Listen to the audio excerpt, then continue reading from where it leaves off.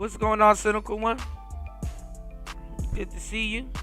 Welcome to the show. It's Player Talk Radio. Hopefully you guys can hear me. I am your gracious host, DJ Kuda, right back at the helm of today's show. Got a great show for you guys today. Good morning, everybody. Please hit the like button on the way in. Y'all know what to do. Yeah, there's a lot of stuff to cover on today's show. I wanted to come back yesterday, but got caught in the rain. As always, I don't know why this happens. I try to get to the store, beat the rain, and the rain beats me. So I just sat back, ate some fruits, and studied and stuff like that. You know what I'm saying? I'm in school, so I got to really try to split my day up into like 3-4 different segments of the day. But we getting there. It's Player Talk Radio. I want to appreciate everybody here. What's going on, Sin? Good to see you as always, bright and early.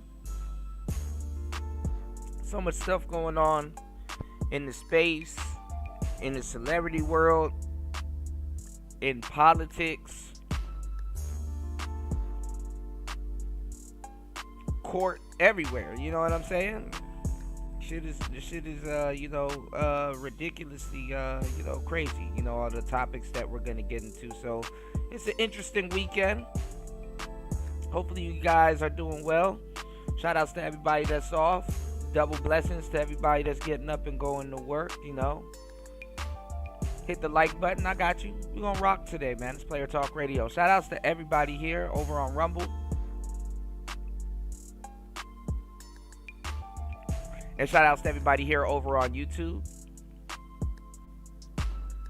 And shout outs to everybody over on Twitch. You said, what's your take on Elon versus Trump? I did a whole show yesterday. I did a whole show yesterday. It's some petty shit. You know what I'm saying, Sin? It's like, he's that spoiled kid. I mean, when you make it to that level and you're making that much money and stuff like that, people ain't trying to hear no. When you make that much and you've done the stuff that Elon has done and stuff like that, hearing no is like, what? You gonna want an explanation, and other rich men ain't finna give you an explanation. You know what I'm saying? And if they do, you know what I'm saying? Okay, I got you, Sin. It's all good. Yeah. Yeah, if they do, it's like, it's like in and out. Shout outs to fasting. I didn't even notice this. He tagged me into something. He tagged me in something with base Pluto. You dig what I'm saying? A lot of the black pill cats in the space, they done toned that shit down. You know what I'm saying? The chickens coming home to roost, y'all. When you have the internet now, not even just the internet, but when you have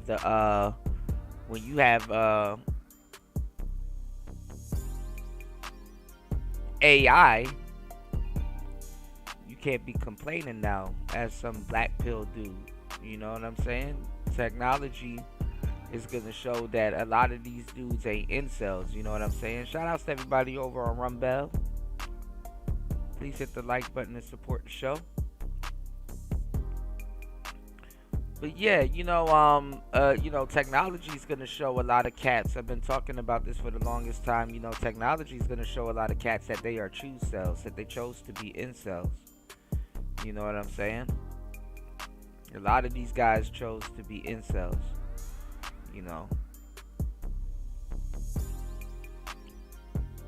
So now you can go have an electronic girlfriend. You go be a robosexual as much as you want. You know what I'm saying? I wonder what's the excuse now. Shit. You can, since the dating coaches didn't do it for you, you can go chat GPT your way into some coochie. You supposed to be the nerd, so don't tell me you don't know how to utilize Chat GPT into some coochie.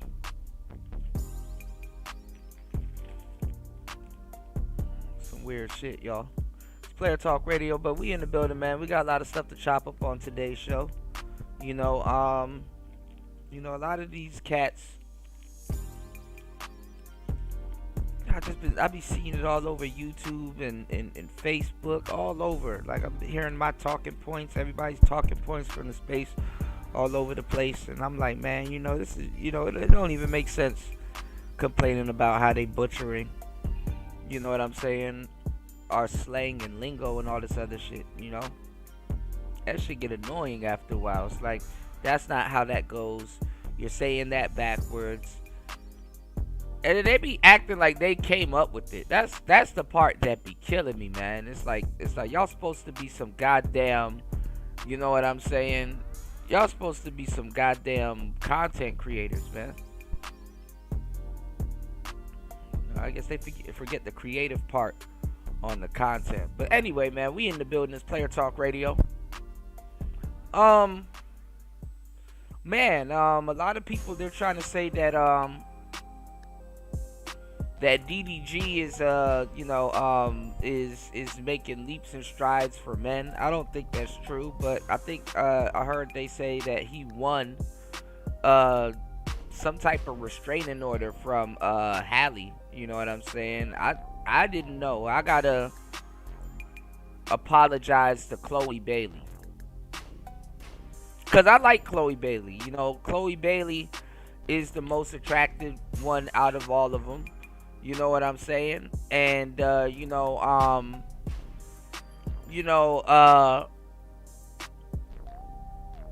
was like, she looked like she fast. You know what I'm saying? And she was being fast. So I thought, I was like, let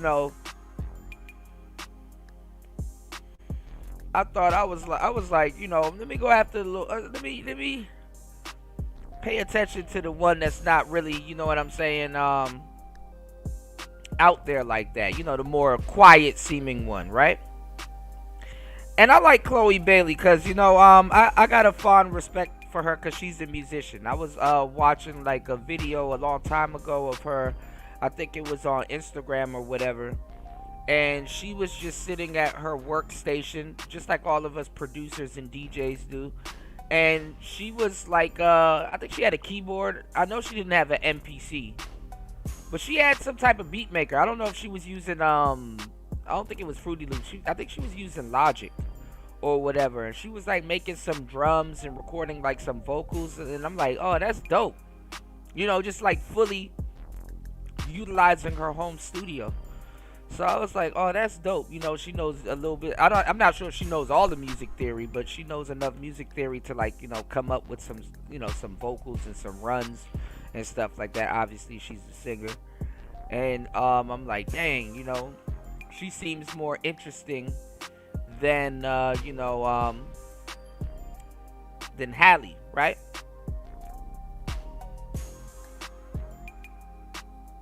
And it's fucking sad because all of the good girls, they go after ain't shit dudes, you know what I'm saying? It's like opposites attract, the player in me, we already know this, right? That's kindergarten shit, right? It'd be women that know how to play MPC and piano and know music theory and all this other stuff. And it's like, dang, well put together niggas, they would like that shit, you know what I'm saying? Or niggas that know what the hell they talking about. They can appreciate that, And it's like they do the same thing that a lot of other women do. They go after dumbass niggas to seem like they're smart, you know what I'm saying? Or smarter than they really are, So, hey, it is what it is. I got a lot of stuff to chop up on today's show. We're going to get into that. But, anyway, in this thing that DDG won, it was like, oh, well, she can't emotionally abuse him and all this other stuff and all, some vague shit. You know what I'm saying? It really doesn't cover everything. You know what I'm saying? it doesn't really cover everything, and it's gonna be weird.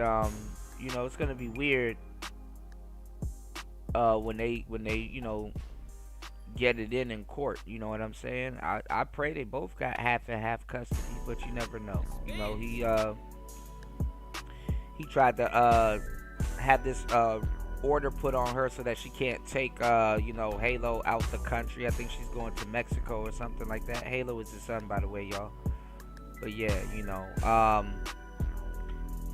crazy enough, it seems like when it comes down to it, DDG may have the more stable household, even though if he's on live all the time, somewhat his kid gonna have to be on live, or at least somewhere ducked off in the other room watching Coco Melon or some shit,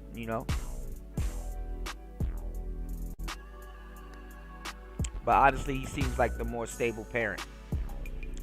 And years ago, people was asking me, Kuda, how would you restore the black family? What's up with the black family? How do you fix this problem and stuff like that? These goofy niggas got mad at me because I was telling them, yeah, you gotta have game. You can't just, if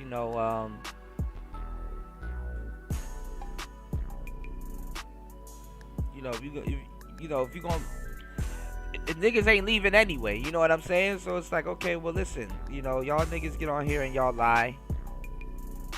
Even the black pill niggas, they get on here and they're lying. They're like, oh, I don't want to deal with Keisha, and oh, this, that, and the third. And it's like, bro, well, you ain't going nowhere. You about to get on everybody's nerves.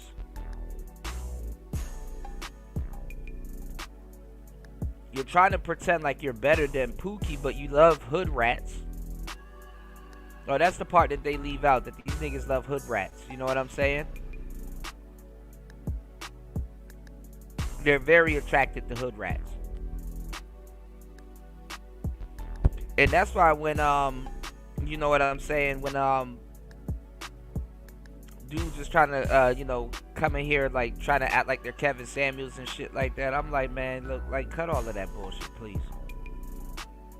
You like hood rats. That's what you're attracted to. You're attracted to hood rats.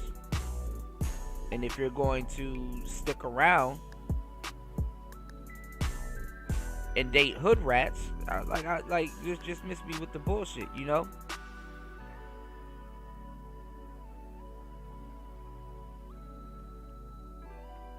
You're no better than them.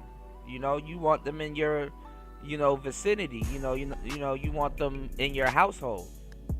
You want to take care. You will die behind a hood rat.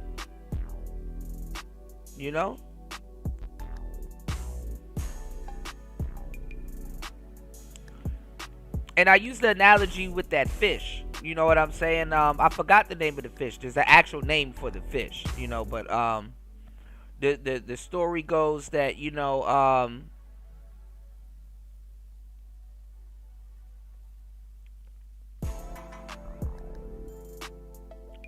had this fish that was a clean water fish, and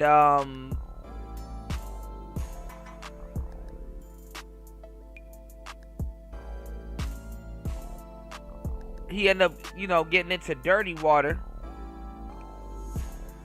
and then end up acclimating himself to dirty water. And then now when you put him back in clean water, he dies. It's a evolutionary feat for the fish to survive in dirty water, but how far does that go? Now when you put him back into clean water, he dies.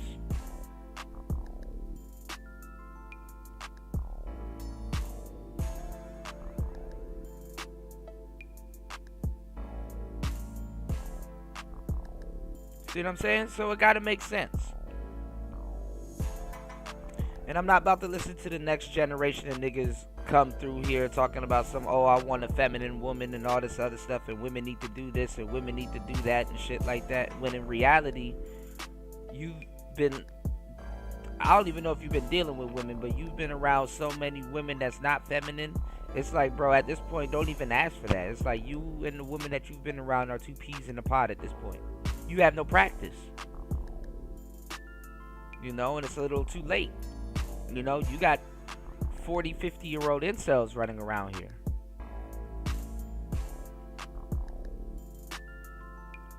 What's going on, UFO?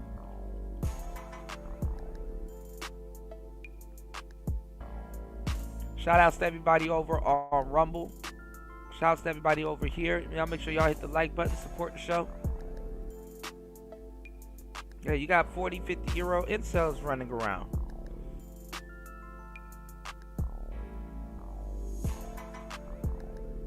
What's going on, party? Shout outs to the broskies in the building. Good to see you guys.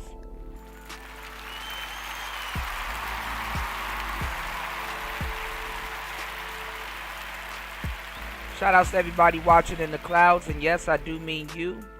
Please hit the like button and support the show.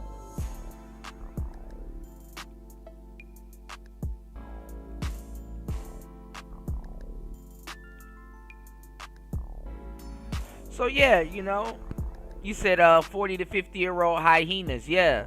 And you know what's funny? I mean, a lot of the guys are trying to, go back active party, because you got to understand that, women in their age range, they ain't slowing down. I was just watching Mr. Let Go. I don't watch him. He be repeating all of our shit also. He's a simp that picked up, red pill rhetoric. And I like Mr. Let Go, but it's like, bro, stop. Another dude back in the day that used to make those little mini skits and movies, Jeremy L. Holloway. Like him, respect some of his work, but it's like, bro, like all of the simps of yesteryear. Millennial women have ran them through the ringer, and they cracked the door open, and these zillennial women, they just like, hey man, we kind of drawing a line at these zillennial women, man. Now these bitches just coming straight up in the door with no respect. You got a lot of these simps now that they're you know what I'm saying, they try to draw their line in the sand a little too late. You know what I'm saying? A lot of these zillennial women are like, nah, don't wait, don't try to have a backbone now that we coming in. No, you need to be the rug that you was for the other women. You did?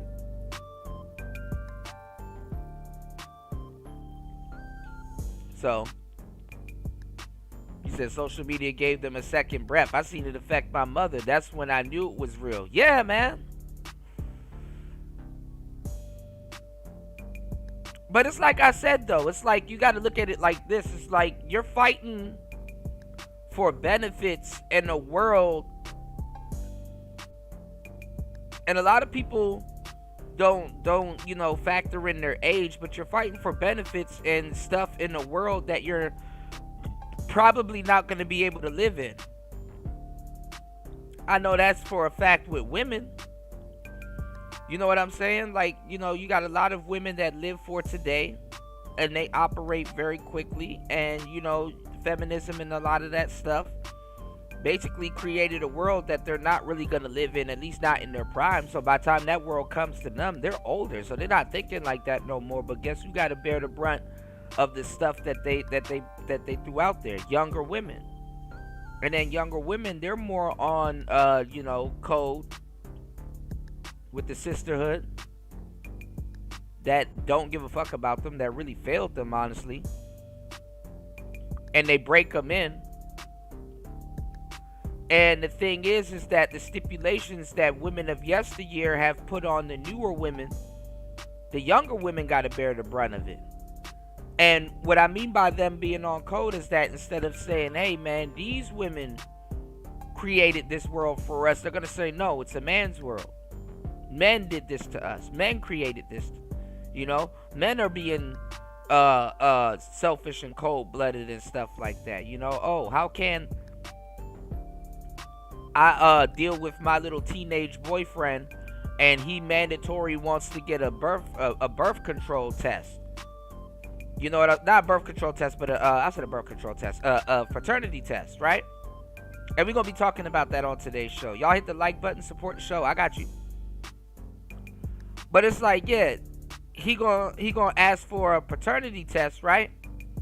And a little teenage girl mad because she's like, well, I haven't been sleeping with anybody. You never know. But she get mad at the man instead of saying that the woman before her have fucked it up. You know? What's going on, Third Ward? Good to see you, player.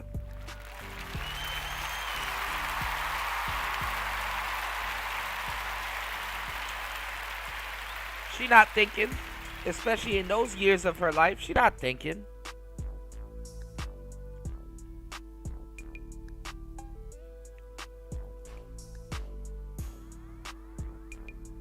And a lot of women don't think when it comes down to that, because the thing is, it's like, okay, women never had to conceptualize. They can't conceptualize, but they don't. The baby's always theirs, you know? Certain things in life are insured. And that's one of them for women.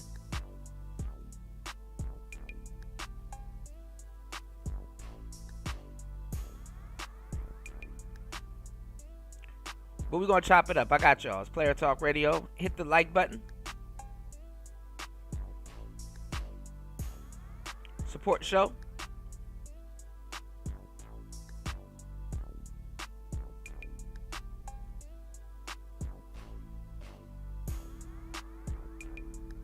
I got you.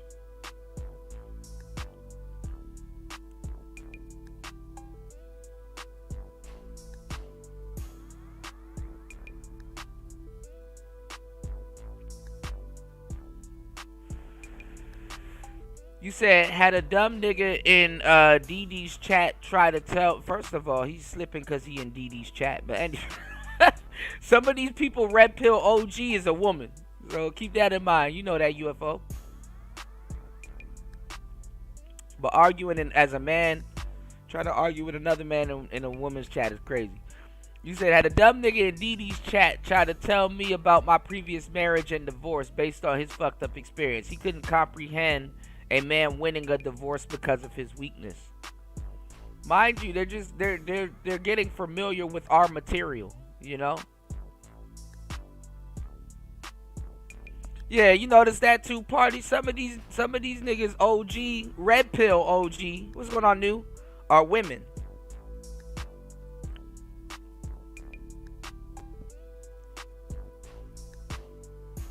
Keep that in mind.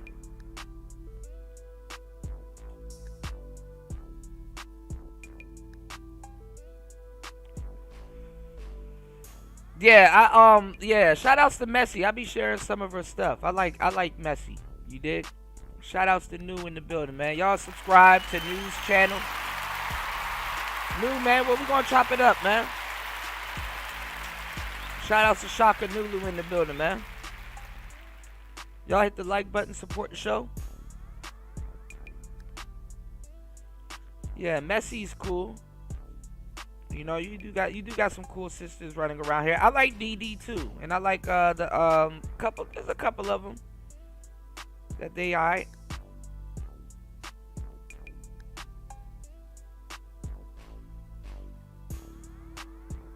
New said, "What's Red Pill?" You already know, man.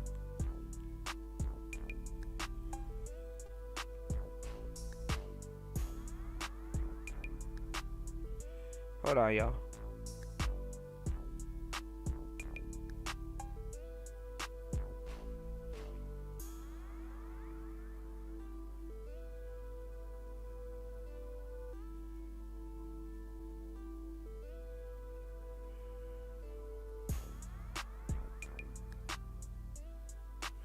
Alright.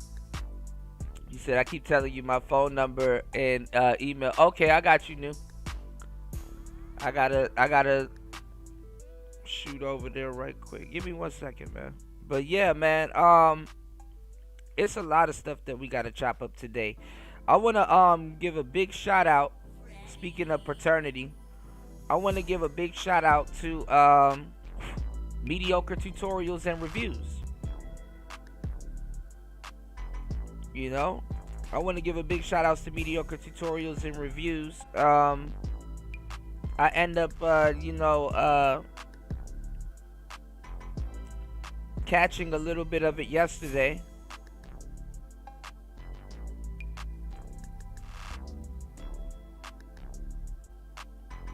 MTR had my boy Maury, you know what I'm saying, on this show. He had my boy Maury on his show. And shout outs to Maurice, man. Maury is getting into the podcasting sector.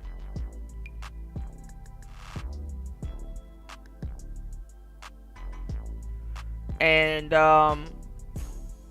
he went on MTR's show, you know what I'm saying? And it was pretty good. You know, a lot of people don't know Maury is from the DMV area. He is from Benning Road. You know what I'm saying? Maury is from Benning Road. And, you know, we love Maury. You know what I'm saying? And I didn't get a chance to take a look at it. I was going to cue it up for the show. Where, hold on.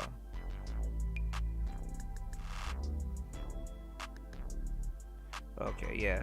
I was gonna cue it up for the show, cause he did like some video, I guess, where he was going in on you know, Connie Chung. You know what I'm saying? He was going in on Connie Chung. For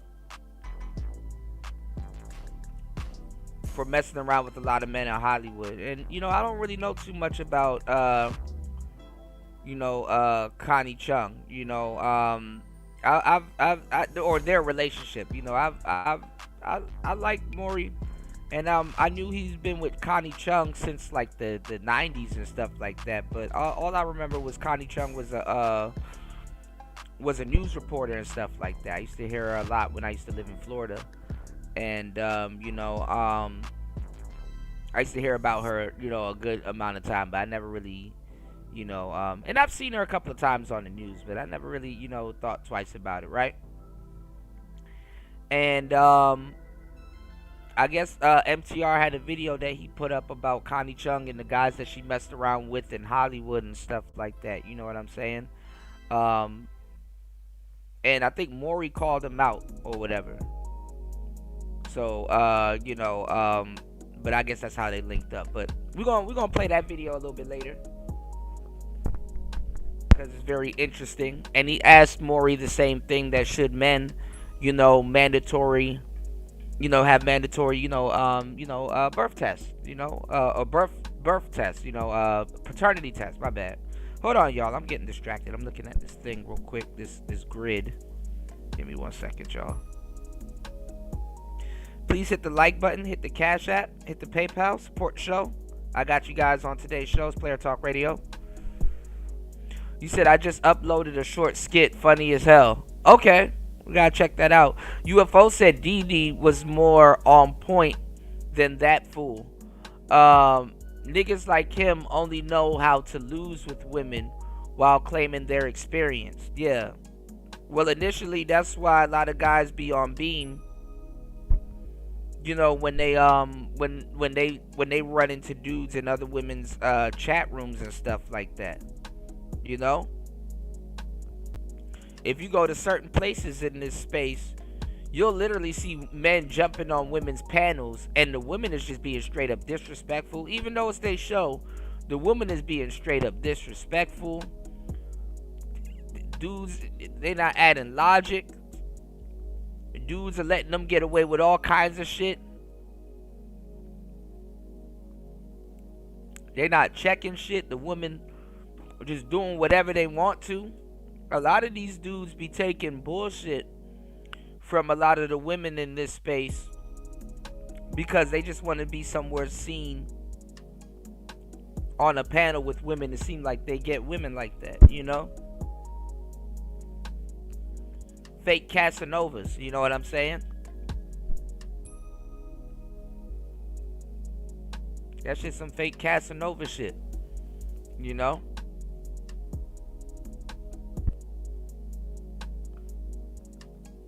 Shit is goofy.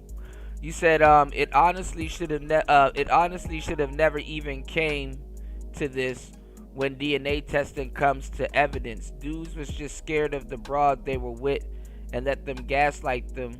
Believe me. No, I'm already hip.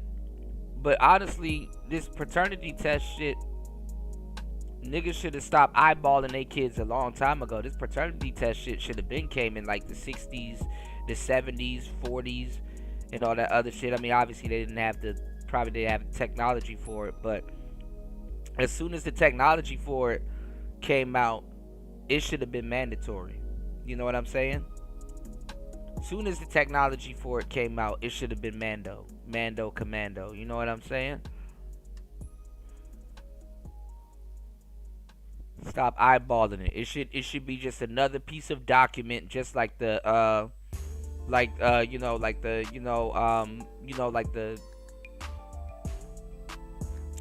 birth certificate. But the thing is that the government knows what's going on. The government knows what's going on. Yeah, happy wife, happy life. Yeah, fuck out of here with that bullshit. The government knows what's going on. The government didn't want it to be Mando Commando because guess what? The government makes money. So that's what a lot of you guys got to realize. When y'all fuck up with women, the government makes money.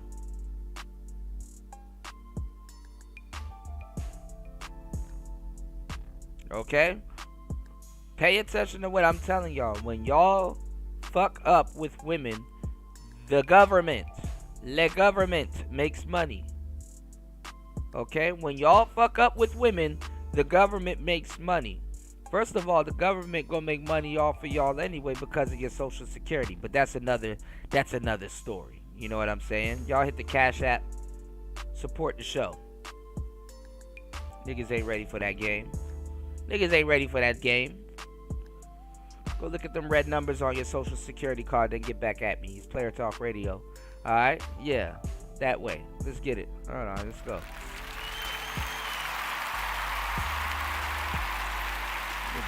The government ain't finna play God with y'all. The government ain't finna play God with y'all. The government like, yo, you know, you could have fucked up in the Garden of Eve, in Eden or whatever, with Eve, and God gave you a get out of jail free card, but you ain't gonna do that with us. We're gonna make some money off of you. Even if you breathing, we're gonna make some money off of you. That's how they roll. Yeah, woman accountability slows their paper. Absolutely. Absolutely. You already know. Hey, y'all are letting a lot of shit. Y'all are letting slide right now. Y'all are letting them use prostitution to entrap y'all, and nobody's saying nothing. I used to say silly things like, where are all the good men at? Until I started taking accountability. Now I know I'm just an ain't shit ass bitch. Maybe I am the problem. Maybe I am the problem. Maybe I am the problem. Like, even if you was a trick and you know that's what they're doing, you should have fought to stop that. Where the tricks at? Y'all tricks should have fought to stop that. How is it legal for she but not for me?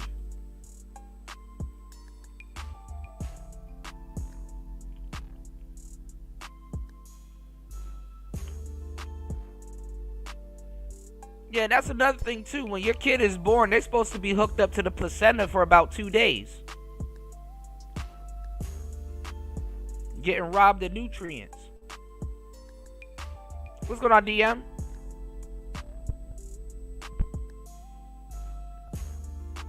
Of course, a lot of modern women are federal property, man. I'm from the DMV area. I'm from DC. I know government property when I see it.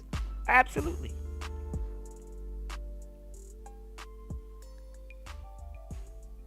So that's what I'm saying. If it's like, bro, like even the government is like, listen, if you don't know how to handle women or know what you're doing with women, we gonna tax you too.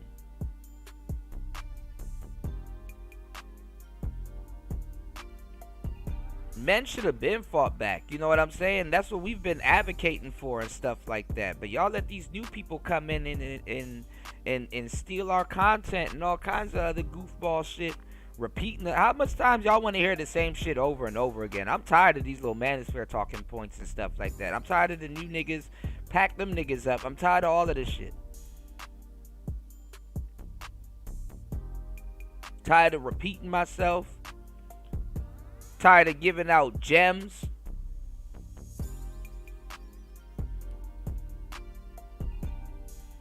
Niggas should have been fighting for all of this shit. What happened to the MRAs? What happened to all of them niggas, man? I don't want to hear niggas dating quarrels, man. Niggas sat up there for a long time telling me game ain't real. It's like, nigga, I don't want to hear anything you got to say about dating.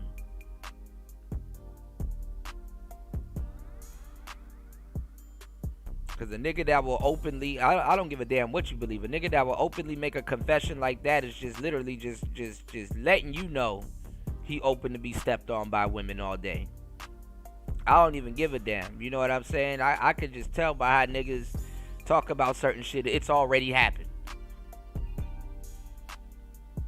Right, party. You said I was going to do a live titled Talking Points Come to Head-On Collision last year. I mean, it is what it is, you know? I mean, these dudes haven't even came up with their own talking points. Like, I find my talking points and other people talking points in their mouth. They butchering it. They not even saying it right. It's like, bro, y'all niggas, man.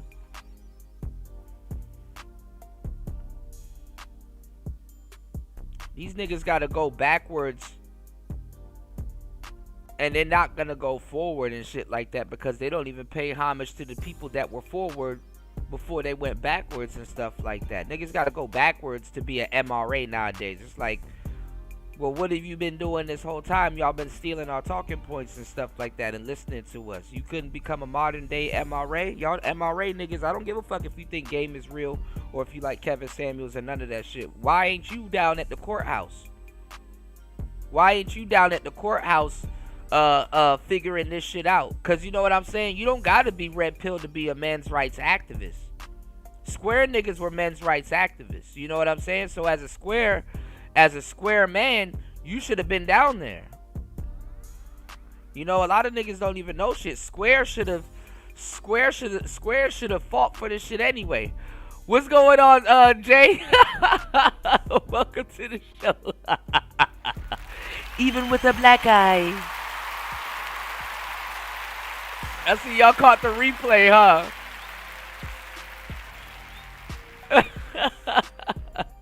Even with a black eye. What's going on, Alfred? Yeah, the manosphere. Even with a black eye. Niggas don't know shit about no motherfucking manosphere, man. He said, these niggas only talking points is to sip on these hoes in real time on the panel. Yeah. Well, that's because the women have demonstrated that even with a black eye, they have more leadership. They have more leadership than men, man. Some goofball shit, man.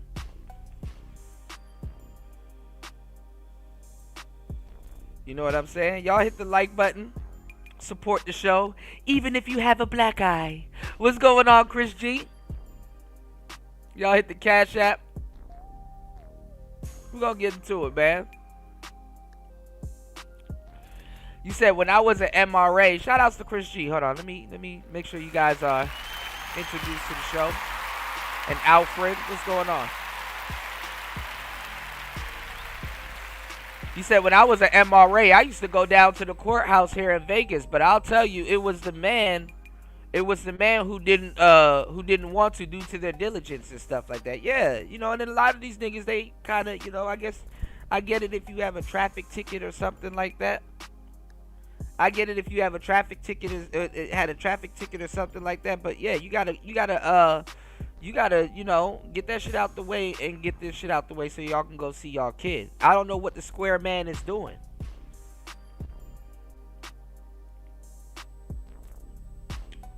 Square men go down to the court. Square men vote locally. Square men are still men. You know what I'm saying? I don't want to hear you weak ass niggas come over here into red pill sectors and I want to debate you about the red pill and stuff like that. Okay, well then if what you're doing is better than the red pill, why is this still a problem?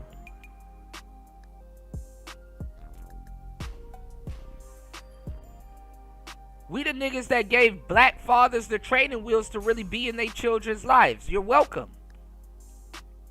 Fuck is you talking about? You niggas wasn't doing shit. That woman had you fucking paying child support even with a black eye.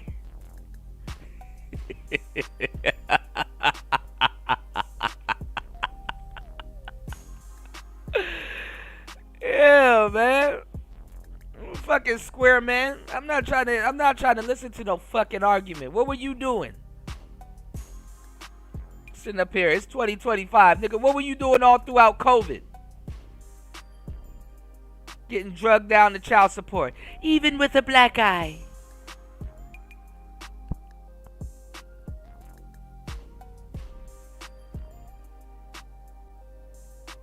Fuck is you talking about?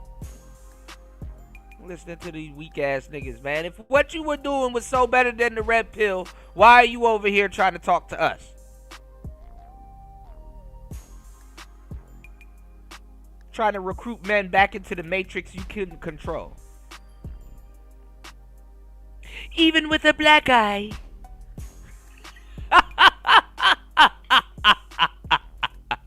Y'all hit the like button, support the show. If I make you laugh, you owe me a like. Listen, man, we gonna chop it up today on today's show, y'all. We carry a yesterday's show over into today's show. If you don't know what we're talking about, it's an inside joke. Y'all go listen to yesterday's show and support that too. What's going on, Dollar Washer? Alright, let me set up today's chat room, man. Make sure you guys do me a huge favor and head over to hempforfitness.com. Head over to hempforfitness.com. If you want to take care of your wellness and you want to take care of your, regulate your eating habits and stuff like that, even, regulate your fasting, and also too, if your back hurt from work, and if you're, you know what I'm saying, if you vape, or you want to vape cleanly, or if you know what I'm saying, whatever you got going on, there's something over there for everybody. You know what I'm saying? Make sure y'all check out hempforfitness.com and make an order. You know what I'm saying? If you use coupon code T-Tube10, my bad. If you use makeup code, my bad. If you use the code at checkout T-Tube10 and you mention CUDA, you get 2 free gifts with your order on top of the 10% off. You can't beat that with a wiffle bat, even with a black eye. Head over to hempforfitness.com. Get you some CBD oil. Get you some natural products, natural deodorant, anything you need. There's something over there for everybody. It's Player Talk Radio. Let's get into the show. Let's get. Shout outs to our sponsors at hempforfitness.com. Are you looking for the ultimate fitness boost? Hempforfitness.com has you covered, delivering premium THC, CBD, and hemp products straight to your door. No mailbox is safe because they deliver anywhere in the U.S. Use code TUBE-10 at checkout for 10% off your order. And here's the best part. Mention CUDA and get 2 free gifts with your purchase. Use code TUBE-10 at checkout for 10% off.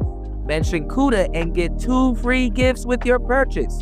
You can't beat that. Whether it's recovery, energy, or performance, we've got all your THC, CBD, and fitness needs covered. Hempforfitness.com, your one-stop shop for a stronger, healthier, and happier you. Fuel your journey with nature's best. That's hempforfitness.com. This is not medical or health advice, but it is gems and nutrition for a happier, healthier you. Don't be late. The results are great. Hempforfitness.com. So head over to hempforfitness.com. That is hempforfitness.com.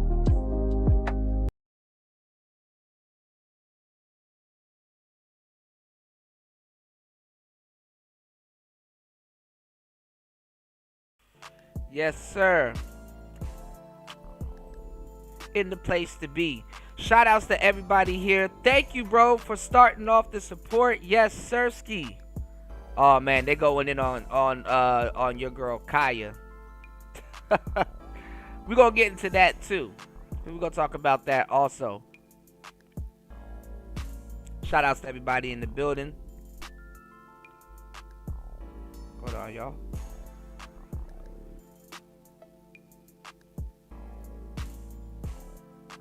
Okay, here we go. Hold on. I don't know what's going on with my signal. Hold on. Can y'all hear me? Hold on, let me do this.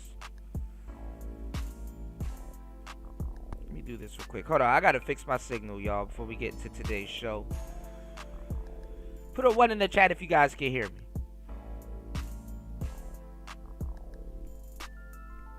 Do this.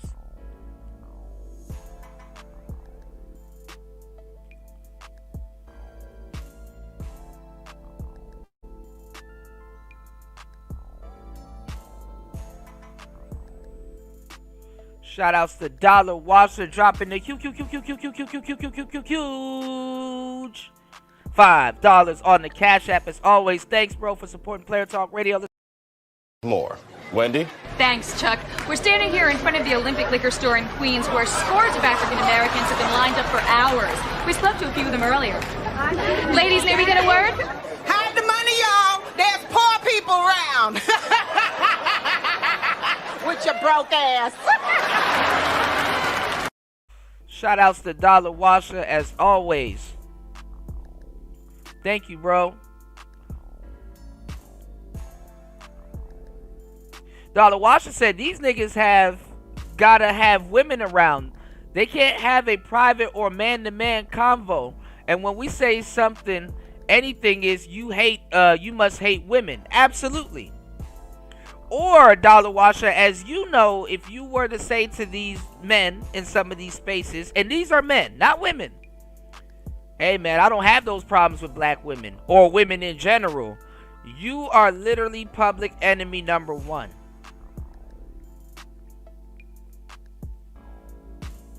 If you say you don't have those type of problems with women, you are absolutely, literally public enemy number 1. And these are guys that run around here asking you to see physical proof with women and stuff like that. Notice that the men that get women, they're not asking dudes to see, you know what I'm saying? They're not asking dudes to see, let me see your women. We don't fucking care. We don't care.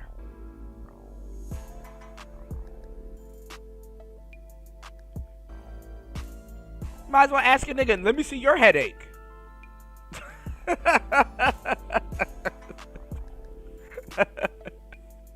Let me stop, man. Some of these guys, and I hate to say it, but it's a reality, man. We got to look at it like soldiers. You know what I'm saying? Some of these guys will never get a woman that listens to them, love them, follow their leadership. And we got to stop fucking around. Everybody here, first of all, can't be players. So somebody gonna have to be stepdads. And honestly, no matter how much player shit we can get into, one thing is that I will say is that we got to stop. I mean, we can, but you know, we got to be a little bit careful. You know what I'm saying? We got to stop kind of clowning niggas for being stepdads and shit like that, because if we really need niggas to fucking rebuild the community and shit like that, you know, well, that's gonna have to happen. We gonna need niggas to rebuild the community and shit like that. You know what I'm saying? So go ahead, some of y'all gonna have to be the nigga that stepped up. Sometimes it's a more convenient situation for you anyway. You know what I'm saying? Everybody not built to be a player anyway. And plus, that player shit is getting outdated anyway with certain people. Yes, I said that. Can y'all believe that? I said that, right? You did. You said, nigga who sees any breakup as an automatic L for the man. are the types who delete themselves over a chick. Weak ass simps. But there's a lot of niggas that's gonna delete themselves over women, you know, as you already know. Okay, you guys can hear me. Okay. What's going on, D Chicago? Welcome to the show.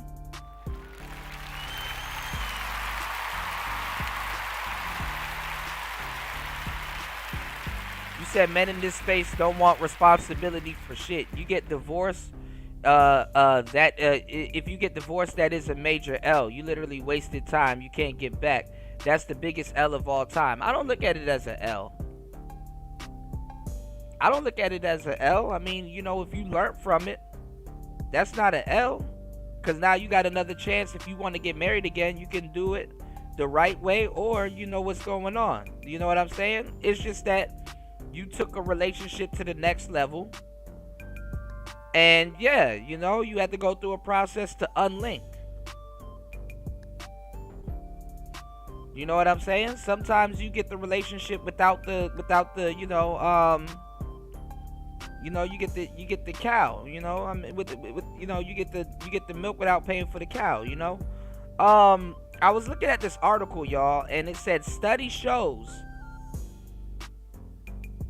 that the average human being falls in love about 7 times in their life. I don't know how true that is in this the internet age.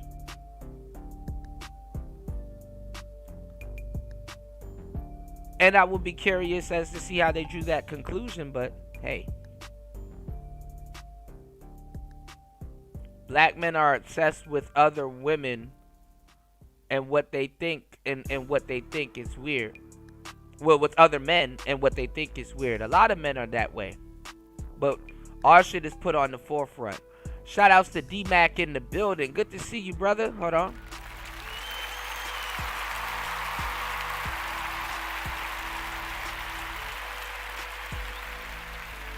D-Mac says, don't says height never been an issue with me.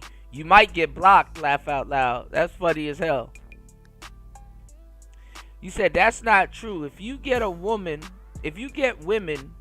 you don't believe a man just because he get online and say it. You said that's not true. If you get women, you don't believe a man just because. I mean, I don't care. Me, to tell you the truth, I'm not in competition mode. What the fuck am I gonna do? Get on here and compare my women in real life to his women online? I don't care. I'm not in these spaces to get women. I'm not in these spaces to get women, so I'm not about to get on here worried about another man's woman or women.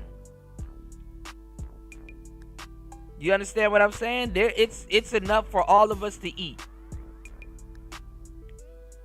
I do not give a damn about the next man's woman. You know what I'm saying?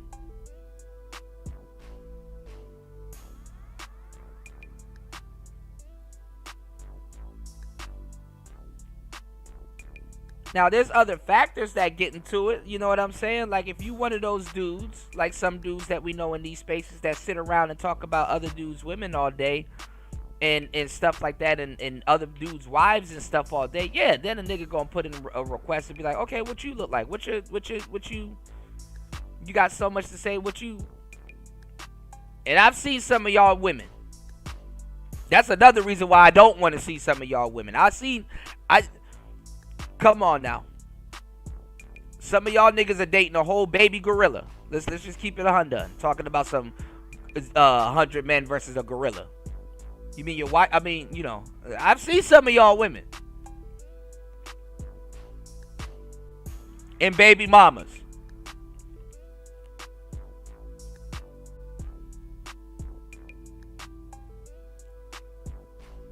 It's like two out of 5 niggas here are actually dealing with something. You know? So that's another reason why I personally don't care about seeing another man's woman like that. You know what I'm saying? If she cute, she cute. You know, if she it, she it. You know, nothing wrong with that. You know? Because I know what it is. You know, a lot of dudes their women represents them, and they feel validated when other dudes are like, hey,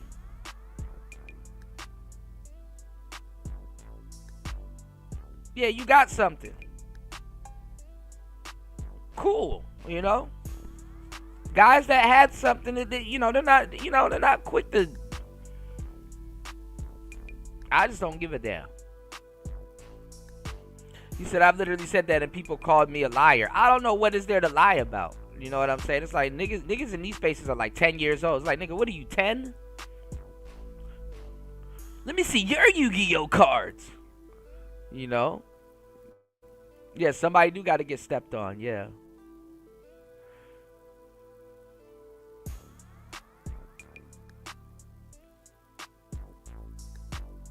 You said, how you not gonna like black kids but support black men? That's weird too. Who don't like black kids? Chris G said, good luck with that. That ain't gonna stop. You said, advocating for niggas to take care of another man's cream pie is bananas. I'm not advocating. I'm telling you it's gonna happen. There's a difference. I ain't advocating for shit. I'm just letting you know it's gonna happen. And a lot of you guys are fucking against it because you hear me saying it. But that women that you gonna try to fuck around with, she gonna suggest it and you guys are just gonna agree with it like a puppy. So I'm not sitting up here advocating for shit. Y'all niggas just disagreeing with it because you hearing another man say it. I get it. I already got all this shit figured out. I've been doing this for a long time. You did? UFO said niggas in their chat tried to say I was capped till I challenged him to a 5K bet that I could provide legal receipts. He shut the fuck up and never accepted the challenge. Niggas ain't ready, man. Like I said, a lot of these dudes, their OGs, their red pill OGs are women. You know, and respectfully, but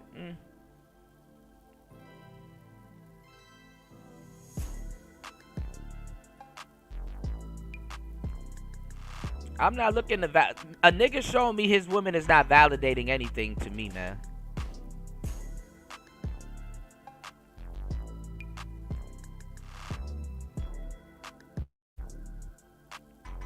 Right, and then even that party, even if you pimping, right? Even if you pimping, you don't want to show your women. It's like, nah, come to the blade, you'll see him. The fuck? I'm not gonna sit up here and show you my damn,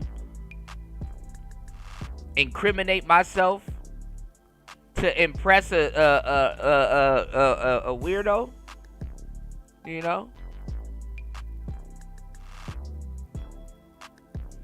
Yeah, a lot of niggas are living with grizzly bears. Yeah.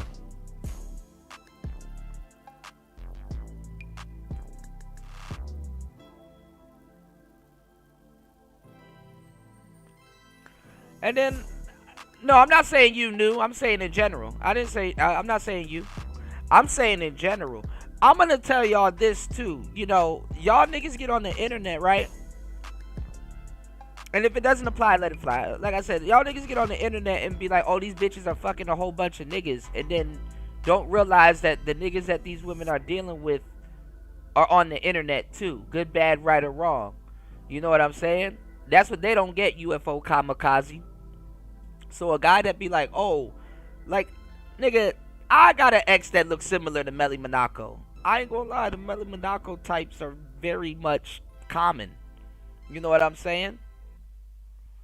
I got an ex that looks similar to Melly Monaco. Especially if you go into the Ethiopian side of towns and stuff like that. See, a lot of y'all never jumped on the Ethiopian circuit. Some of y'all not qualified to even date an Ethiopian woman. So, you know, nigga, my ass was up there smoking hookah, enjoying some Awaze Tibbs, some Injera.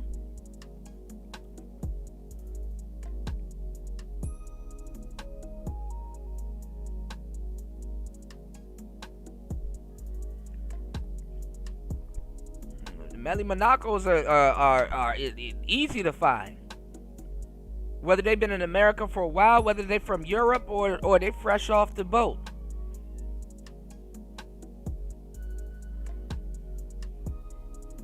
You said the space failed when it started telling me what they wanted to hear. Yeah.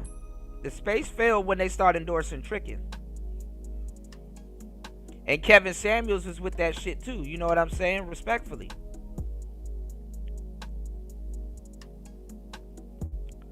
That's why when them new cats came in here too, trying to wear suits and shit like that, I'm like, man, I'm not listening to these dudes, bro. I don't give a damn how much suits you got on. Nigga, you will still fuck with a hood rat. These niggas wear suits and go fuck with hood rats, but want to talk about pookies and stuff like that.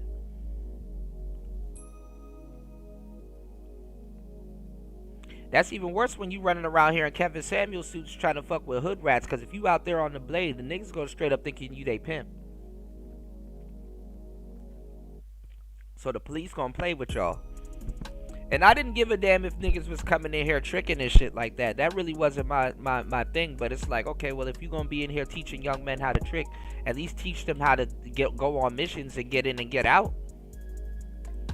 And then that's the thing too. It's like, okay, but if you're preaching that you're a high value man or a high value man, why would you fuck with that caliber of woman? Why would you fuck with a low caliber of woman? And where we're at right now, see, back in the diva days, right? Let's take it back, y'all. Back in the analog days, where you had the Tyra Banks, the Megan Goods, and the Playboy Bunnies who originated the freak off. Y'all don't want to talk about that. Y'all want to talk about Diddy all day, but y'all not talking about how Hugh Hefner originated the freak offs, and Hugh Hefner is the epicenter of the modern women that we have today. I've talked about it, but y'all be listening to talking points that derive from stuff that I've talked about instead of the nigga that's really giving y'all the real shit. Giving y'all some really good information. Y'all hit the like button, hit the Cash App, support the show. Let's keep the support going. Let's get to our goal. I'm gonna tell you some real shit.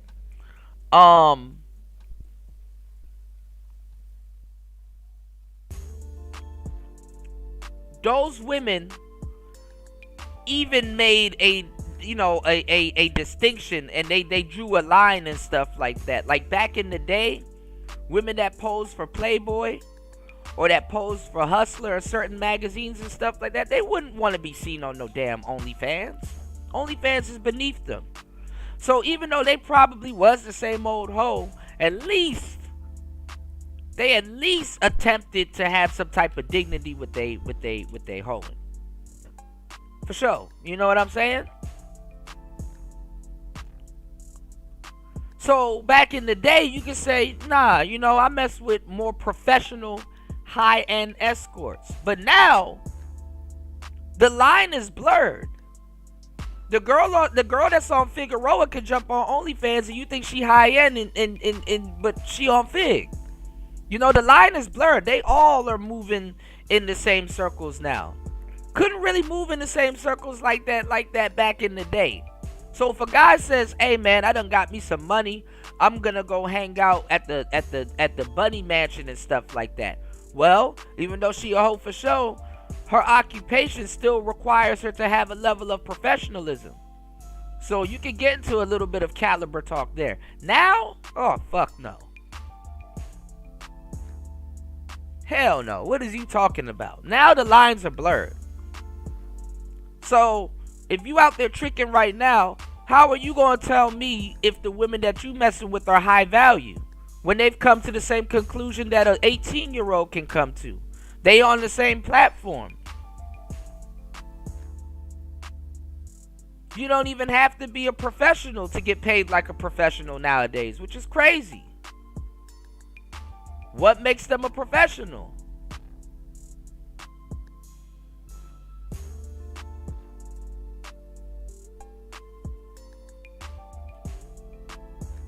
So it's like you giving all your value away. You're a high value man, but you will deal with the OnlyFans girl.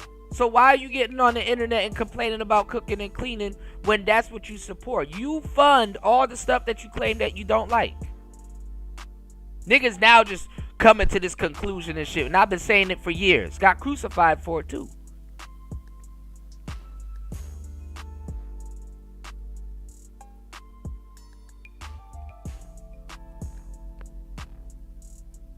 Niggas trying to have an aha moment. Eureka! Head ass. So I'm not trying to fucking listen to no fucking Kevin Samuels knockoff come in here talk about some damn tricking.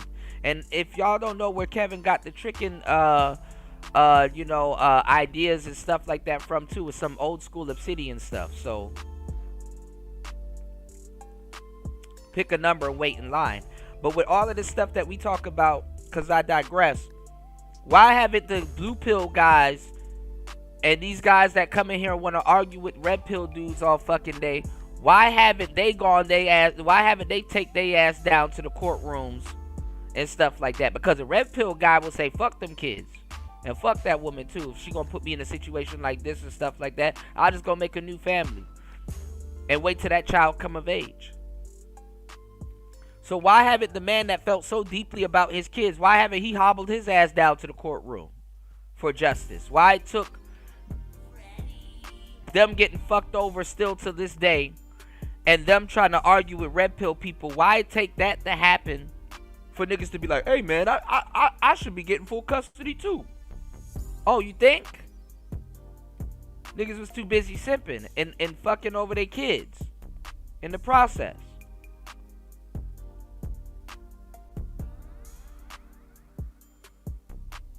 What's going on, JR?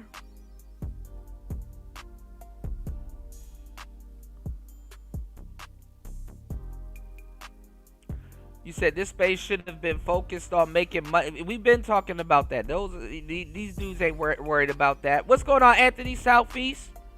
Shouts to Anthony Southeast and JR in the building.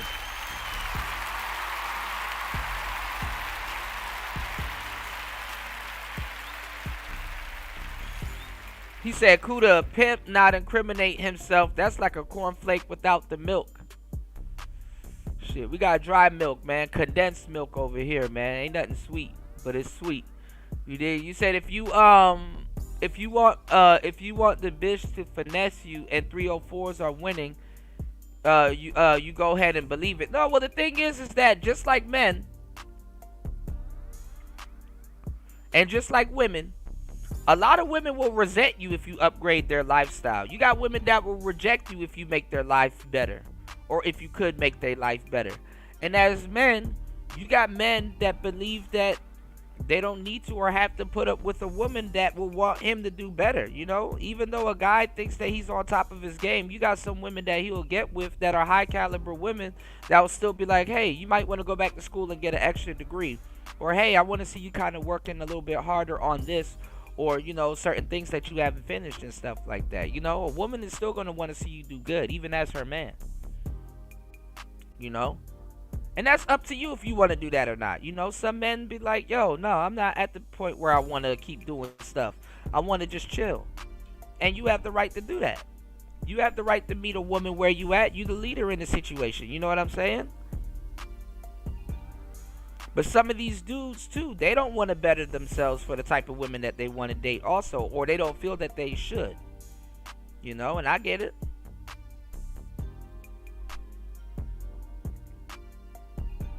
You said if they want to put money on it, I got no problems producing receipt. These niggas don't be having money or receipts, but have the most to say. Yeah, I mean, if you running around here with the most to say, then, you know, I could get that. You know? Yeah, Anthony said pimps are notorious criminals. D Chicago said, I'll fuck with hood rats on vacation, laugh out loud. Too much drama to deal with at home. That's a good way to look at it.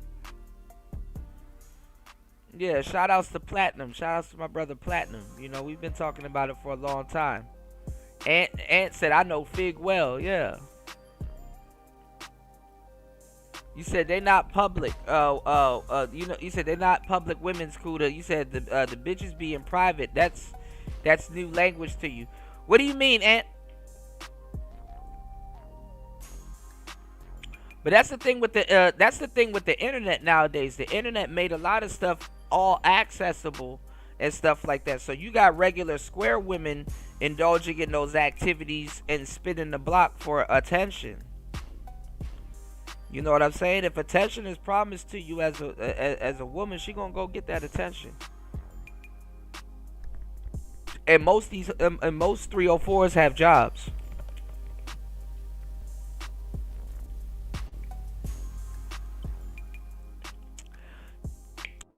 Scrimpo, what's going on? Welcome to the show.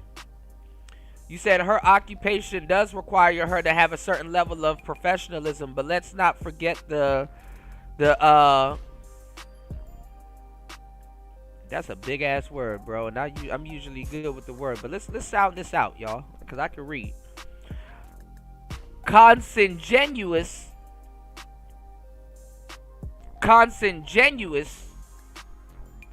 theory that dictates that connects you. I don't know what the hell. All right, well, I'm gonna have to look that up. Speak nigga to me. I'm gonna have to look that up. Scrimpo.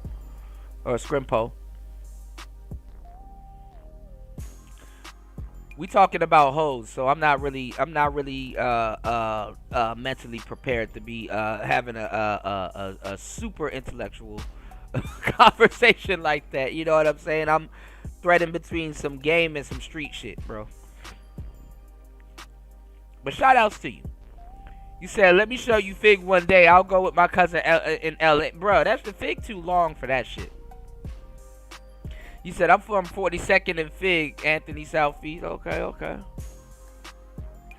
Give me 1 second, y'all. I gotta run and grab something. What's going on, Vader? Good to see you, man. Yeah, we're gonna talk about that. Give me 1 second real quick. Let me, I gotta run and pay a water bill real quick. Y'all hit the like button, support the show, hit the Cash App. I'm gonna catch up on these comments real quick. Give me 1 second. We'll get to the first segment.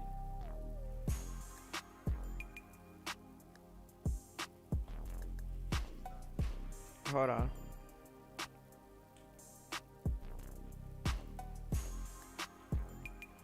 Give me 1 second, y'all. I'll be right back. Please support the show. Hold on.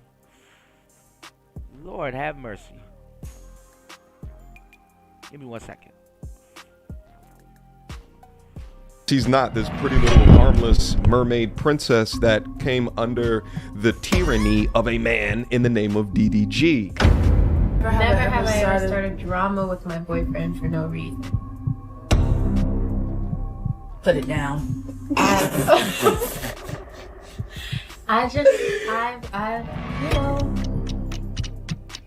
Realistically, everything can really be fixed just with like a simple conversation, but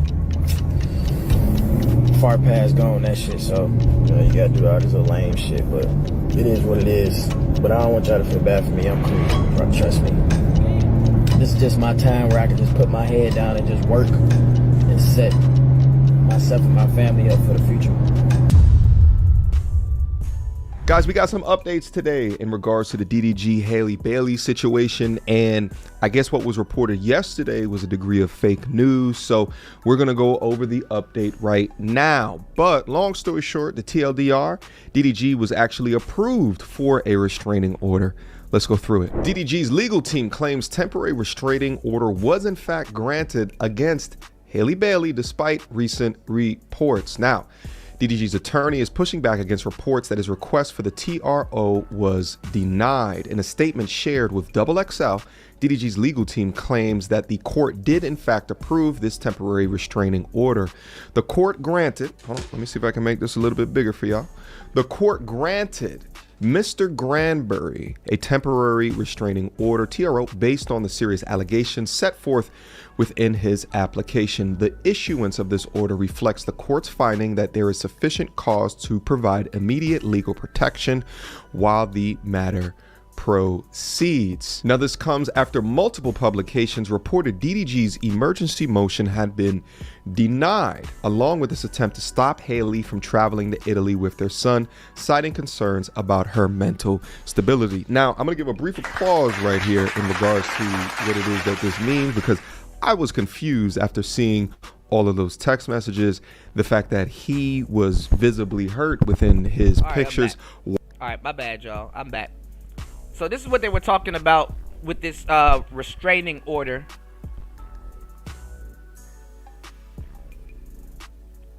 And like I said, you know,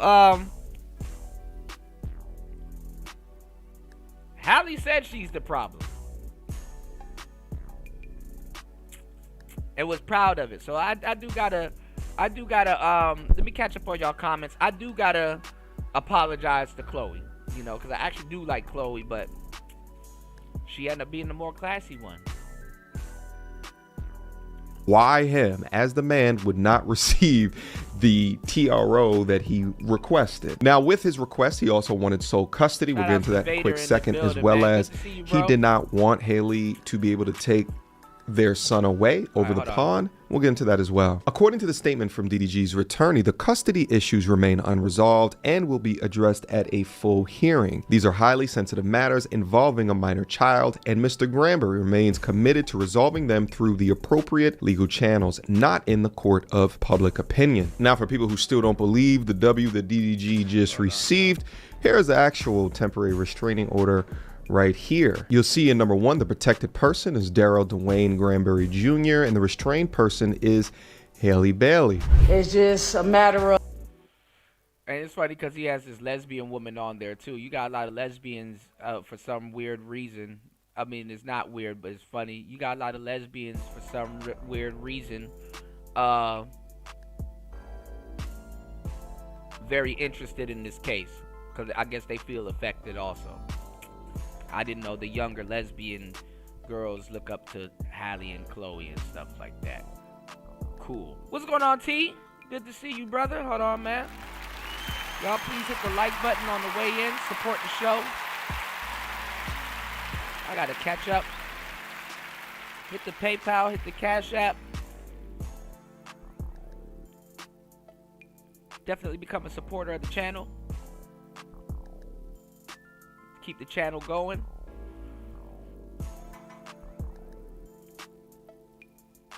Even with a black eye. You can support even with a black eye. Now let's catch up real quick. Party says, why the high value tricks ain't discussing the AI revolution and pivot points instead of guiding everyone to coding? That still seems to be on the downtrend. That's what I'm saying. Well, this is the thing too. Coding, you don't have to code no more. You know, AI will code for you. They have this term now in the tech community called vibe coding. It's called vibe coding. You know what I'm saying? And you can get AI to build front end and back end and stuff like that. When I was going for my and I'm doing this now as we speak because I'm in school. But you know, I'm going for my what you call it? I'm going for my CompTIA Security Plus, right? And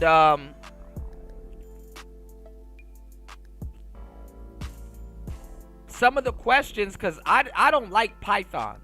You know, and I definitely don't know how to use Linux. And this weekend, even though it's the weekend now, I'm attempting to learn how to use Splunk or some type of ticketing system, which I do know how to use a ticketing system, but it's like it's through what you call it, QuickBooks, right? Which is accounting software. But it's not making sense to me at the moment, right? But it'll click, right? Learning curve, right? You can build a website front end and back end with AI, vibe coding, if you want to get intricate. But they got websites that'll do it for you. So the tech guys that should be the tricks or the tricks and stuff like that, like a lot. And then let me tell y'all something. This is why I say the tricking should be mad also. These dudes ain't even tricks.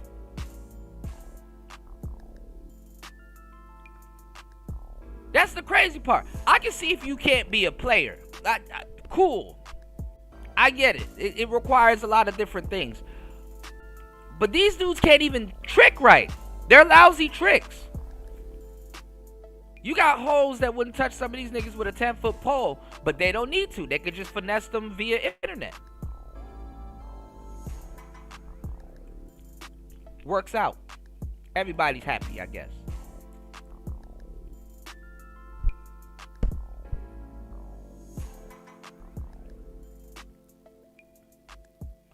You did?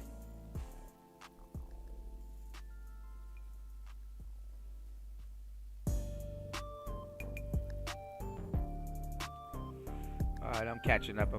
Y'all hit the like button.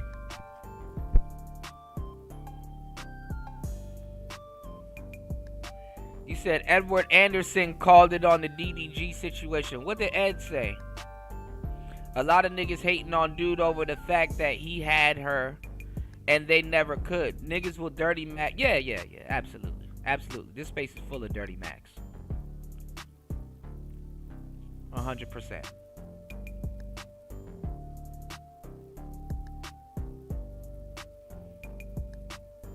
There's truth to that, DM. Absolutely. Women are very smart.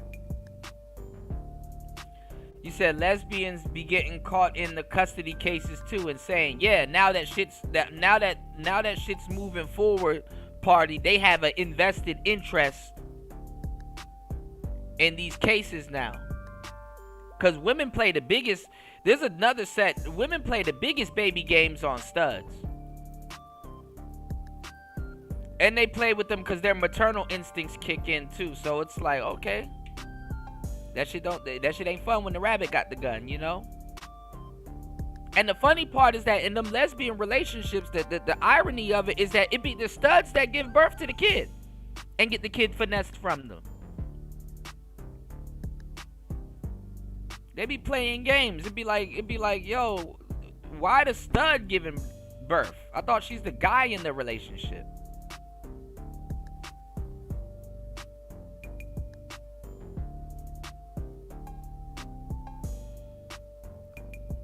Hey, it's your world. You said word, my Gemini be going ham. Yeah, I've been using Chat GPT a little bit. I've been experimenting with it, but I need to go back to Gemini because I usually used to use Gemini a lot. So they said it got better, so I'm gonna have to play around with it. But Meta is pretty good. Gemini is pretty good. I haven't messed around with Grok. DeepSeek was okay. I need to mess around with it more. I never messed around with Claude, and you know, it's a lot, you know. He said, how can Edward Anderson call anything when he hasn't dated a woman ever? Damn. Ed is smart, you know. It's just, I don't know, you know. Some guys be just beating themselves up, you know.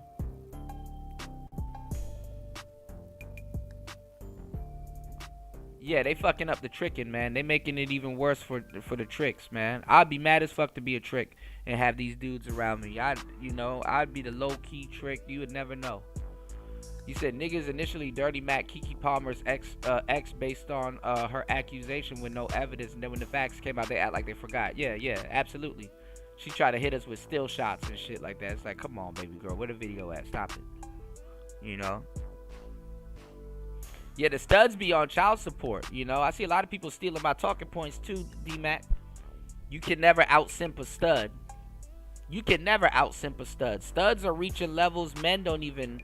It's funny that if men could reach them, men would argue to reach those levels, but studs are reaching levels that men could only dream of reaching if they could simp that much, you know. You can never out-simp a stud. So it's gonna be interesting going into the future because these studs are gonna be getting fucked over. They're gonna be in the manosphere. They're already in the manosphere. I've showed y'all this years ago. Those stud podcasts that are repeating every single thing that men are saying.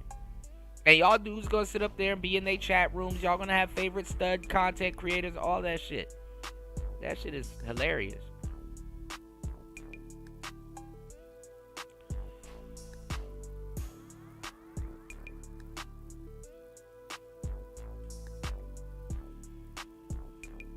Why everybody going in on Fatty? What did Fatty do? He said, I got a Galaxy, so I'm used to it by default. I tried to... Okay, yeah. They saying all the new stuff is going to come with ChatGPT built in. So I'm like, dang.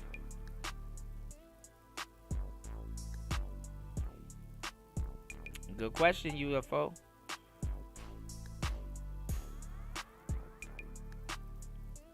You said I had a stud apprentice and I used to tell her they're the biggest simps. They know it too. Vader said Prince Sellers flip-flopping ass. Exactly. They always got to steal from a man. And they always got to steal from the worst type of man, because any woman that want to lead women by proxy, not even by proxy, by default, she becomes a madame. She becomes a madame.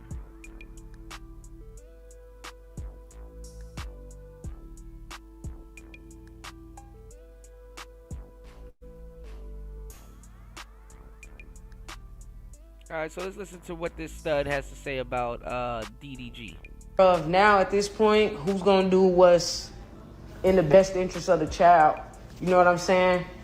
I feel that Hallie hates DDG more than she loves Halo, which will make her not do what's best for the sake of her son. Halle Bailey is not allowed to come within 200 feet of DDG. She can't text him. She can't call him. She cannot use any kind of emotional or mental manipulation to get anything at all. She is not allowed to use emotional manipulation or anything emotionally abusive to get her way no more. But with that being said, she still has custody of Halo. I do pray to God that they get 50-50.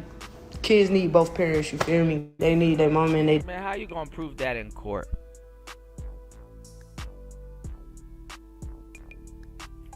Women find a way around all of that shit. Daddy, do what's best for the child at this point, bro. Now, some people were trying to say that this was fake because if you zoom in on the relationship portion, it says S girlfriend, ES girlfriend rather. Some people are just like, well, why would it be a typo issue on a document like this, without realizing that this is actually estranged girlfriend. They don't use the term ex-girlfriend on these documents. Also important to note that their son is crossed out of other protected people, and that this order expires in just a couple of weeks at the date of their first hearing, which is June 24th. So again, custody is not changing whatsoever until that court hearing at the end of June. But DDG absolutely had to do this because he needs something legally filed to demonstrate what we all knew to begin with, that she's not this pretty little harmless mermaid princess that came under the tyranny of a man in the name of DDG, and that he has some verifiable evidence, text messages, pictures of damage onto his body, that in fact she's a complete terror. Clap back or sit back. I always have to choose clap back. Now, it still would have reflected better if he filed first. So now the question remains, is this too little, too late? But we're going to find that out in the next couple of weeks. Let's take a look at some of the comments on this in order to determine the public sentiment. Sir, I mean, it's what he said. You know, he spent years protecting her image and stuff like that. So by the time y'all get to see this now, it's in the final stages. It's like, that comes with protection. So y'all fellas, y'all do got to be careful when y'all are protecting y'all women. You know what I'm saying?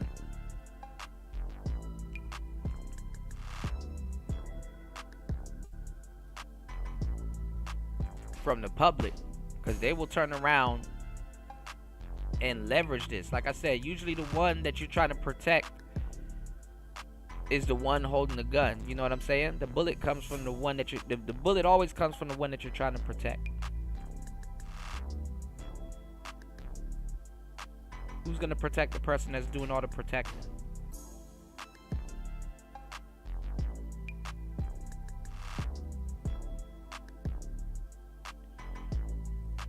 So the one that you're trying to protect is usually the one holding the gun. He said, if you believe you know everything about that man based on YouTube alone, that's what people keep going off of. They're going off of YouTube. Everything they're going off of YouTube.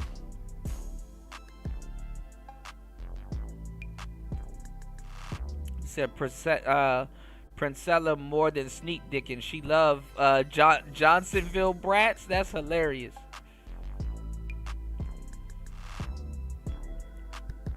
Women's game is way more horrid than men's game. You should see how these studs be trying to get with women, man. I'm not gonna lie, women put up with a lot, but that's what they wanted. Hey.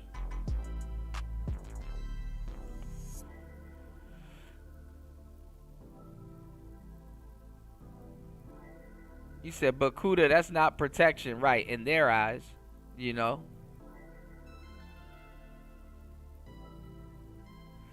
You said that's why gangs exist, right, Vader? For real, man. You said we get plenty of examples of these scenarios to the point that we can predict the outcomes and hold. Yeah, I mean that's why when old boy was getting taken to the cleaners because he spent over $800 something on a date. It's like, bro, there's no excuse, bro. All of the information is out there. You like pre Kevin Samuels, I can see if you were getting yourself getting fucked over in those situations, but after, nah. But then again, if you do listen to Kevin Samuels, Kevin does tell y'all to lead with y'all wallet. So that's going to present another level of problems for a lot of guys, you know?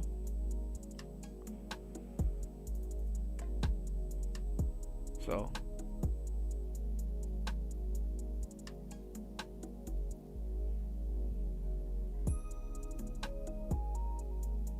this shit is crazy. Y'all hit the like button. Hit the Cash App. Let's get back into it. Restrained you first. This means she had no intention of being near you. Cancel. Yours. So again, it has nothing to do with the betterment of the child or the truth coming out. They just want Haley, a woman, to be the winner in this situation. Never have I ever started drama with my boyfriend for no reason. Put it down. I've, you know. No, we don't know. You said, it's always interesting when women say they be protecting men. Right. It's absolutely interesting when women say they be protecting men. Look at Meg Thee Stallion, party. Look at Meg Thee Stallion. It's like if that's what y'all call protecting men, men rather be alone. It's like, you know what? I'll just reject the protection. You can, you know, if it's not working for men, guess what? We'll reject the protection. It's like I'll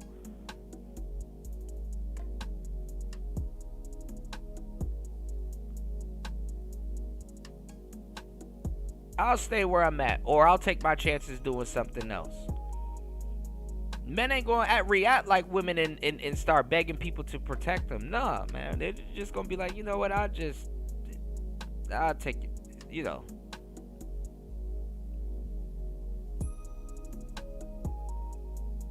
I'll take my chances.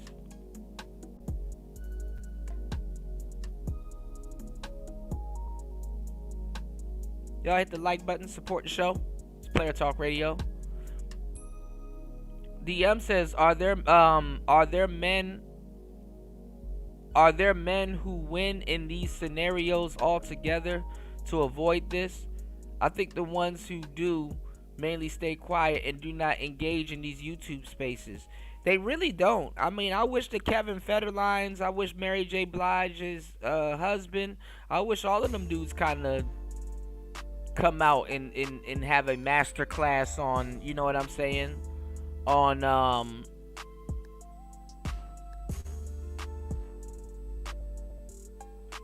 you know, I don't know, man. All of these dudes are flip-floppery, man. You know what I'm saying? Guess who went on Vlad TV? We're going to talk about that too probably a little bit later on. Y'all support the show. Let's open up the panel. Guess who went on Vlad TV after doing all of that bullshit? Lord Jumar.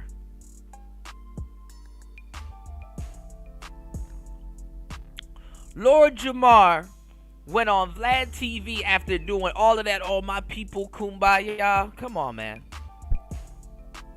We're going to talk about that too, man. My bad. Let me catch up real quick. Yeah, we had a couple people going in on Anton Daniels too. I saw O'Shea did something. There's a lot of stuff we got to catch up on, you know. Their protection is always words-based, right? That's why, like I said, when I used to take shorties out on dates and stuff like that, I'd go to the gun range, bro. Miss Gang Gang Gang better learn how to use gun. Miss Gang Gang Gang know how to throw up all of them damn gang signs and get your goofy ass into trouble. But when it's time to pick up a gun and operate it, she don't know.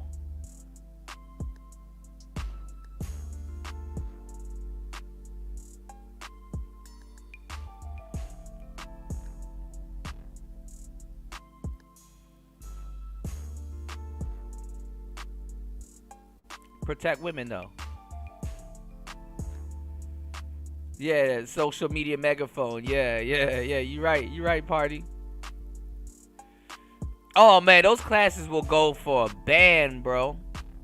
Those classes will go for a ban. You don't see a group of men sitting around and targeting well-to-do women, because they would get them. If men sat around and targeted well-to-do women to get at their bag, men will recoup. We would turn that shit into a business. Men will recoup shit that better men have lost over the years. We will recoup all of that shit.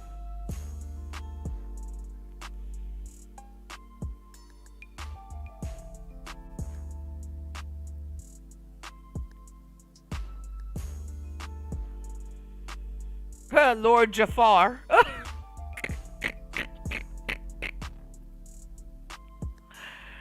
Bruh. Vader, you see that shit?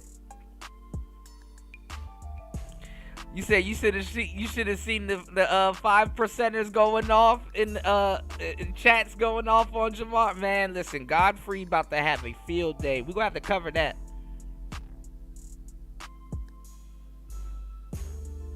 And that means he knew week in advance. You know what I'm saying? Like interviews like that ain't no drop of the hat, you know? Like I said, half these niggas, they won't be beefing for the longest time. You just get them on the phone with each other and you know.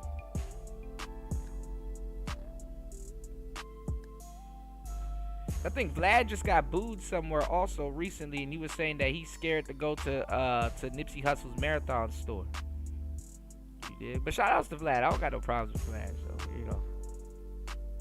He said those dudes might as well come out and speak, etc. They celebs now, no matter what they might want. Public peoples, right, Ant. Oh, I'm pretty sure Gully went in on Lord Jamar. Probably King Erner and all them dudes gonna go in too. You said Lord Jamar just another flat earther, yeah. And flat logic too. He said that's why Vlad be smiling all the time. Yeah, he got an upper hand, you know. Inadvertently going to war with the state, though.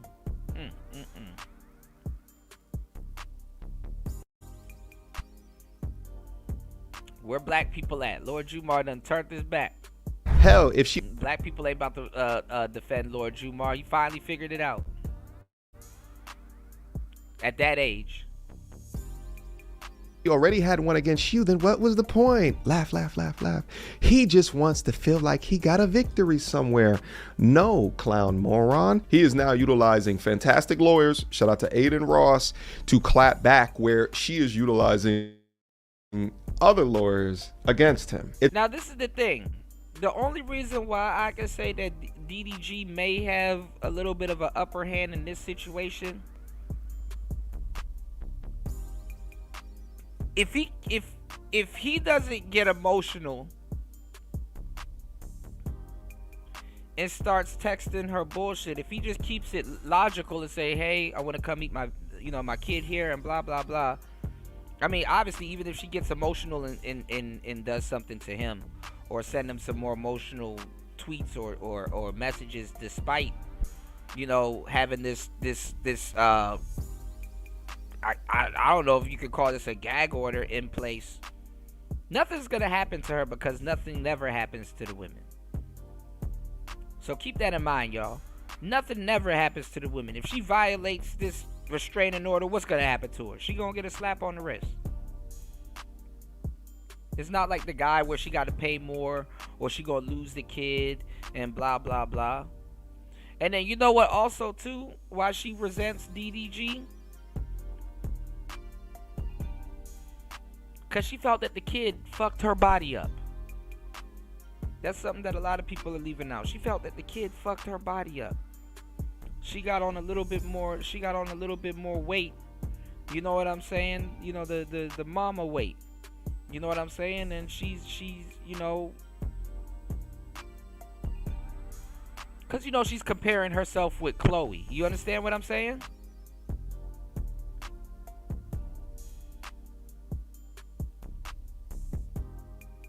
So she felt that the kid fucked her body up. You dig? That's what she felt. She felt that the kid fucked her body up. She thinking about the snapback. How am I gonna date Brent Fires now? And this kid done fucked my body up. Yes, sir. Shout outs to Dollar Washer. I gave you a shout out earlier, but I'll do it again, man. I appreciate you. Thank you for supporting the show. Shout outs to Dollar Washer. It's Player Talk Radio. Let's get it. More. Wendy? Thanks, Chuck. We're standing here in front of the Olympic Liquor Store in Queens where scores of African Americans have been lined up for hours. We spoke to a few of them earlier. Ladies, may we get a word? Hide the money, y'all. There's poor people around. With your broke ass. Shout outs to Dollar Washer. Yeah, man, I appreciate you, man, as always. Double shout outs to you, man.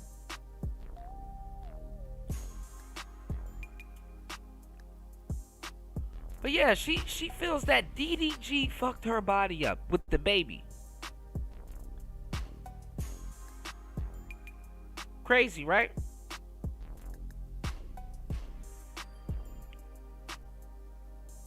Let's keep the support going, y'all. See what y'all saying in the chat real quick. I got you, bro. Yeah, man. I appreciate you, man. And shout outs to everybody over on Rumble. Shout outs to everybody over on Twitch. And shout outs to everybody over on YouTube. I appreciate you guys hitting the like button. Please hit the Cash App. Let's keep the support going. Show your support. Player Talk Radio, we in the building.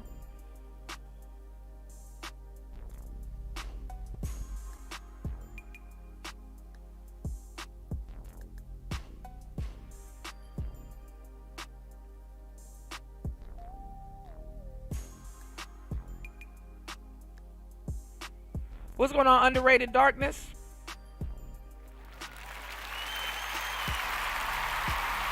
I can drop the link if you like. Shout out to Underrated Darkness if you would like to join the show. We need at least 1 or 2 more contributors, but I can drop the link if you like. I got you, bro. Yeah, but it goes back to what I was saying, party. There is no honor. What honor is Lord Jumar gonna get snatched? He gonna get his honor snatched from somebody that hasn't even done their research on black people also? Niggas be in the same boat. You know what I'm saying? He gonna get his honor snatched from somebody that hasn't done their research also. Like, black people are just like steady trying to figure it out.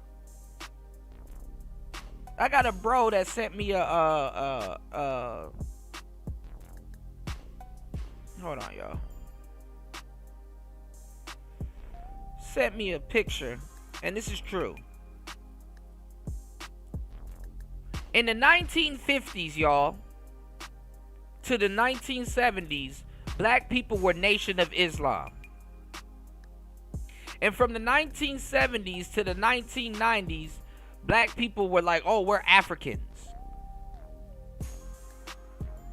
And from the 1990s to the early 2000s to when Hidden Colors came out, niggas were Hoteps and Moors.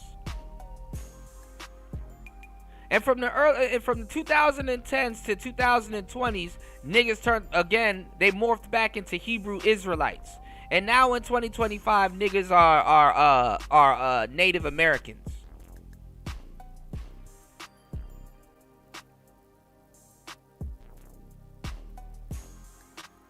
Don't know their history.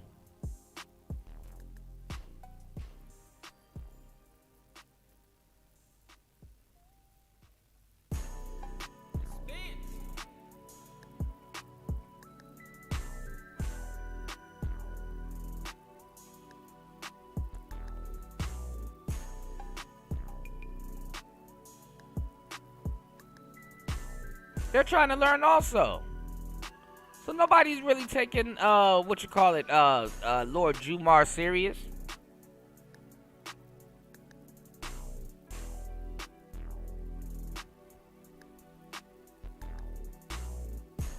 He gonna flip.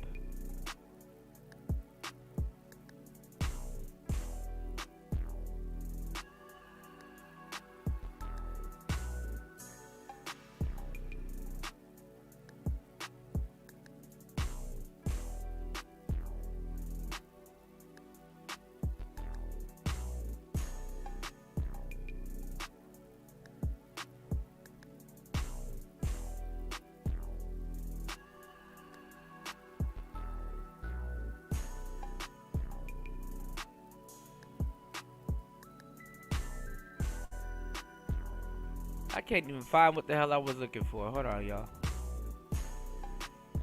Hit the like button. Hit the Cash App. Hold on, give me 1 second. Let me see if I can find this thing.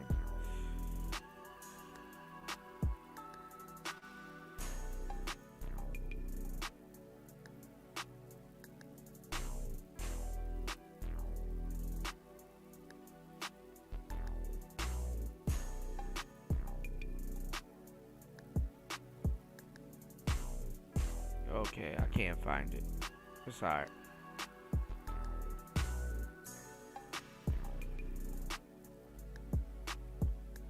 He said Hallie look good as fuck. She bugging. He said, I don't have to smoke. I have no smoke for Vlad at all. The quiet part is loud now. He said them niggas been self-snitching before I was born. All that embarrassment in secondhand. Yeah, man. They wait till that shit blow over and then they go right back to Vlad's platform. You know? Yeah, now we FBA, right. And I get it. I mean, you know, you have to have some type of pride from you. You know, you got to split it up and stuff like that. But it's like, you know, definitely do your research. And that's what I was talking about on the last show. That it's a phase, you know? And honestly, learning and studying black history is not for the weak-hearted.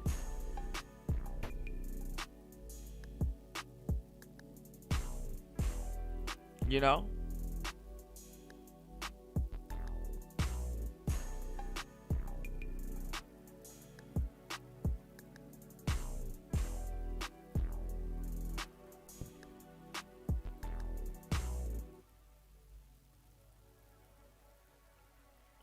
Get back into it real quick. Give me 1 second, y'all. It's not about having a victory somewhere. This man may lose custody of his child. What don't you understand about that? Crazy, bro. It really is disgusting. There's more right here. DDG, wait, let me see. But I'm glad that he got connected to my lawyers. Oh yeah, this is like the classic, right? I'm sure we've all had a girlfriend where they're like, if you leave me, I'm gonna kill myself. Chat, y'all know the truth? I put DD in a group chat with my lawyers. Shit. Oh, so this is the reason why all this is coming out. Man, my boy Daryl. You said Brad Newby and Lord Jamar.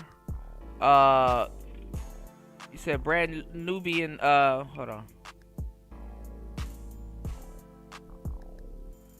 Brad Newby and Lord Jamar was about knowledge or self in the realm of 7. Now he's an 85er, dropped down in the realm 6. Yeah, I'm not sure what the hell he is, you know.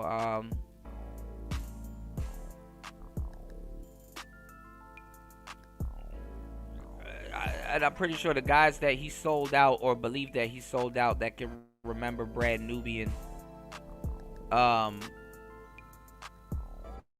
they don't know what the hell's going on either. You know what I'm saying? He probably sold out a bunch of older cats that, you know, that are lost anyway also. So a lot of these people get lost in lineage, man. You know, so black people definitely gotta, y'all gotta do y'all research and stuff like that, because you were born with a identity crisis on your back if you haven't done your research, you know. Let's get it. Oh man, you gotta make sure he's a good dude. He's a good human being. This is why all this is coming out. It makes sense. I ain't like Halle Berry, you're cooked. You need Jay-Z to back you up or something. You know, can I just tell you guys something really quick about something like that? There needs to be a clause in legal where if a woman is trying to put allegations on a man and it gets caught in 4K, it's fake, get in trouble. The girl needs to do the time. Like, it's just, why the fuck? That's not gonna happen. And women use the court system so much against men, it would railroad women into the court system. But the thing is that they're not gonna do it because it's gonna be taking women away from the kids. So it's gonna be counterproductive. The courts take advantage when men fuck up with women. I keep telling you this. You will get penalized by the courts. The courts have no incentive to stop it. The courts, to a certain degree, give women a billion chances. They care more about taking women away from the kids than the father.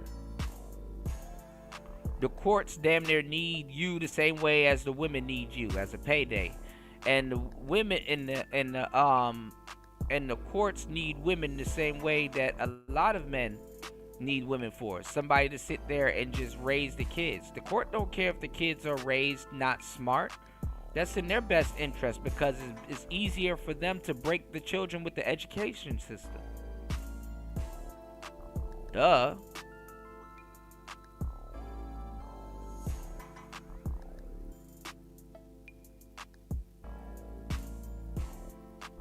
So it's better to take you up out the household instead of anybody else. They need that woman to stay there. What's going on, Gail? They need that woman to stay there and stick beside the kid.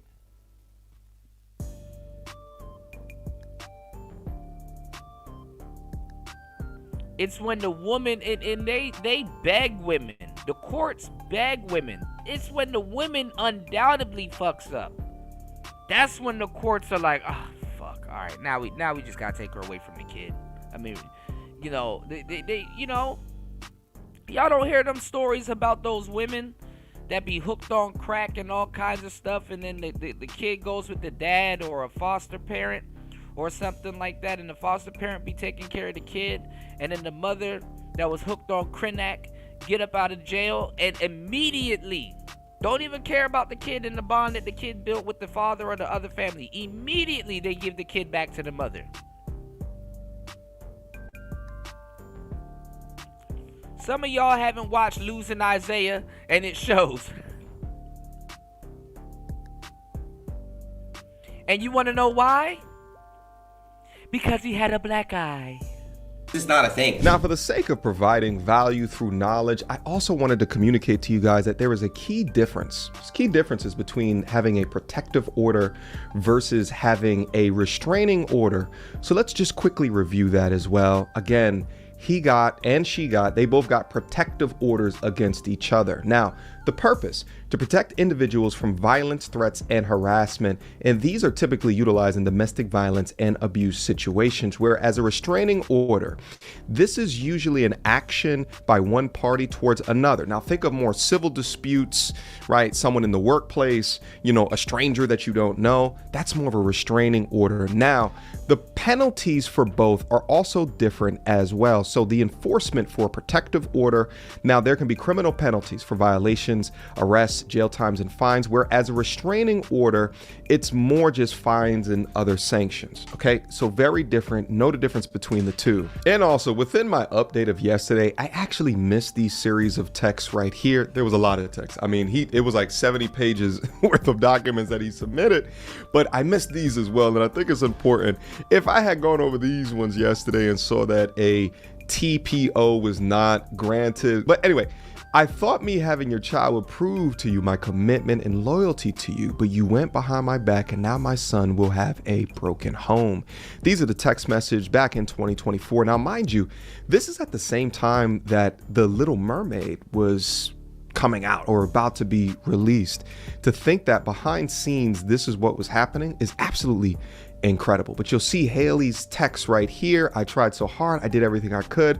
I love you the best that I could. Again, look at the quick succession of all of these crazy ass texts. And to admit this, that you thought legitimately that having someone's child was going to get him to stop or to calm down or was going to get him to change behavior that you are actively seeing right now, is absolutely insane. That has never worked since the beginning of time, not never. And then to go back and now blame him for your son having a broken home when you thought this was going to work is absolutely insane. I mean, this is the weaponization of a womb to try to control a man. And she's admitting it to you right here. Man, women can be guilty as hell and nobody cares.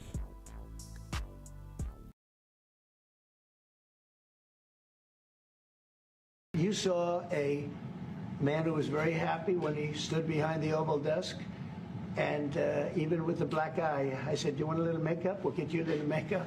But he said, "No, I don't think so," which is interesting and very nice. He wants to be who he is, so you could make that statement too, I guess. So it's like,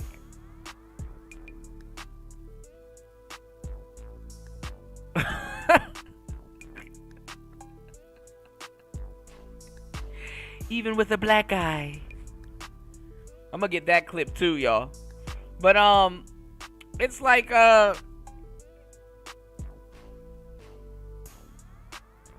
they can admit to it. You can have it on text. You can catch them on video. The court does not care.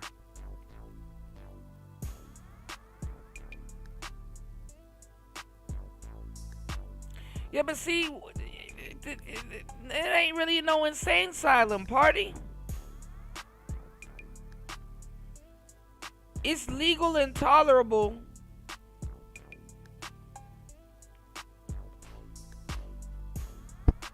if the courts allow it. So there's really no incentive for them to stop or think straight. There's no incentive for them to stop or think straight.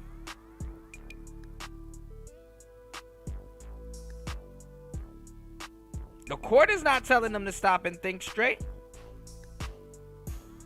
The court encourages fucked up behavior, you know? Sadly. In 4K, this is effectively a bad bet where you chose to be a single mother, and the inability to deal with your decision is driving you absolutely insane.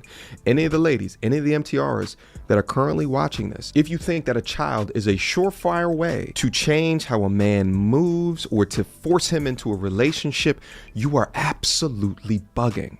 Stop it. Everybody keeps saying, how come DDG didn't go to the court? How come he didn't say anything? Why is he saying... Shout outs to Royce J. He got your girl on there. Take tape, baby. Shout outs to Royce J. Stuff now. Didn't she start this up? Didn't she light the fire and now he's throwing in dynamite and now you guys are upset? Didn't she poke and got what she wanted? She could have handled this like an adult, and she made this... I ain't gonna lie, she did run down to the courts first though. Bigger than it needed to be. And clearly DDG wanted to not say nothing because look at the whole thing. Do you think... And I would never want everybody to know everything that's happening in my relationship. Not only is it embarrassing, humiliating, now everybody knows. I find it so crazy that you guys are still blaming him. Postpartum this, she's going through this. She literally, when she first found out she had the baby, said that she was going to unalive him and threatened. She's been doing this stuff even before she had postpartum. She's been crazy. Why are we acting as if we don't see that there's women that are like this? I find it so sad that women can support women who do this. And along with this manipulation, she threatened to go through with an A unless her relationship is restored, using pregnancy as leverage to control DDG. In June 2023, I discovered that the petitioner attempted to terminate the pregnancy without my knowledge or consent, regardless of our prior discussions to parent the child together. And this is what I always talk about in the sense of that the right to choose is only with the mother in the current legal structure. I've had people within my life that child was conceived, they wanted that child to go to term, but then the mother decided, no, I will not allow this to happen. And what was inside of her, all right? On or about June 6, 2023, the petitioner contacted me complaining that she was bleeding and in pain. And in my effort to assist, I contacted her OBGYN and learned that the petitioner, Haley, had attempted to the baby, but failed to take the second pill. Okay. Now, following this discovery, I spoke to the petitioner, Haley, and so he kind of proving that she's suicidal. And I ain't gonna lie, this is kind of like some, you know, cause you know the baby is a meme and all kinds of stuff now too. You know, the baby has a famous face and stuff. You know, and it's a weird looking baby. I mean, cause you know Hallie's a weird looking chick. But y'all think anything that's light-skinned, even though I've seen light-skinned expose a lot of ugly-looking people, Hallie's not an ugly woman. You know what I'm saying? She's an awkward-looking woman, but, cute kid, right? So that's what's pulling on the heartstrings of a lot of the people in the audience that gotta, you know what I'm saying? you know, that gotta, you know, look at this. They're like, oh, we like Halo. Oh, we love Halo. Blah, blah, blah, you know? And it's like, dang, you know, that's the grim reality of, you know, unsubscribing stuff from life, you know? That a kid like Halo wouldn't be here. That's the reality.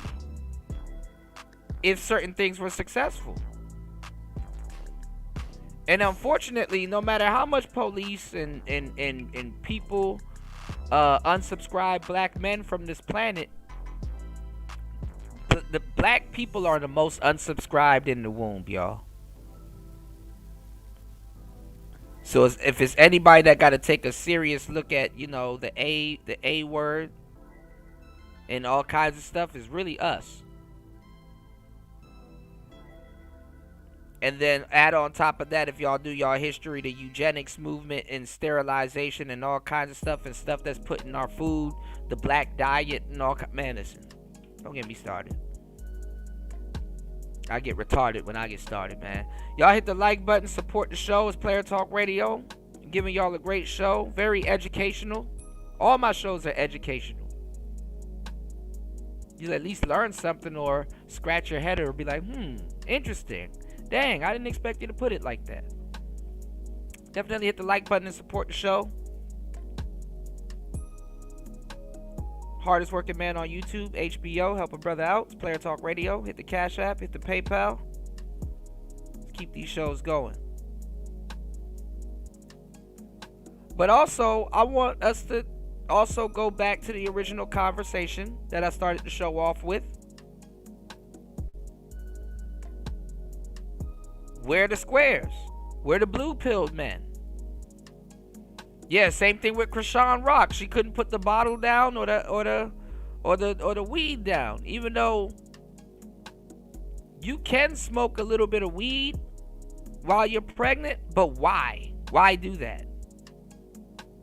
I don't give a damn.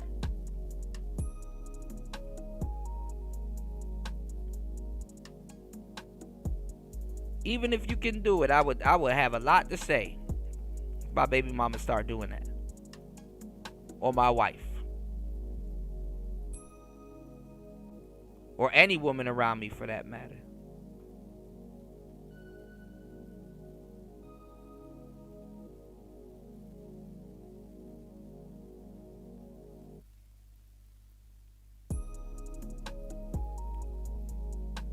What are we talking about?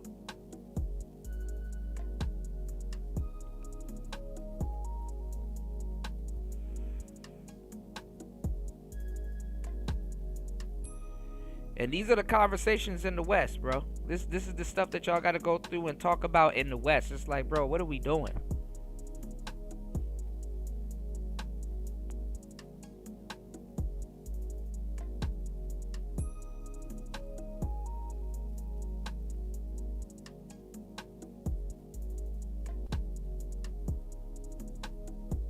But let's get it.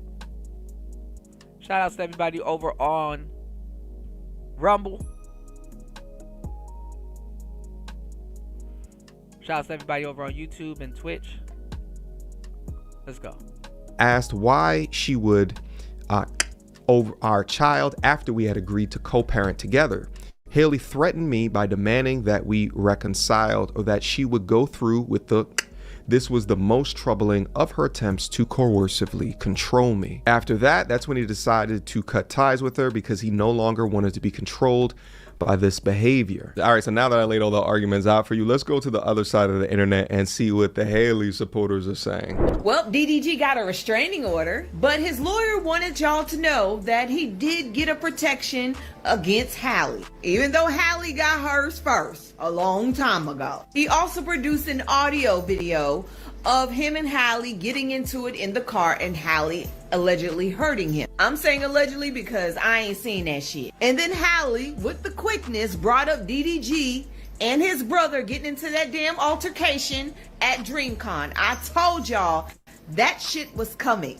Still doesn't change the fact that Hallie still has full custody right now of Halo, and he is going out of the country, I think Italy, with her. And the restraining order that she has put on DDG will remain in effect. until they sit in front of a judge on June 24th. And that is where the custody battle will start. So all the mudslinging right now, it will all build up at the end. But Hallie will not be... I gotta talk about this because rest in peace to Alan Roger Curry. I'm gonna do a series called the beta, not the beta. It's a play off the beta male revolution, y'all. But it's more so the the pick me revolution and the pass me revolution. Why all of a sudden you have all of these women worried about custody battles and stuff like that? Why all of a sudden all of these women are on DDG's side? Why all of a sudden you're seeing a lot of these women go against the sisterhood, going at black women? Even if Hallie was wrong, women used to stick together and protect them.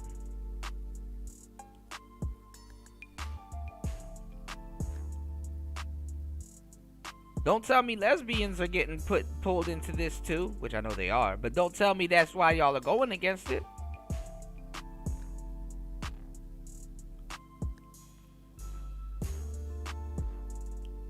So I do got to talk about how the alternate people that black women and women in general fought for are going to be siding with men in the future.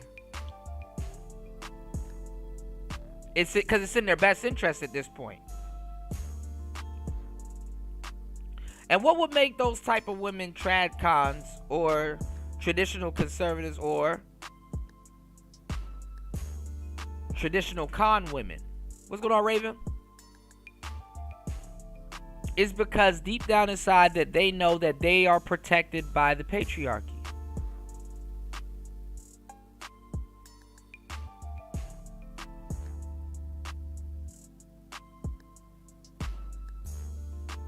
The patriarchy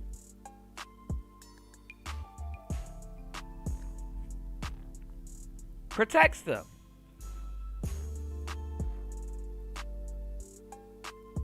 But let's get it. Losing custody of that baby. And DDG is going to have to prove that he can take care of Halo 50% of the time. Not with his mama, not with no assistance, him focusing on that boy 24/7 while he is in his care. And I don't want to hear shit about Hallie not being able to do that, because she's already been able to prove that she can handle her son and work at the same time. And unlike DDG, her life is scheduled out around her son. DDG's life is up and down, gone, come back, gone, come back. I'ma get him when I can. I want to see him now on demand. There seems to be a trend with these women. It just seems the more that I listen to them, right? Like, it's like they're trying to figure out any way to discredit, right? Like, how do you know that his life is set up like that now because of the difficulty of getting baby Halo? How do you know? DDG fans, y'all really out there. At the end of... And then this is the thing too. You know who they're calling what they're calling DDG fans? They're calling DDG fans incels. Can't make this shit up. They on that shit. They call it DDG fans incels, which they probably are. I mean, you got a lot of... I would say he got more kids as his fans than adults, but okay. The day the mother will win. She's had that boy since birth. And when they broke up, who was taking care of him? Who had full-time custody of him? Her. If you really wanted to fight for your son and you thought he was in any type of danger when everything was happening in 2023, 2024, you should have done something then. Now you just look jealous and petty. Here's the thing. This is why I was actually saying in the beginning that he should have filed earlier for all of this. It seems like, now it is a response. It is as of a response to her filing something on him and wanting sole custody, full custody, and, him coming back a little bit later and, then filing this as in retaliation, although it's something that he should do at the point that she files first.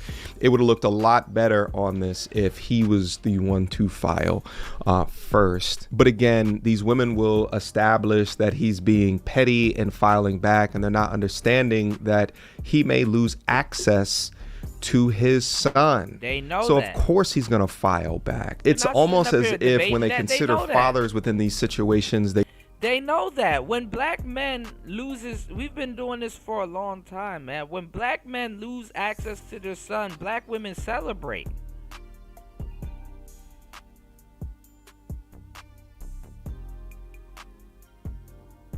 They celebrate.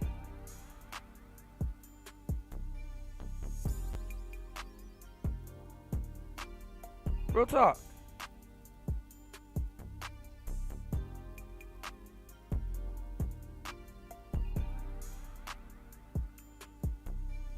They celebrated when Kevin Samuels died. They all kinds of stuff. They celebrate. They celebrate.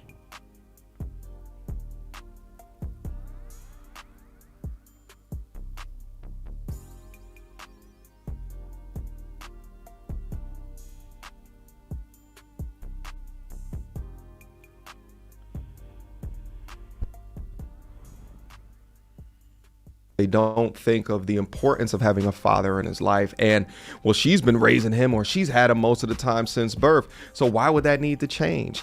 They don't understand of the value of having men in the household, in the child's life. But it's okay, because they don't need to understand. I just hope that the court understands and that everybody comes through with as much evidence as possible so that a decision can be made with the most amount of information involved. However, within all of that, I think that DDG has done a successful job at eliminating the peachy keen rose-colored glasses view that she created with help of media training with a Disney persona backing it. Yeah, it's not all Disney fun and roses at the end of it, huh? All right, guys, leave me your comments, thoughts. Man, what the hell does Disney mean to these kids nowadays, man? These kids ain't even kids no more. Once you put a tablet or something in these kids' hands, they're adults.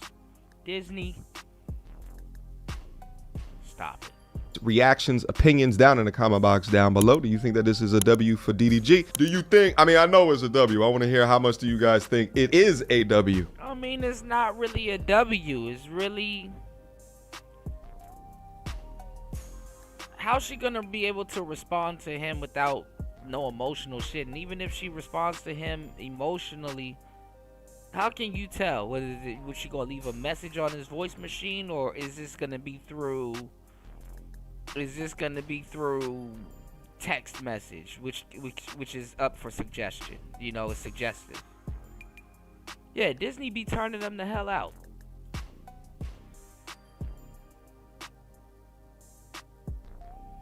All right, shout outs to UFO and shout outs to D Chicago. Y'all chill, man. Y'all going at each other.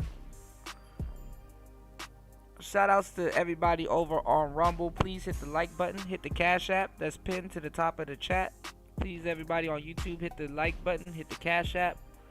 That's $PTV 888. That's $PTV 888. That's $PTV 888. We're gonna get back to mediocre tutorials and reviews, because I appreciate him for doing a show with Maury. You know, Maury is jumping into the you know what I'm saying? Maury is jumping into the podcasting game. And I've always told you guys that it's actually pretty interesting and pretty cool that that we can do podcasting. You know, I helped revolutionize the world of podcasting, even in this small space, and just with gear and certain things, right? And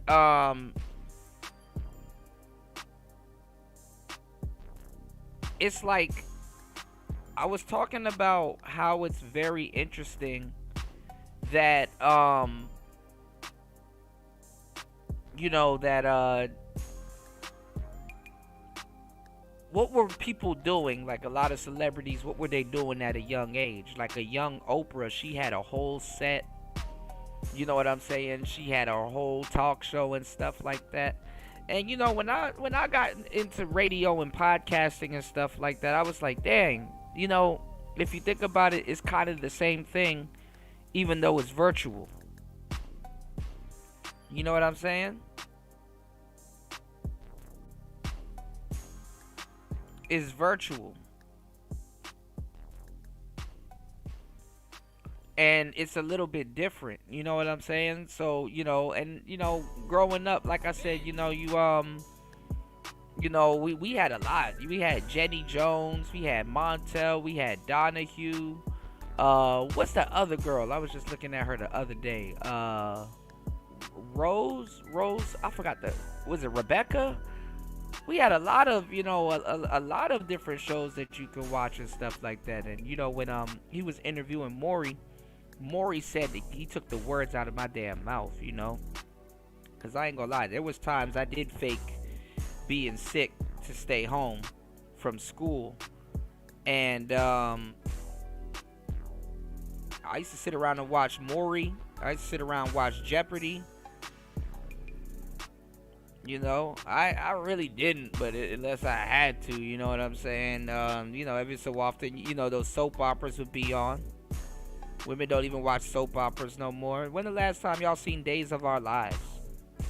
With Marlena and Stefano and General Hospital. You know what I'm saying?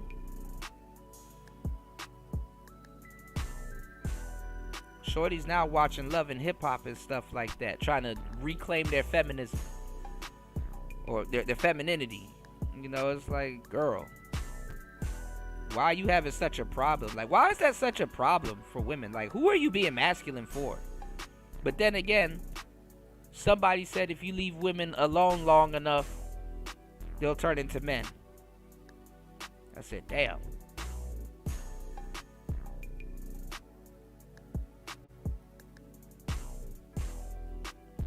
I don't know who said that, but I'm like, damn, I know I heard it.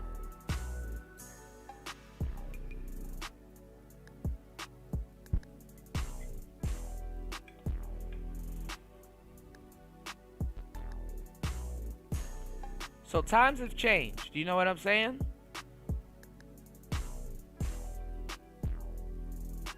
But give me a second, y'all. We're going to switch gears. Y'all hit the like button. Are you enjoying the show? Please support the show via Cash App. Now, let's get into this real quick. Recently, Elon Musk has been going off on Trump. And,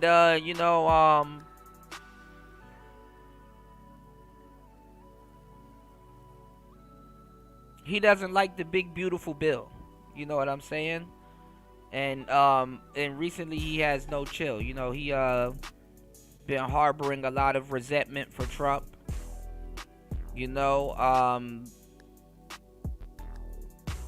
Which I said this was gonna happen. I'm surprised it made it this far. And it almost, look, I'm not even gonna lie, I kind of picked up on it when they said that he don't have his clearance no more, and he had to leave the White House and stuff like that. I almost thought that his contract was up before. You know what I'm saying? Yeah, all my children, yeah. Touched by, Touched by an Angel?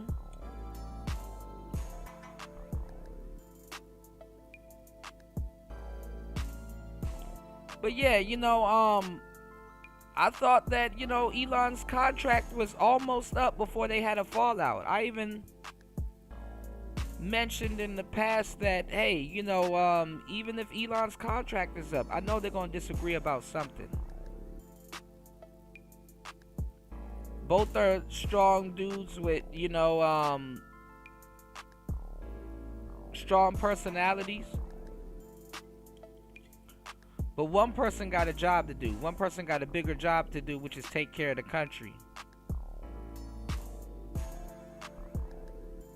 And like the spoiled kid that don't like to hear no, Elon is mad. And I ain't gonna lie, he probably mad for a purpose. I mean, if you put in 4 months of work, hard work, day in, day out, made a couple of changes, and, somebody kind of just undermines that or cuts that, yeah, you're gonna feel some type of way. Instead of just letting the work stand for itself.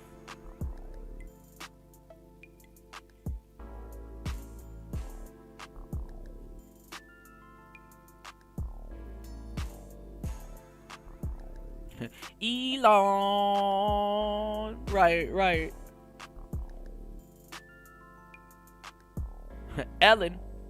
Elon Musk.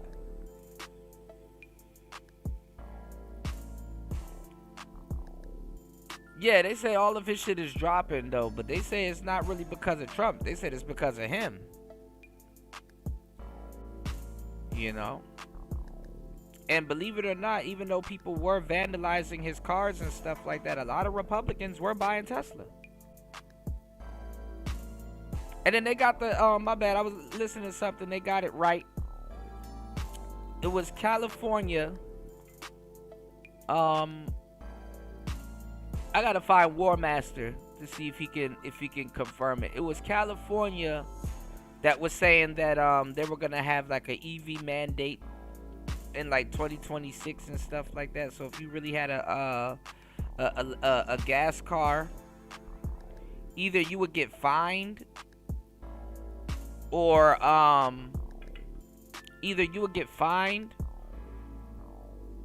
your car would have just been straight up illegal. You know, it would have been illegal to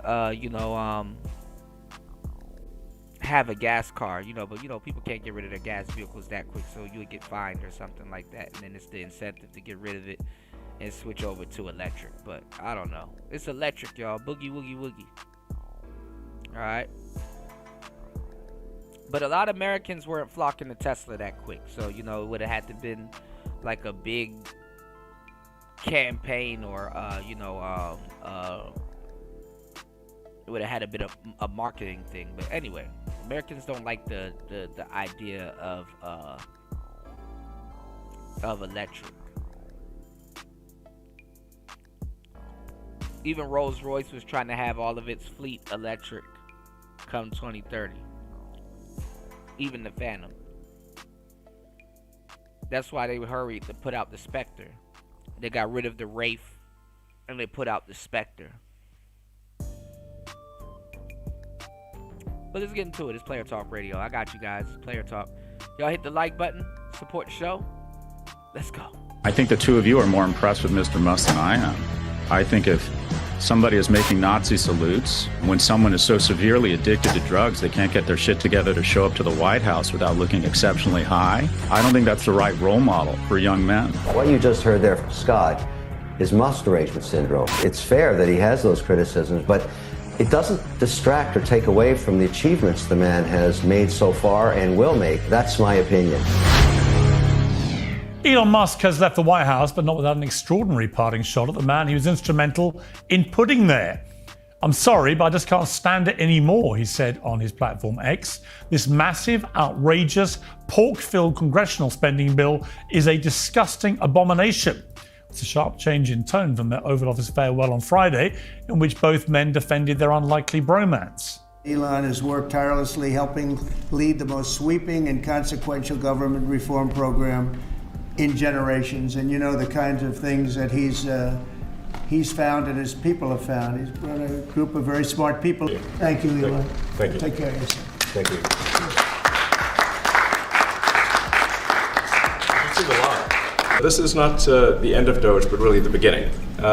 My time as a special government employee necessarily had to end. It was a limited time thing. It's 134 days, I believe, which ends in a few days. So how did Doge do? And is Elon okay? And what about the 6 major businesses he'll now return to running full time?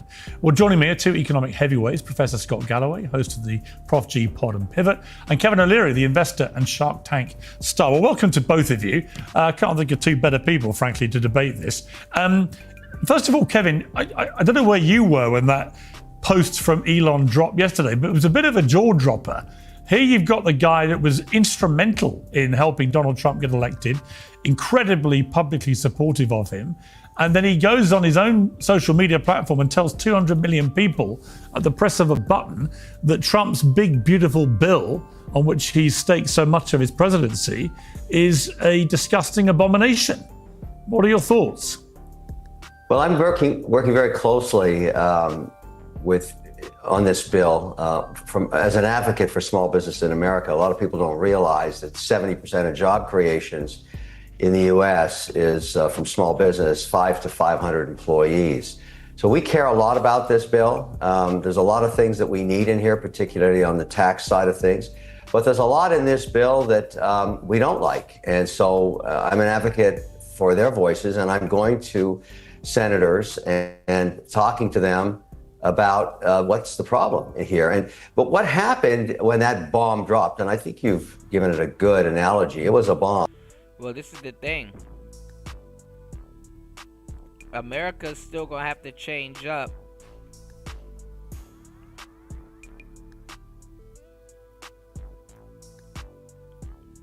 Those big chain businesses and stuff like that, because you gotta regurgitate. I said not regurgitate, my bad. I'm looking at something. You gotta redo, the mom and pops. You gotta redo the mom and pop stores and stuff like that. So you gotta get people to you gotta get people to want to open businesses. You know what I'm saying? You got to get people to want to open businesses and stuff like that. So, the mom and pop stores got to come back. And then you got to build those up, which will eventually turn into corporations. But guess what? You're working with more corporations than people that are like, hey, let me start independent businesses and stores and stuff like that. And then at the same time, too, you got to understand that people are... they're afraid of COVID, not COVID necessarily, but they're afraid of something like COVID happening and destroying their businesses, like what happened to a lot of people. So guess what? Now, now you got more businesses opening online, but guess what? That doesn't really help with the mom and pop stores.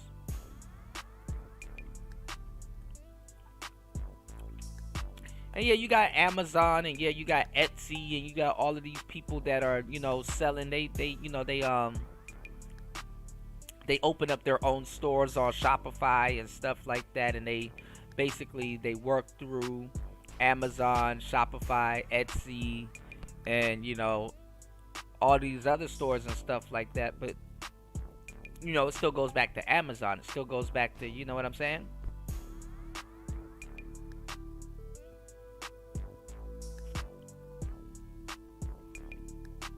So you got to bring back the traditional mom and pop stores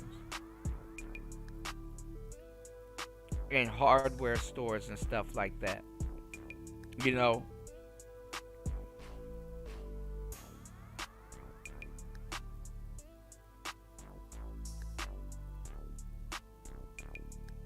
So we're absolutely in recovery mode. It set off a narrative that Ron Johnson has carried forward in the last couple of hours as well. He just put out a chart, and he's not a lightweight.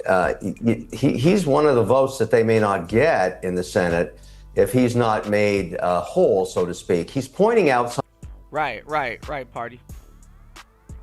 Something very simple. This chart's very simple. It simply says pre-pandemic deficits were sub 1 trillion, regardless of administration. And all of a sudden, post-pandemic, they're all over 2 trillion.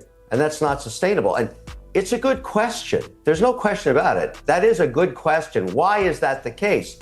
Now, he may have to get an answer, because that's exactly why Elon dropped that bomb. He wants an answer to that question too.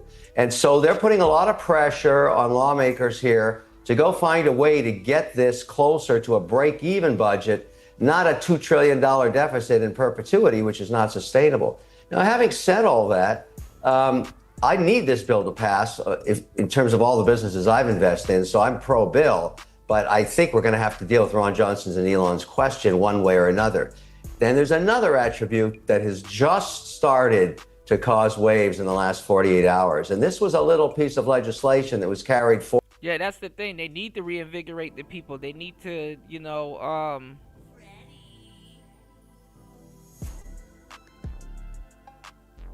They need to get people back in the American spirit.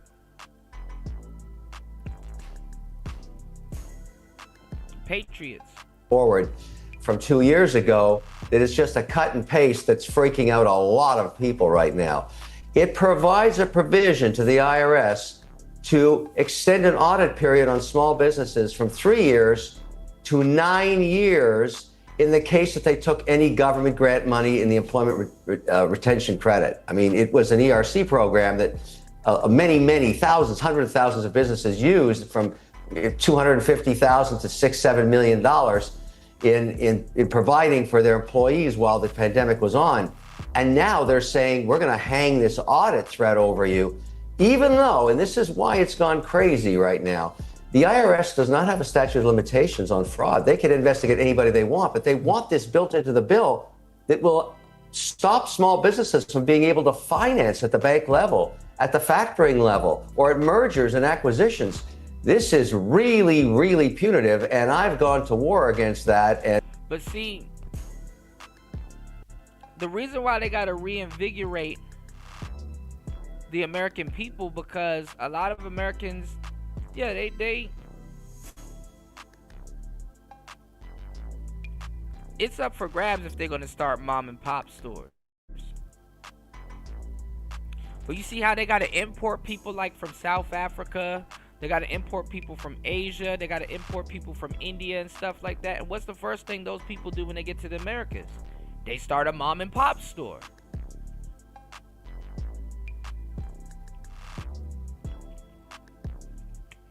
Y'all not hearing me though? Hit the like button, support the show. Hit the Cash App. What do they do when they get to the hood? They start a beauty supply mom and pop store. They literally start a mom and pop store.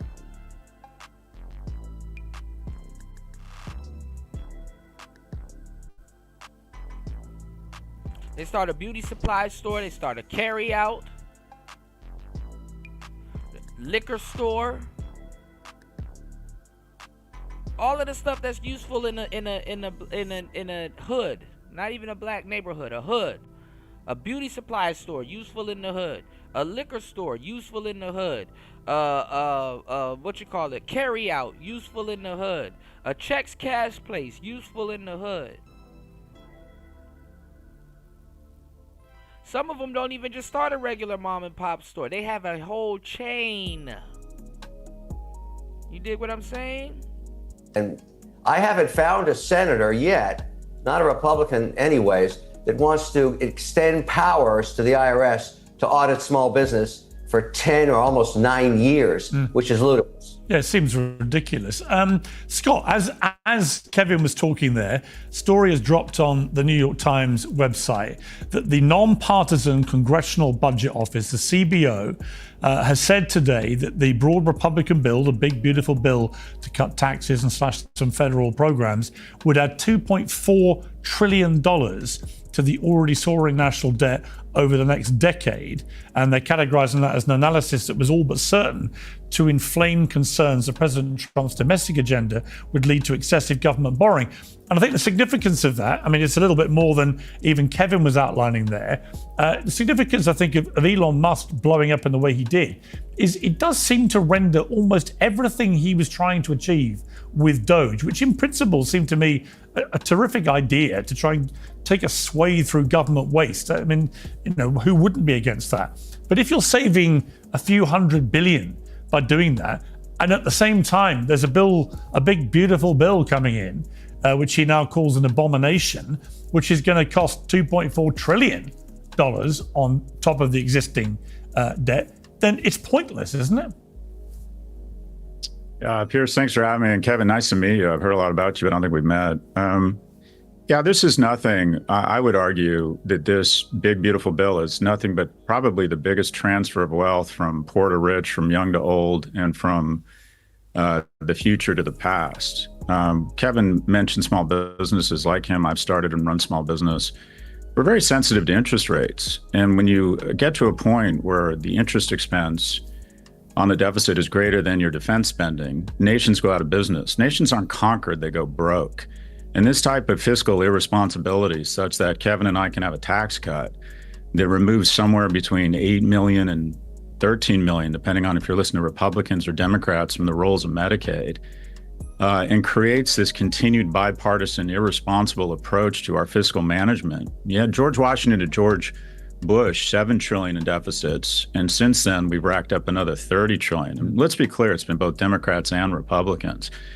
But until at some point there's an adult in the room and we get our fiscal house in order, all we're essentially saying is we want our children to have higher mortgage, credit card, and student loan interest payments and have a more difficult time starting businesses. So I think Kevin and I both agree this is irresponsible. I would argue that Republicans' solution to this recklessness is to cut more funding across the most vulnerable. And yet corporations have their lowest tax burden since 1929. The wealthiest 25 Americans are paying an average tax rate of 6%. And I would also take issue, Kevin, that portraying the IRS as some sort of oppressive army. DOGE wants to cut the IRS by 40 to 50%, which will inhibit our ability to collect taxes that are owed. No one's showing up. But see, this is the thing. This is what y'all don't understand. A lot of the people that are opening those businesses, they're tax exempt when it comes to certain things.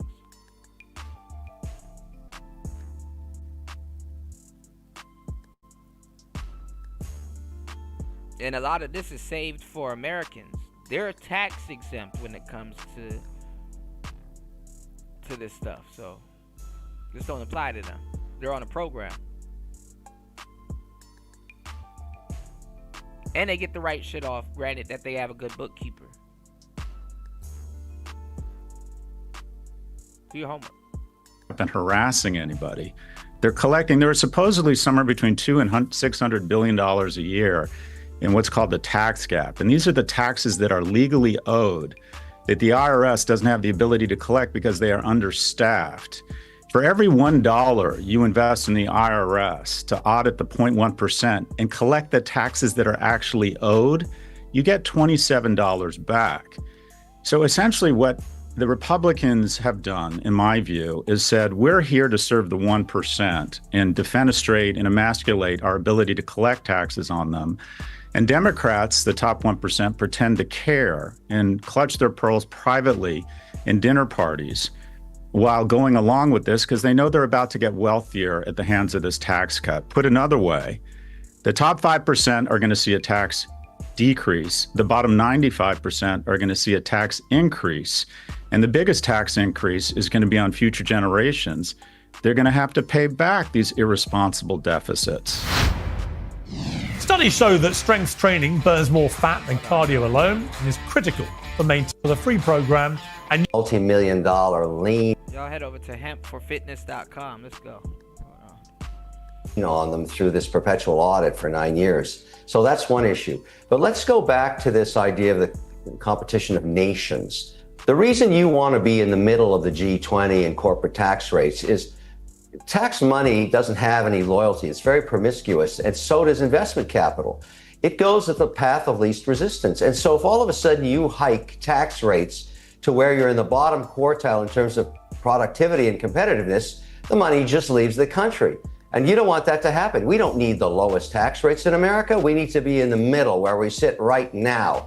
Just look at a place like Abu Dhabi, where it's 9% tax rate. That's why billions, if not trillions of dollars from around the world is going there and incorporating there. They're not incorporating in Washington, D.C. or Boston, Massachusetts, because we're nowhere near 9%. So you got to keep that in mind. And also, we can't get away from the fact that small business, 5 to 500 employees, create the majority of the jobs. There is no American economy if there's no small business. There's 70% of job creation. And so you don't want to do anything to hurt their abilities to compete and maintain their staff and grow their businesses. And when you start to mess with corporate tax rates, that's exactly what happens. We don't have a lot of flexibility. Now, I agree. Is there waste in government spending? That was the whole DOGE idea. Yes, there is. Elon never found $2 trillion, but he only worked on it for 130 days. But the theme is now embedded in everybody's head, red and blue, that there must be a perpetual audit of government, and the brand is called DOGE, and that's okay. But now this bill that is trying to get through, and everybody's taking a shot at it, and I'm one of them as well, this bill has to pass just to protect competitiveness on tax rates. Now, how we get there, this is sausage being made, and Trump is unusual as a president. He doesn't mind keeping the cameras rolling while you see everybody going at each other. That's what he's doing. So you're watching sausage being made, but I think there will be a sausage. Not sure it'll be by the middle of July, but I think it'll happen in August at least. And what it looks like, we don't know right now. Okay. Scott, just tangentially to all this, part of Elon Musk's anger might be connected to two other things going on with his life. One is the impact of his political activities on his business, particularly Tesla. You've seen a real backlash where he went from being the liberal darling, with people racing out to buy a Tesla to establish their liberal leanings, to being somebody liberals wanted to torch the Teslas because he was MAGA. So you've got that going on and the direct impact on his bottom line, and some initiatives coming in, obviously at a government level, which are impacting on electric cars, for example. And you've also got a multiple number of reports in newspapers in the last few days about his alleged extensive use of drugs, including ketamine and See, I knew. Remember, I was telling y'all that's the one that they're gonna bring up. They're gonna bring up the Special K. Get y'all the game on the last show. Y'all check out the last show. Make sure y'all hit the like button. Support the show. The link is in the chat.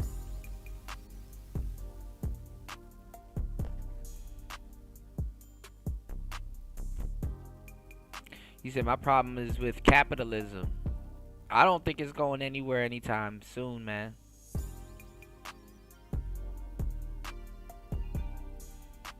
You know. What's going on, War Master? There he goes. Shout outs to the War Man with the plan in the building, man. I was looking for you yesterday. So many unanswered questions, but hey, look, we always got today. Shout outs to War Master in the building as always. Welcome to the show. Yes, sir.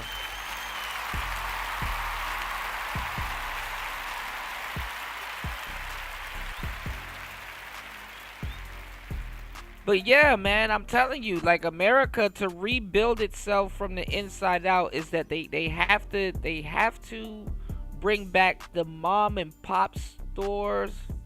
Because see, anytime you have a recession or any type of like bankruptcy or economic crisis or something like that, when businesses go down, this is what I'll say. Look at businesses as stocks. You know what I'm saying? Look at the businesses as stocks, you know. When businesses go down, other businesses start. You know what I'm saying? So you have to reinvigorate that American dream. You know, when the business goes down, yeah, there have to be winners and losers. Absolutely. Absolutely. And then the thing about the rich, right? It's like you can't really talk about the rich unless you understand money and how money works. Money works more so like water. That's why they use like water terms for money, like liquidity, cash flow, money pool, laundering.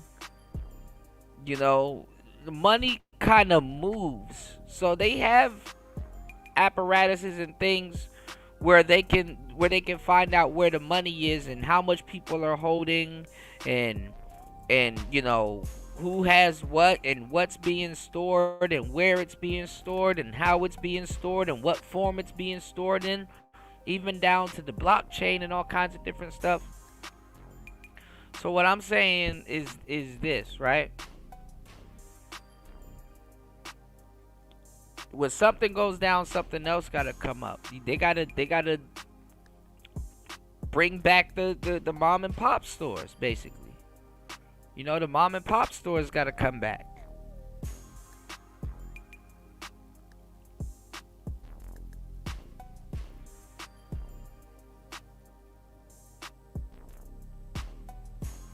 And the mom and pop stores are not necessarily gonna be by Americans.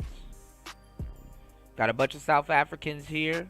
Got a bunch of Argentinians here. You got a bunch of Asian people here. You got a bunch of, you know, you got different ethnic groups that will definitely no problem. You know. The auto industry wants you to pay more when they're struggling to sell. Let's see what happens. Well, that's because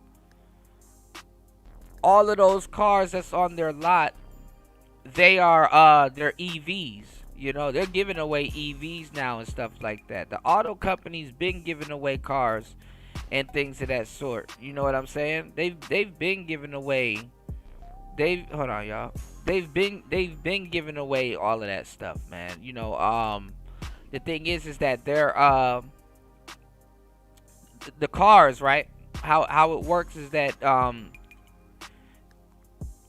it's a month thing, you know. So like those auto companies, they get in a bunch of cars in November. That's why the best time to buy a car is in fall. So in November, they get in a bunch of new cars for the next year. And the thing is that any car that's on their lot, they pay taxes on it. So they give the sales sharks the incentive to get rid of those cars. They like, hey, look, we got to get these cars up out of here. You know, we got to get these cars up out of here. You did? So we need y'all to sell these cars and stuff like that, because any car sitting on their lot, it's taxed. You dig what I'm saying? It's taxed to the max. You dig? Alright. Shout outs to War Master. War Master dropping gems, man. As always.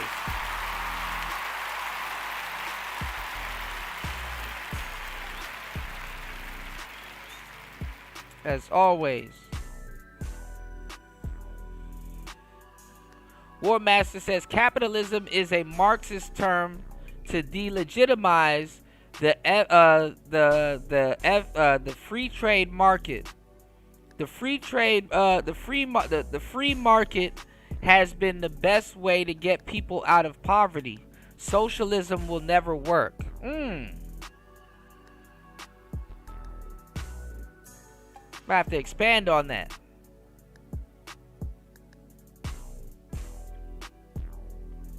And shout outs to War Master, man. War Master been definitely making very legitimate arguments and very good examples of Marxism. If I'm not mistaken, you said feminists are Marxists, right? If I'm not mistaken, right? I think I had that in my notes written down to do my research on. You know, a lot of y'all need to hit up War Master, LT, man. A lot of the brothers in the chat, man. The stuff that y'all say, I actually do my homework on a lot of that stuff, you know. Now War Master gonna kill me because, you know, the whole Xbox. We working on the Xbox this month on the 26th. So I plan to have Xbox on the 26th of this month, or at least going shopping for it. So I got my cameras and stuff here ready, and my YOLO box. Alright. But War Master been dropping a lot of gems in the chat. Anthony Southeast drops a lot of gems in the chat. Link drops a lot of gems in the chat. Raven drops a lot of gems in the chat. UFO, even though he's arguing right now, drops a lot of gems in the chat. The Chicago, I see them drop a lot of gems in the chat. You dig? And I do study. You know, I do go and look up certain things and stuff like that, and I come back to the next show and I'm like, yeah, okay, this makes a lot of sense. Here's where it's exercised here. Here's where it's practiced here.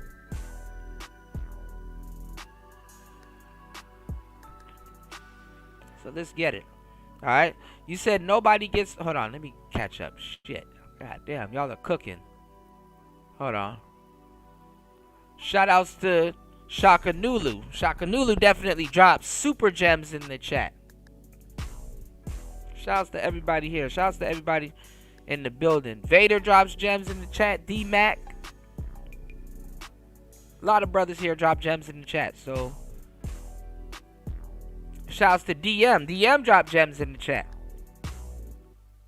You said it's the laws that stop people from buying directly from the manufacturer. News said you beat me to it, War Master. War Master says government forces people into poverty, not business. Ooh. Pressure.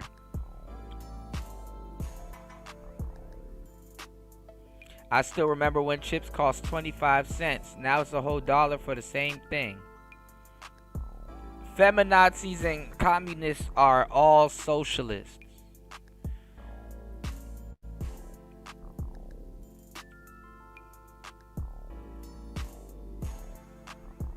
Warmaster says, I think I read that one. All right, hold on.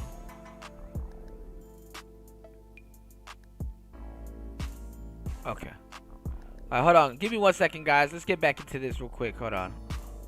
Give me 1 second. Ecstasy and Adderall. So they're going off on Elon Musk for using ketamine.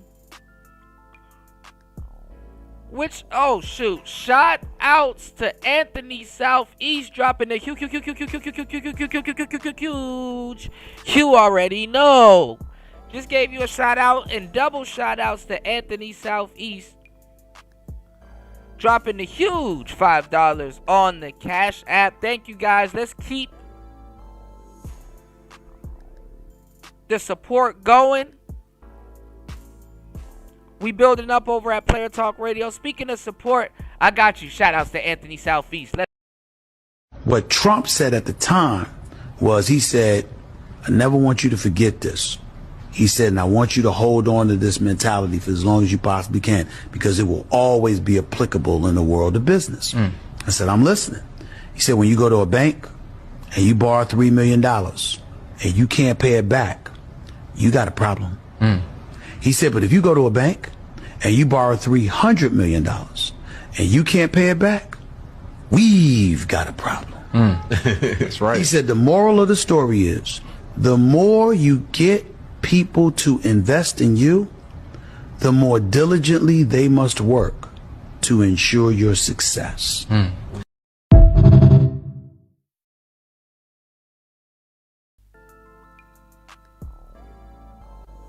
That's some real shit. Shout outs to Anthony Southeast, man. Elon Musk is afraid of bankruptcy.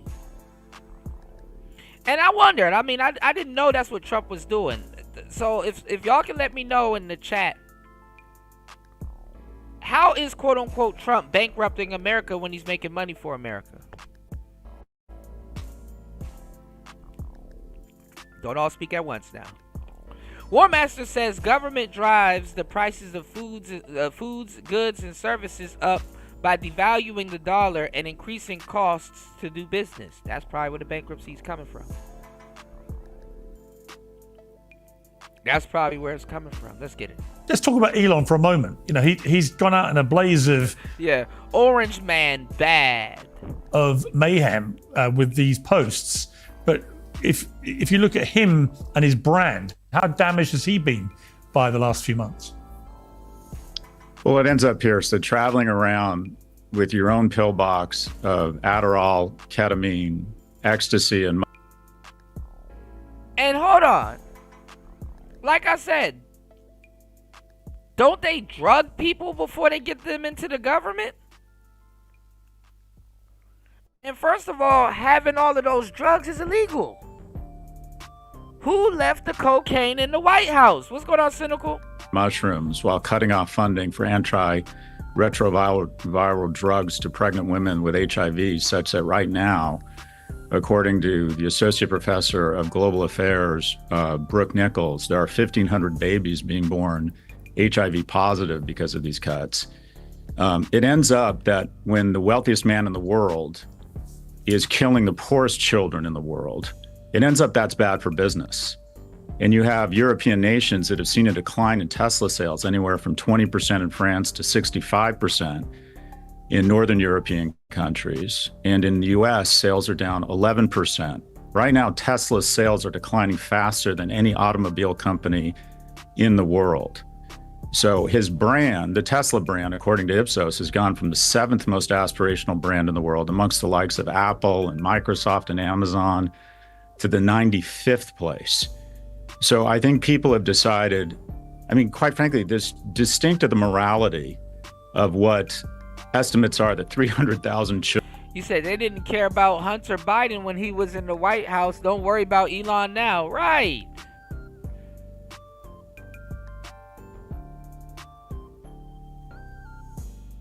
And then how do you know when he gets high or he's not high?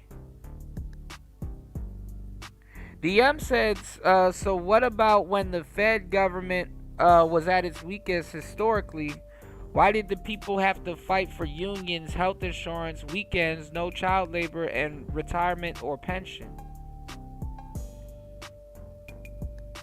I can't put everything wrong with America on the government when the private sector and wealth hoarders stole and drained people's human capital.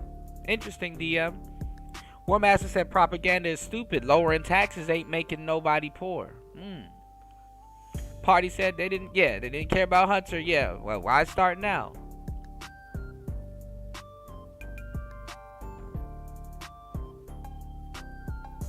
Let's go. Children have died so far because of the cuts to USA. Distinct of that, let's just talk about this economically.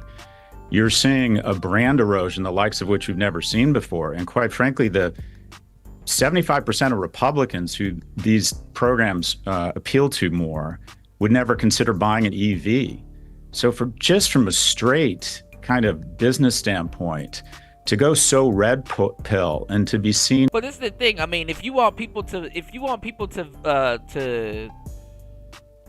buy EVs, honestly, you're better off. Elon is rich as fuck, but people know he don't need an EV. But you're better off making it trendy that rich people get it, or rich people are buying them at a rate. You got to sell the EV to rich people, but like the only people that are buying those EVs, which cost a lot, are like the foreign companies.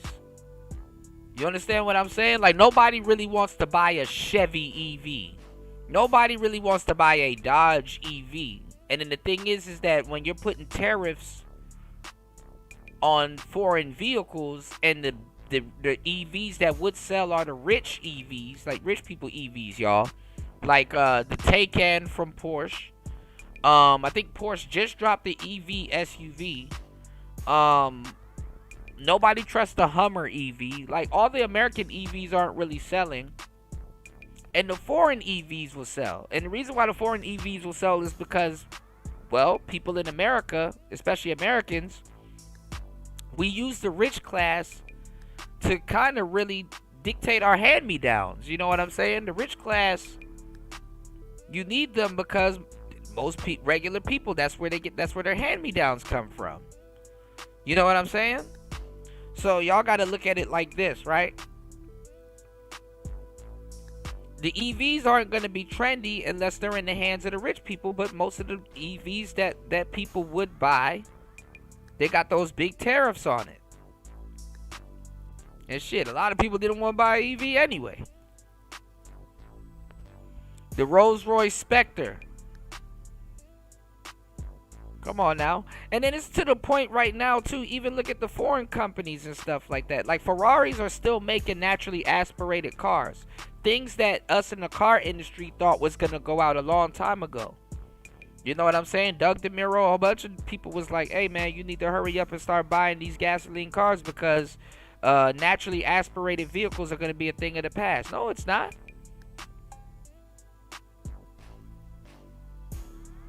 So Tesla was set up to be one of the companies that should sell a decent amount of EVs in America, but now this happens, leaving a bad taste in a lot of people's mouths, man. You know, and definitely they don't want that the one that I showed y'all, that BYD, that China EV. Oh, they don't want that to come in. You know. Shout outs to War Master on the show last week, you know, sending us the video of that of those cars on fire, you know, because that's just another problem right there, you know. So with the gas engine, you know, if it ain't broke, don't fix it or electrify it. War Master says, I hate when people assassinate someone's character because they lost 3 elections by the same dude.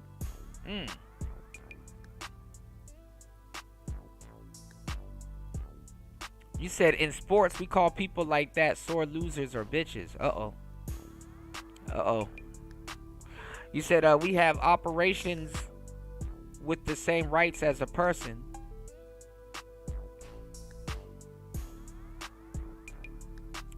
You said, I think people hate that they're tampering with our choice. Kind of like how they force you to get an iPad or Bluetooth because they took away CDs. Interesting. And MP3 players, yeah.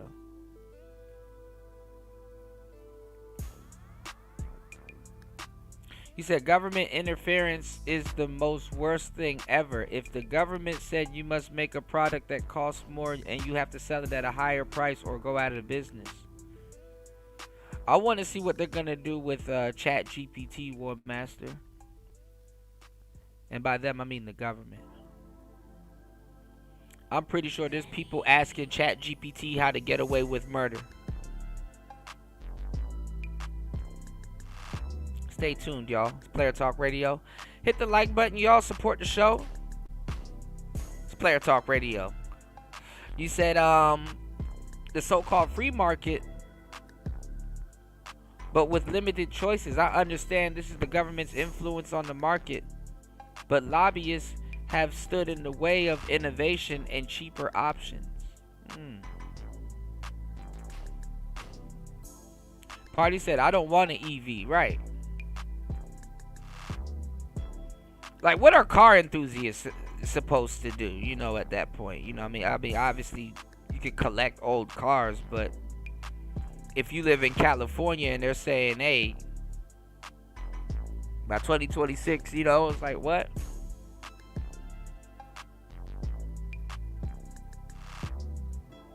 You said they started making EV cars big like Bentley, they would sell. Well, they got that, Anthony. They got the Hummer, but, you know, I hate to say it. I mean, the allure of those big gas-guzzling SUVs was that they gas guzzle. You know? Yeah, naturally aspirated motors ain't going nowhere. Now you're better off selling hybrids. What was that car that I was just watching? No, it wasn't an Audi. Lamborghini. I was just watching it on Doug DeMiro. Lamborghini just dropped a very fast, I think it's like 680 or something like that. It's basically a Hellcat. Lamborghini redid their SUV, the Urus. And they redid the SUV, and the new Urus, that's a hybrid, by the way, is basically like a Hellcat, and it's still hybrid. And I think it gets up to like 20 miles on its electric engine. And it still has the naturally aspirated, I think it's a Lamborghini. I'm not sure if it's a V10 or a V12, but I think it's a V8. But a hybrid V8, man, listen. You said auto companies are not Tesla. Can't make money with EVs. Yeah. Yeah, BYD cars are trash. You know. You said it takes millions of gallons to put those fires out. Yeah, those batteries are weird. I mean, you know what weirds me out about those batteries, Party? Is that,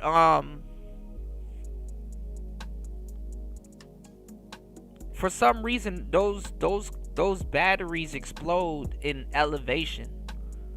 You know, any type of elevation can trigger those batteries to just explode. And then that's a different type of fire. Like the battery keeps them fires going. Like, it's like a different type of fire, you know?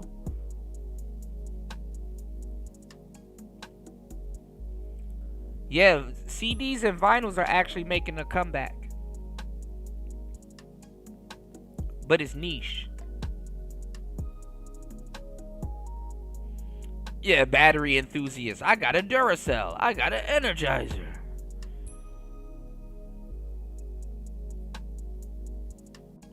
Gas guzzling is a stunt in America. Yeah, it absolutely is. And we're talking about how black people, made a lot of things influential. Yeah, we made gas guzzling and SUVs and certain things influential. You know, I was looking at a documentary not too long ago, and they were talking about the history of the wagon, you know, which is basically a SUV up off the ground. But the wagon helped build America. You know, wagons are still cool, but they're not stylish as much as they used to be, you know. Warmaster said, are you in the trades? Are you in the trades? The semi I drove in 2006 weighed less than 1,800 pounds, full of fuel. The same semi now weighs 2,100 pounds, and they cost $40K more. Dang. That's an apartment on wheels, man. Government mandated semis weigh more. Semis weigh more. Weight equals less fuel economy.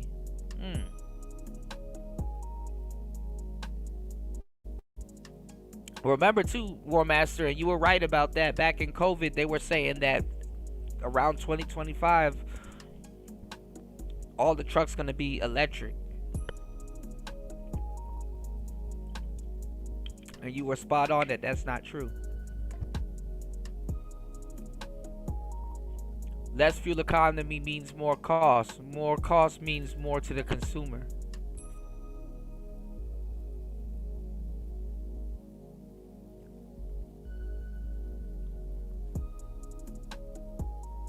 Yeah, and that's the thing in California too. If those cars start blowing up, the last thing you need is EV fires going on, man.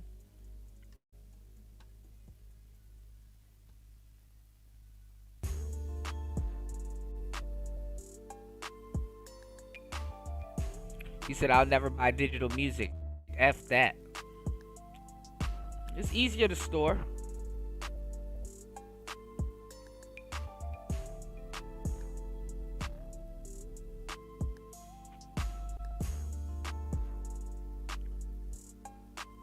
Shout outs to DM. Shout outs to War Master. Alright, let's get back into this, y'all. It's Player Talk Radio. Elon's drug use. Is this cruel and this coarse? Distinct of the moral implications, distinct of the reduction in soft power that America enjoys, distinct of our reputation as the good guys being trashed. This is just really bad for business for Tesla. Yeah, I mean, Kevin, shout outs to everybody. Scott was referencing there an appearance by Bono on. Hold on. Shout outs to everybody over on Rumble. Shout outs to everybody over on Twitch. And shout outs to everybody over on YouTube. Please hit the like button, support the show, y'all. Player Talk Radio. Let's get back into it. On Joe Rogan. We've got a clip from that. Then I'll ask you a question off the back of this. Just recent report. It's not proven, but the surveillance enough suggests 300,000 people have already died from just this cut off, this hard cut of USAID. So there's food rotting in boats, in warehouses. No, you better turn them shits into compost. He said there, Kevin, Bono, he doesn't know for sure that that figure is correct, but there's certainly mounting concern that a lot of people are being directly impacted health-wise, including people who may die as a consequence of these cuts that have been made. Musk. Yeah, you got to carry those big ass CDs and them binders and stuff like that. That shit is crazy. I mean, it's starting to get better with the digital music. I mean, the digital music, you know, is starting to, you know, the quality is, you know, yeah. Has responded on X. He branded Bono such a liar stroke idiot. He said 0 people have died as a result of the USAID cuts. In a later exchange, he says South Park lampooned Bono as the biggest shit in the world, and they were right. So he's fired into Bono, but the dramatic cessation of much of what USAID did, surely, I mean, inevitably would have impacted significantly on things like public health, wouldn't it? Yes, and I can't refute some of the facts that Scott has detailed there in terms of just the data. But you could have looked at that data decades ago when there was found some poison in a Tylenol bottle and seen a total collapse in that brand in a matter of 6 weeks. And today it's 10x what it used to be. And so there are periods of any brand where they go into crisis. But if there's merit to the product and it solves a pain point, they tend to recover. And I would argue that's going to happen in the case of Tesla, because let me ask a question from 30,000 feet. If you look at the controversy, and there's no question Elon Musk is a very controversial individual. There is just no question about that. But then you set that aside and say, can we look at the track record of executional skills on mandate he is elected to take on, whether that be SpaceX or Starlink or Tesla or anything he's touched?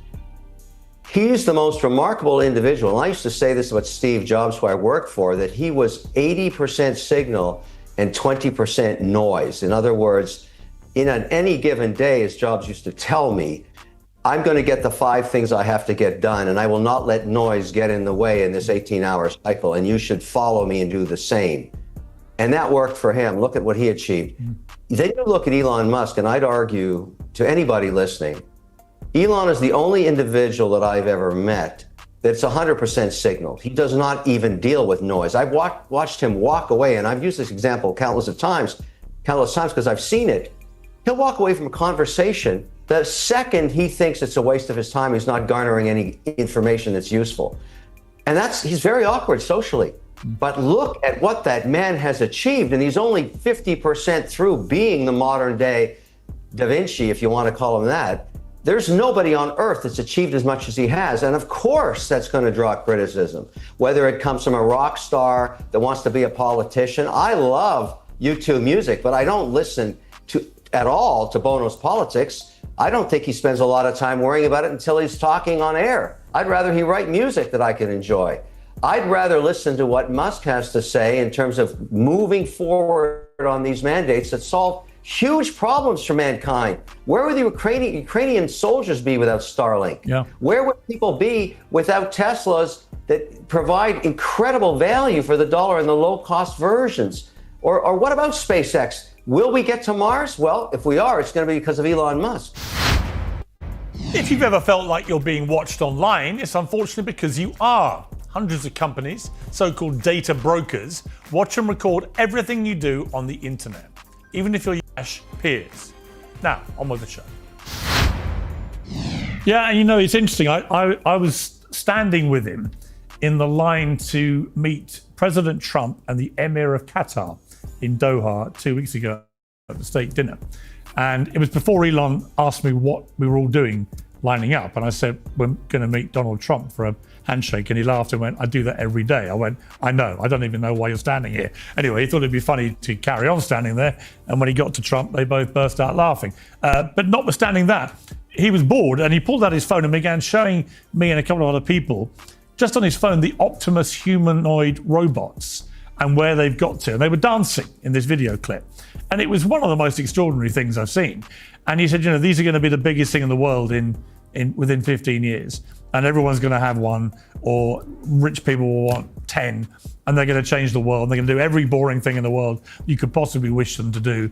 And he had a kind of boyish enthusiasm for this technology. And that made me just look at him and think, why do you need all the aggravation of politics? It's like it's brought him so much aggravation. And yet, as you said, Kevin, he's a genius, really, in many other ways. I mean, do you accept, Scott, that he's a genius, or do you feel it's smoke and mirrors with Musk? Because when I watched him talk me through his Optimus thing, just saw the 10-year-old boy who used to write programs doing it on a massive scale and loving that. Whereas I think he struggled with the criticism he's had in the political arena. I don't think you can deny his genius. I'll use Starlink on my flight to London in a couple of days, and it's a superior product. I owned a Tesla. But somehow we've decided in America that innovation and money replaces or obviates or excuses depravity.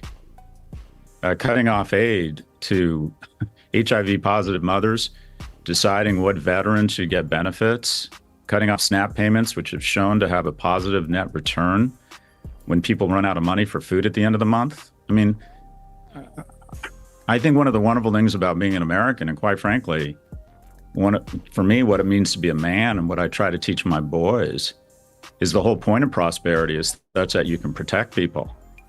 And I think the two of you are more impressed with Mr. Musk than I am. I think if somebody is making Nazi salutes, if somebody is being sued concurrently by two women for sole custody of their child because that person has not spent any time with that child, when someone is so severely addicted to drugs they can't get their shit together to show up to the White House without looking exceptionally high, I don't think that's the right role model for young men. So what I would ask of all of us is look at what money has done to us. Why are you high? That if someone can land a rocket on metal scissors or create a great AV, he's a genius. He's the wealthiest man in the world. But does that mean we should excuse depravity? Does that mean, unlike Bill Gates, he's not using his billions to help people? He's not planting trees. You know, being a high-class cluck is crazy, man. He's the shade of which he won't sit under. I think this is an individual who has literally come off the tracks, who is rabidly addicted to drugs, and is using his immense Damn, now he a crackhead, y'all. Man, he white people crazy. power to get people elected, and that too many of us excuse what is. Even Trump didn't go this low, y'all.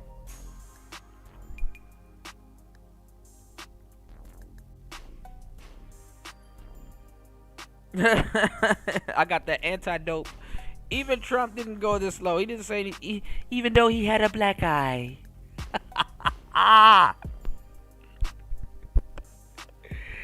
Even though he got a black eye. They call it Elon a high-class cluck, y'all. Abhorrent behavior.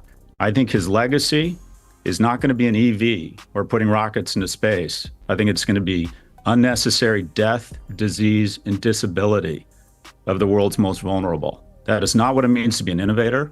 It's not what it means to be an American. It's not what it means to be a man. Wow. Kevin, what do you say to that?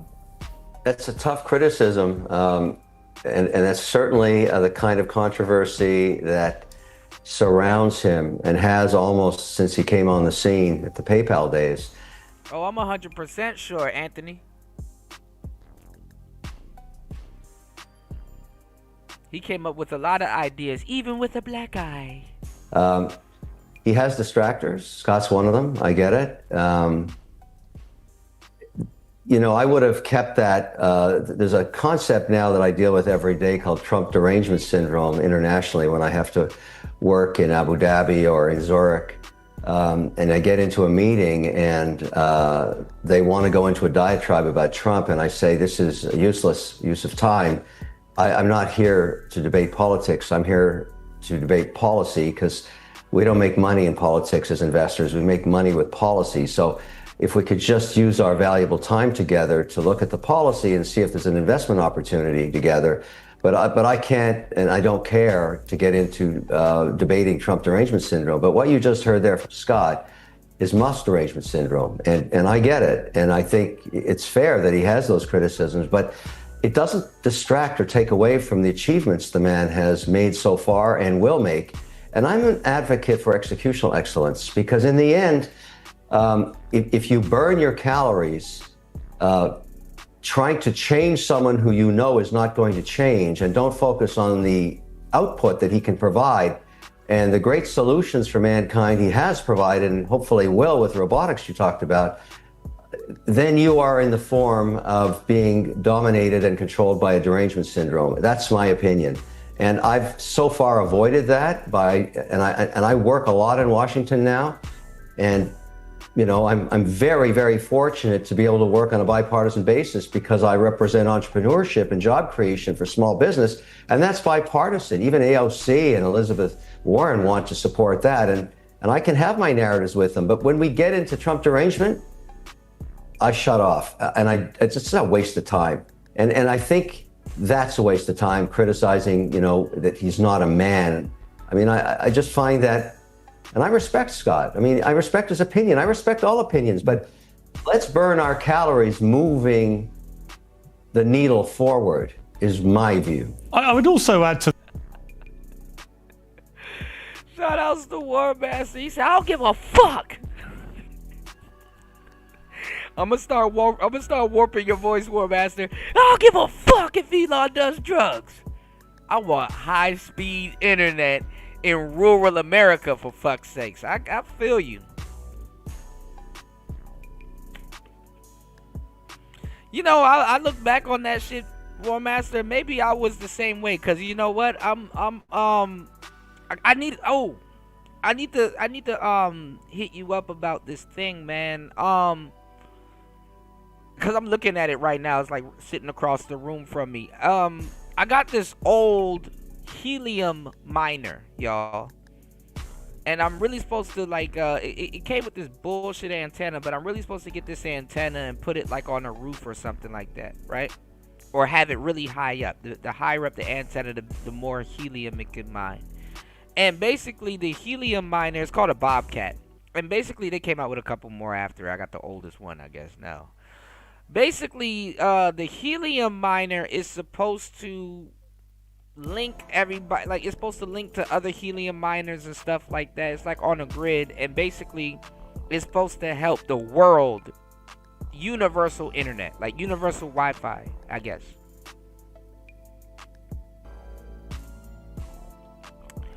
But with this whole Starlink thing, Starlink seems like it's a way better idea than mining helium.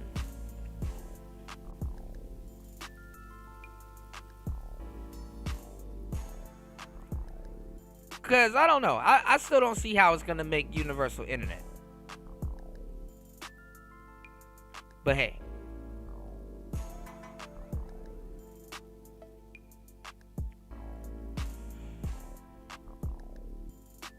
I got to check it out. You said like hackers and people, they use doing for software, don't do meth. I think the reason why Elon gets away with his drug use is because, like, I don't know if he's a Scientologist, but he probably, you know, like Joe Rogan has certain beliefs in certain compounds and stuff like that, you know, like the shrooms and all that other stuff. Anyway, let's get back into it. That, Scott, I think you make some very valid points about USAID, and I really want to see the data on that when it comes in, is to see exactly. Oh, the reason why I said I have to hit up War Master too is because I got to do this lab. I'm learning how to use Splunk, y'all, and I'm learning how to do creating repositories on GitHub. So it's a lot of stuff I got to learn. But anyway, let's get back into it. It's player talk. Exactly what the bottom line impact has been, and if it is anywhere near the levels that you and Bono think it's going to be or is being, it's clearly going to be appalling. But I would say on the derangement syndrome aspect of Musk and Trump, they both attract a huge amount of support and plaudits and aggro and so on. You know, you referenced there that he did a Nazi salute, and I don't think you actually think he did a Nazi salute for a moment. I mean, I'll ask you, but I don't think you do. And the other day, Cory Booker did exactly the same thing on stage, literally almost exactly the same thing. And all the people who had leapt on Elon Musk and said, he's a Nazi, did a Nazi salute, blah, blah, blah, blah, they all said the complete opposite about Cory Booker, simply because he was a Democrat. He was one of their tribe. Therefore, when he did almost exactly the same arm movement on a stage, he was not a Nazi. And I think that's where I would agree with Kevin, that sometimes it's the double standard which lends succor to the concept of derangement syndrome. Do you accept that? Beam's creatine is America's #1, and it's made by a company founded on values like hard work and delivering real results. Creatine is often dismissed as just for bodybuilding. Shout outs to LT Man and the family over at hempforfitness.com. Make sure y'all head over to hempforfitness.com. That's hempforfitness.com. You said Kamala did drugs too? You think Kamala did drugs?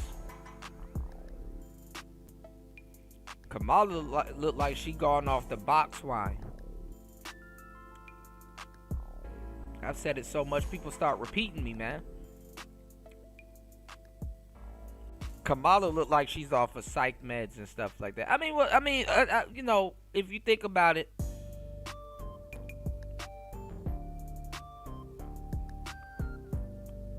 a lot of people are on psych meds anyway, you know, from the actual doctor. So I guess a little ketamine might not be bad. I don't know. You know, what's going on, Black Manosphere? I think derangement, the term derangement, is usually something levied to people when they don't have a cogent argument to counter the arguments I'm making. I would call myself someone who's been infected with democracy addiction syndrome and is allergic to the type of depravity that these individuals have demonstrated. I generally haven't seen Senator Booker's gesture.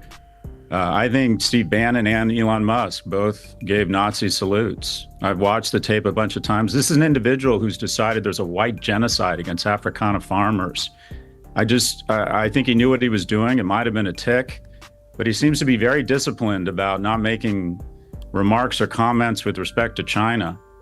Whenever there's money on the line in a society where he may not have the same rights of free speech, he seems very disciplined.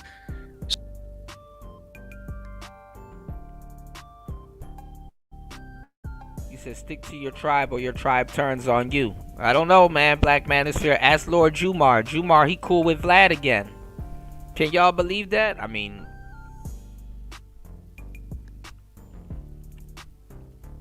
who didn't see that coming? You said she looks like wine and coke. That sounds like a deadly but fun combination.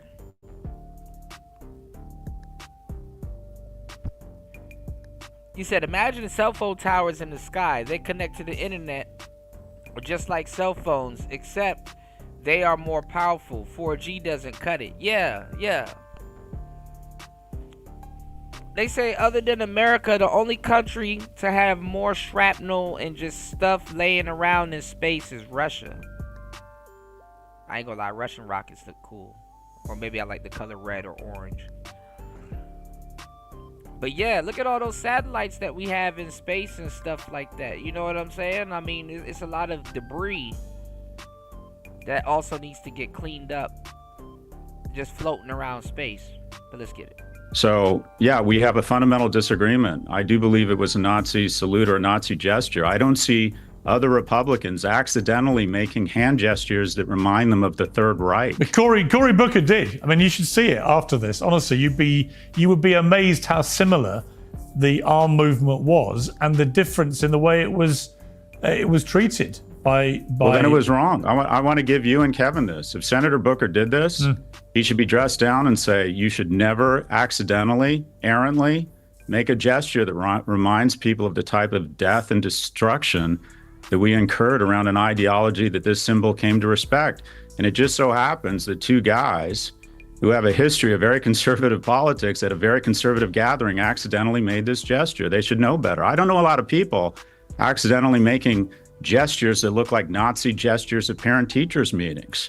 Both Senator Booker, I'll take you at your word, and Steve Bannon and Elon Musk should know better. And it gets in the way of, Kevin, what you were saying, his ability to demonstrate greatness. And I'll be honest, like Neuralink, I think what he's doing in Neuralink could have huge benefit. But the problem is we've decided in our society, well, is it a net good for society? If you could press a button, would you want him to go away? I wouldn't press a button. I think he's inspired the EV race. He may get us to Mars sooner than anybody else. He's created tremendous shareholder value and economic. Y'all got to be careful. I heard like the gravity on Mars is goofy. Like they say, if a human lands on Mars, the weight of your skull will crush your face. I said, damn. Shit, Mars is out the window. Man. Economic value. I wouldn't press that button. But the problem is with the word net. And that is just because someone can put a rocket into space and create tremendous economic value doesn't mean they shouldn't be held accountable for or acquitted for personal behavior that sets a terrible role model for young men or recklessly damages the well-being of kids in other nations and reduces our soft power. The reason why our small businesses, and like Kevin, I invest and run small business. I sold my last business for $160 million. Yeah, I don't know, War Master. Piers has been critical of it even before the whole Kanye thing, but the Kanye thing really sent them off about it. So he's been running around trying to find answers about the salute. $1 million. A third of my clients were overseas. And one of the reasons I was able to do business with Samsung, LVMH, and Toyota was there was a great deal of respect, affection, and goodwill for Americans. I believe that when Americans walk into a corporate office, a small or medium-sized business, they are more likely to do business with us from a company offering the exact same thing from Turkey or from South Africa. And the reason why is despite the fact that we're perceived as obnoxious, aggressive, that we were the good guys, that people always felt good about America. And one of the best ROIs we have made in soft power was that $75 billion in U.S. aid. And to cut it off this recklessly and this cruelly, you know who's filling the void? China. And for the first time in history, surveys show that people around the world see China as a greater force of good than America. And to believe that doesn't hurt us, whether it's economically or working with our security apparatus to let us know when there's terrorist cells gestating or forming, to believe that it's not going to change the depth of the pools of capital that people want to invest in America. Generally speaking, I mean, Pierce, you're British, and tell me if you agree with this. We have our issues. We make a lot of mistakes. But at the end of the day, Americans are seen as the good guys. And I worry that in the last 120 days, we've lost a lot of that. Well, I think you've gone back. Well, listen, I completely concur. I love America. I love Americans. I think, like my country, you're a great country with flaws, and people know what those are.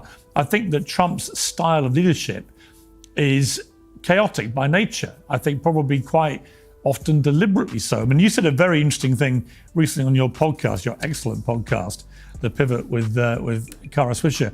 You said that you'd gone from thinking Trump was incompetent on economics to saying, and this is your quote, "I believe he's purposefully creating massive market volatility such that him and his insiders can make billions of dollars in market manipulation and insider trading." And that on his meme coin offer, you said this is arguably the biggest grift in modern history. I mean, it's a pretty striking thing to level at Trump, that he's creating all this global chaos purely for personal gain.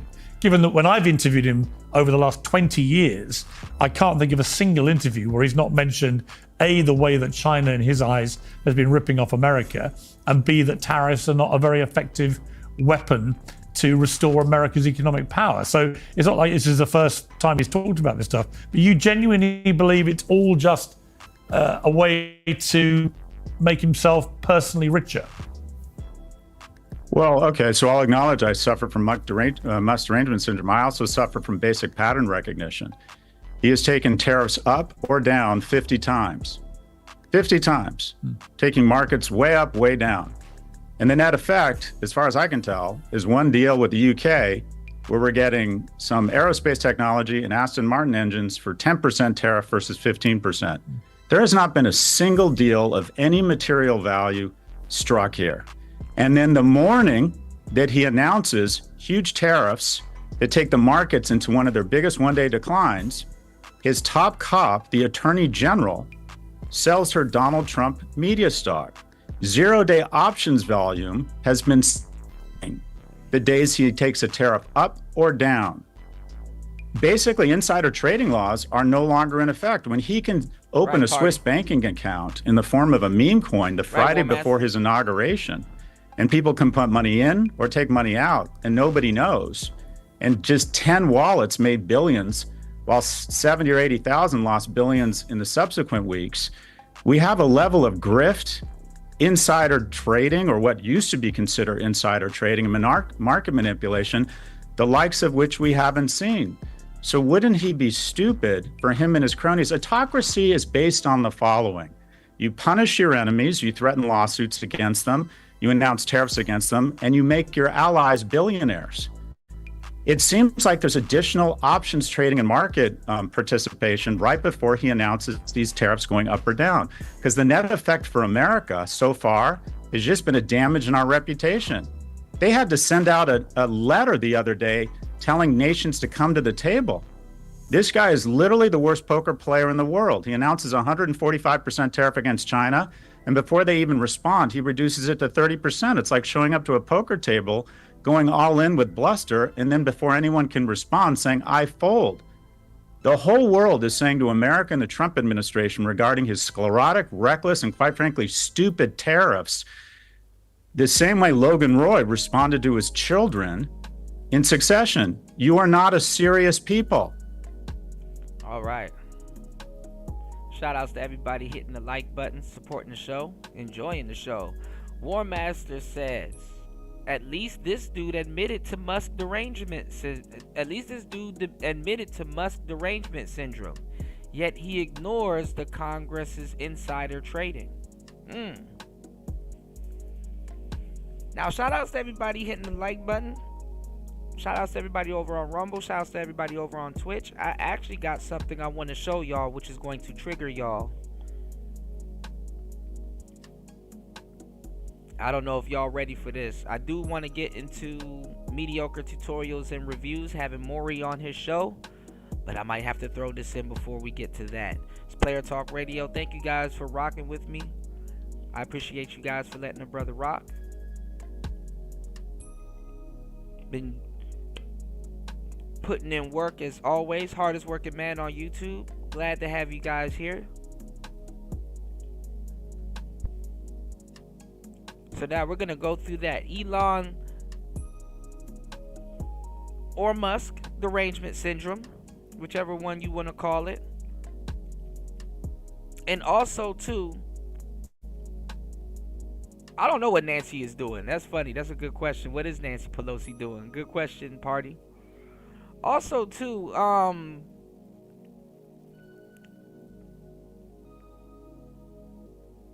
you know, Elon was talking, you know, Trump was firing back at him on Truth Social.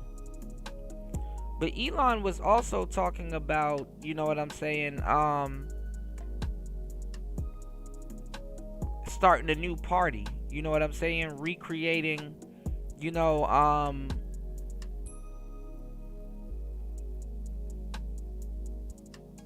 a new middle class. You know, maybe he's redeeming some of the people that was running around spray painting up his Tesla, but he was talking about renewing, you know, the middle class and starting a new party, a new political party. You know what I'm saying? And basically going against, I guess, Trump. Well, I don't know who he gonna go against. I mean, you know, this is Trump's last term.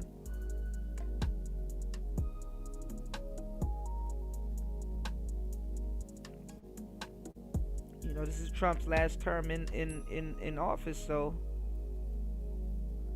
would he be going against Vance?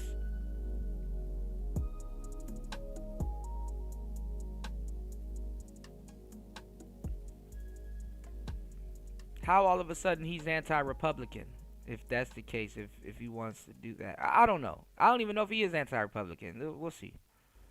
All this has done is reduced our reputation and created incentive for other nations to reroute their supply chains around us. And there are discussions, but they're not happening between America. Yeah, they gotta do the most before 2030, y'all. They gotta do the most before 2030. They're happening between Japan, South Korea, and China, who for the first time in decades are talking about economic agreements. I had dinner with the CEO of Alibaba in Europe, who is touring Europe and selling the Baba Cloud into European companies who are working with AWS. Kevin, you want to see a reduction in the revenues of your small and medium-sized businesses? Let us continue to damage our reputation globally with a series of nonsensical tariffs, reductions, increases. Our brand, the U.S. brand now means toxic uncertainty. No one knows how to plan their business against this man who goes up and down. So he's either stupid and doesn't understand economics, see above every tariff in history or every tariff policy, or he has decided, I know, I'll take the markets up and down and let the people close to me and who support me trade in this and make billions. I think that is what is going on. Kevin, final word to you. At the same time, on a counterpoint, because, you know, some of the things Scott's talking about are concerns, no question. We're days away from signing the Genius Act, which is the old Stablecoin Act that Haggerty in the Senate is moving forward right now in the House. only because the tonality around. One master says starting a new political party is stupid. It would just split the Republican Party. The Democrats, dead people, and illegal aliens are very disciplined, and they vote for the Dems. Yeah, I think, like I said, I think anything other than Republicans would be Dems. I think by default it would be somewhat Democrat. Go ahead. On crypto, which has been denied by previous administrations, has changed with the Trump administration. I consider that to be the most significant digital payment system act ever contemplated, and it's going to change demand for the American Treasury bill and use and guarantee in some ways that every commodity on earth is priced with price discovery through the American dollar, which I think is a great achievement. Yes, Trump has created great volatility, and you may think that there's some clandestine reason behind it, as Scott has suggested, a form of trading the volatility. And I mean, what War Master said is correct too, because the thing is that the Democrats already multifaceted and split up, so it's just like, okay, go ahead, create a new party. They're just gonna join the Democrats On an insider basis. If that's true, he'll be litigated in the next administration for sure. I look at it and say, this morning as we speak and yeah, that's a good way to call it, third party Dems. Have this debate, which I think has been robust. I've really enjoyed it. I really enjoyed talking with both of you. I remind us all that we are only 2.42% off the all-time high of the S&P. So something's working very well in America, continues to work well. It still represents 56 cents of every dollar invested worldwide comes to the domestic U.S. market to be deployed. It is the number one magnet for the world's institutional investing. And I would remind us as we have this debate that America's number one export is not energy or it's not technology, it's the American dream. It is the only place on earth where people risk their lives or drown in rivers or get cut to shreds on barbed wire trying to get into the country. I don't see that in China. I don't see that anywhere else. It's the American dream that remains intact, and Trump's primary mandate, and that for every president in the future, is to maintain, and I speak this for any lawmaker, is to maintain the American dream. And I spend a fair amount of my time in Washington reminding him that. Well, you can't maintain the American dream. You gotta reintroduce it.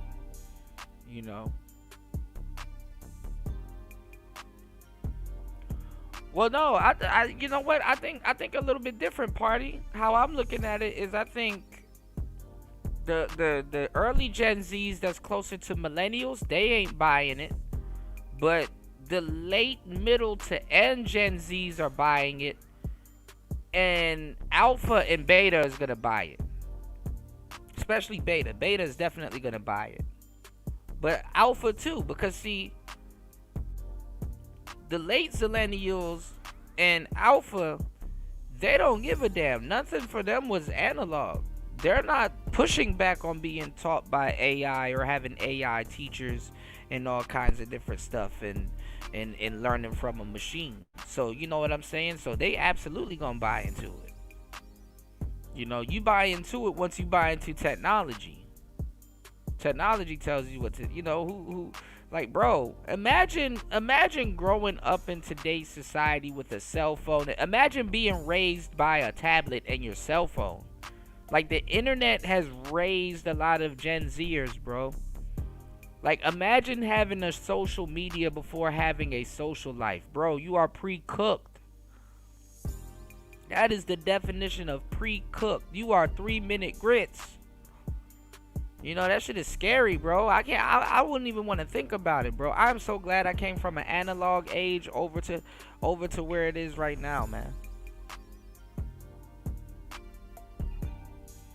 You are pre-cooked. I couldn't be a man. Listen, that's scary. All of the stuff that you would literally have in the palm of your hands is software.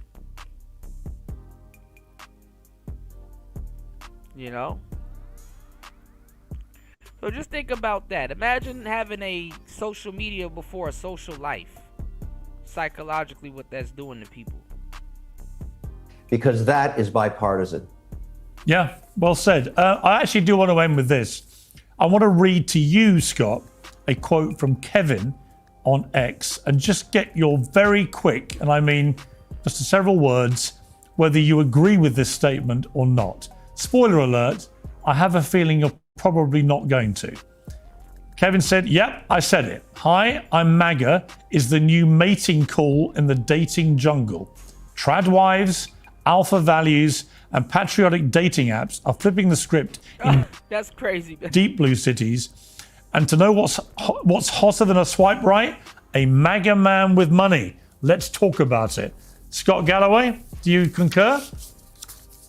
First off, really enjoyed this, Kevin. Thank you, Pierce, for bringing us No, it's been together. great. I've wanted to meet Kevin for a while. Yeah. Women are attracted to men for three reasons: their ability to signal resources, 2, their intellect, and 3, their kindness. The far right, to their credit, saw the problem with struggling young men and went into the void. Unfortunately, they conflate cruelty and coarseness with masculinity. And unfortunately, on the left, our advice to young men is to act more like a woman. So there's a mating crisis, but instead we need to celebrate and lift up our young men. But the underleveraged way to attract a woman is through kindness, and the far right does They're talking about some lifting up the young man. not demonstrate that right now. You know what? I think we should have another debate, another occasion about that whole issue. It would be fascinating just from what you just said there. Guys, thank you very much. We've been trying to get you guys together for a while, as you know, and I couldn't be happier with the way that conversation went. Apart from anything else, it was conducted with civility, and that is a rare thing these days. So thank you both very much. I appreciate it. Thank you. Piers Morgan Uncensored is proudly independent. The only boss around here is me. If you enjoy our show... Shout outs to Piers Morgan. Piers Morgan been on fire, man. He got another episode that we're gonna watch probably on the next show. Talking about Diddy. But let me play something for y'all that may have slipped through the cracks for you guys.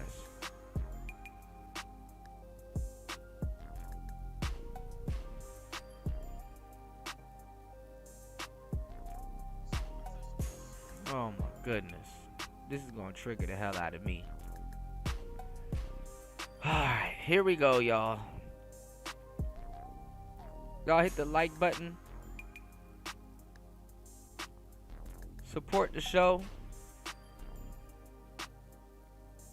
Hit the Cash App, hit the PayPal. HBO. This is about to trigger the hell out of me, y'all. Are y'all ready?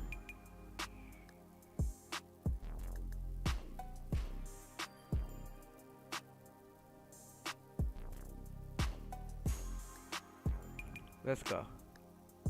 This sphere is evolving, but for the first time in a while, I think we are too. Look at this. So I touched on this on my Twitch channel a little while ago. I think I even released a little video about it. But look at this grifter. Look at this grifter. Let me pause this. Let me tell y'all something. It's like all the people that were Republicans now all of a sudden hate Trump, and all of the people that hated Trump are now Trump fans. And they don't even care anymore. It's like they grift and flip-flop so much. You would think that they never called other people grifters or ever used the word a day in their life. About a week and a half ago, a bunch of people, a bunch of the worst types of dudes, to be honest, got really mad at Deontay Kyle for saying some shit that I think needed to be said. When I play this and you hear Deontay talk, you're gonna be like, oh, I get it. But let's hear this real quick. You may not harass women. You may know how to take rejection. The majority of men that most women deal with do not. Yeah. And you are accountable for that as well. You can call it pandering. But if I was up here caping for white women, you wouldn't even mention it. And they call people that aren't even manosphere. That's the irritating part. But guess what? Nope. When I was sitting here fighting for the black manosphere, niggas didn't want to listen. So y'all get what y'all negotiated. That word. If I was up here caping for Hispanic women, you wouldn't even call it pandering. Only when we take pride and show love to black women do you call it pandering. Deontay Kyle of the... And this is, oh God, oh Lord, have fucking, y'all, I'm trying to hold my breath, I'm trying to hold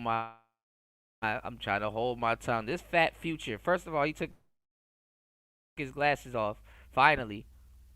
I'm trying to hold myself together, y'all. Whoo-wee. Brian Will done came out of the clouds, bro. I'm really trying to hold myself together. I'm really trying to hold myself together. Really trying to hold myself together. I'm really trying to hold myself together. Bro.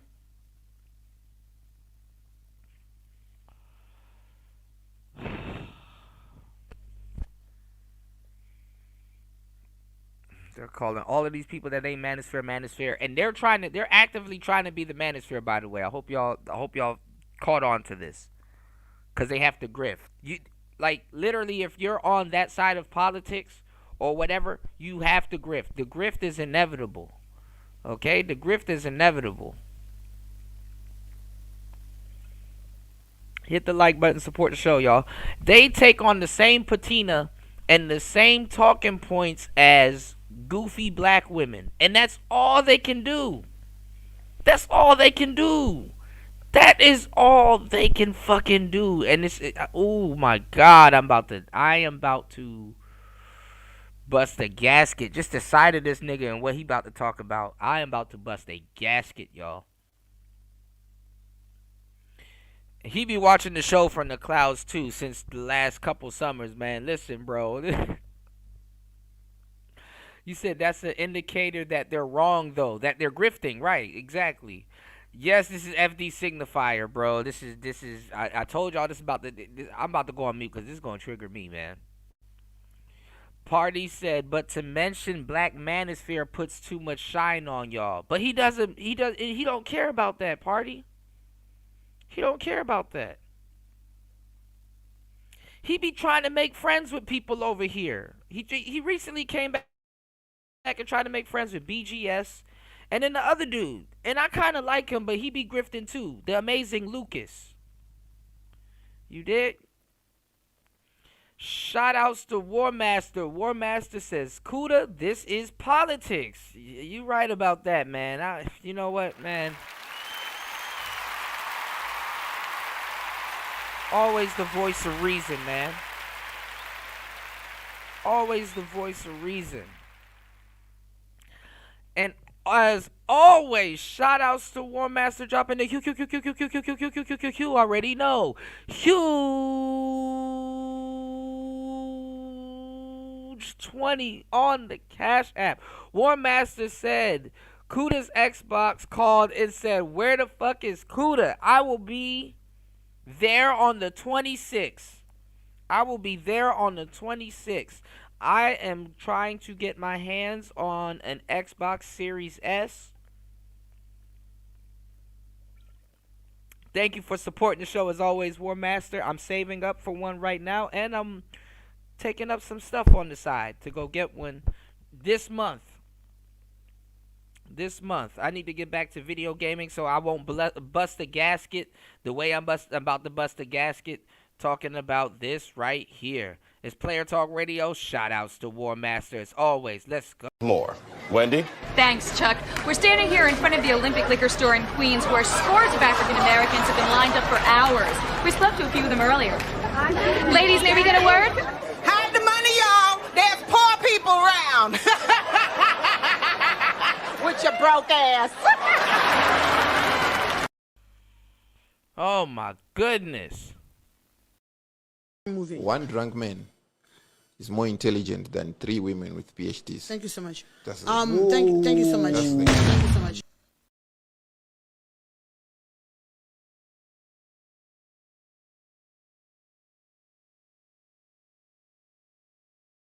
The world is made up of people with either killer instincts or without killer instincts, and the people that seem to emerge all the time, it doesn't mean they're the best people, and it doesn't mean they're the happiest people, and in fact in many cases, and in most cases, they're probably not. But the people that seem to emerge are the people that are competitive and driven and with a certain instinct to win.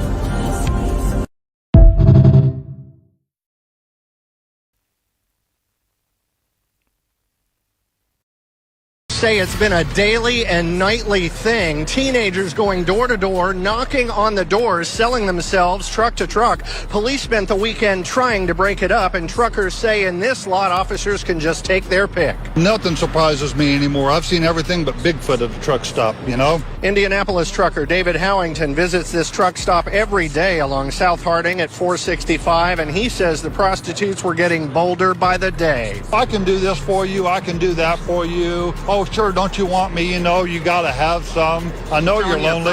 Yeah, and she's telling me a price. I'm saying, I don't want none. I want you off my truck.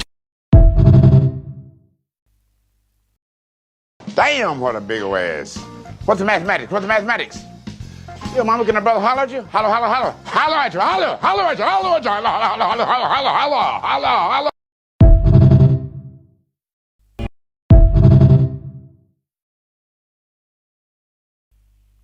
Shout outs to everybody hitting the like button and supporting the show. What's the mathematics? What's the mathematics? What's the mathematics? Holla, holla, holla, holla, holla, holla, holla, holla, holla, holla, holla, holla, holla, holla, holla, holla, holla, holla, holla, holla. Yeah, they're posturing as the black side. Yes, yes. And they're not even for their people also. This is the fake pseudo feministic kumbaya crowd, y'all. The oxymoronic crowd. Okay? Yes, yes. FD Griftifier, that's hilarious. Holy shit, Griftifier is crazy. Alright, let's go, y'all. The Grits and Nets podcast was basically just responding to the energy that was being put out there by a lot of these dudes around Tory Lanez and Diddy, people talking about free Diddy as if Diddy was not caught on camera abusing Cassie. Yeah, but Diddy is not, they're not putting Diddy on trial for abusing Cassie. They're putting Diddy on trial for a RICO case. And the same black women that you call yourself fake protecting, while you have a wife, by the way, who don't want you to do that, unless it's her, they will run off with Diddy in a heartbeat and send you to the gulag. So see, this is a good thing, fellas. That you don't have to deal with guys like this. The simps will deal with themselves. Them dealing with women, the more longer term that they're around that BS, the women will do them in. Let's go. This time last year, and that all these dudes were clearly on board for a second with that, but as soon as Cassie... The only thing that's probably protecting a simp is him being married. Man, I'm too cold. Showed up and started pointing out how she was treated. It's like seeing a woman to these niggas.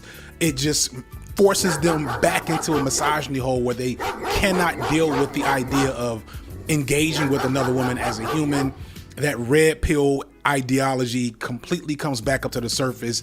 And a lot of other folks, a lot of other men, sadly, online, and this is important for me to point out, they seem to not be bothered by this, and they seem to be bothered by the idea that someone like Deontay Kyle or these other men publicly take issue with this nonsense. And for a while now, while I've dabbled in talking about manosphere stuff, I've mostly kind of, not engaged with it because I think... This nigga wants to talk about the manosphere, and he got Aiden Ross and Andrew. Nigga, if you think Aiden Ross... We already debunked Andrew Tate, but nigga, if you think Aiden Ross... is a part of the manosphere, shoot yourself. Building something bigger than the manosphere is more valuable than every... Shout out to my brother Brian Will in the building. Good to see you, man.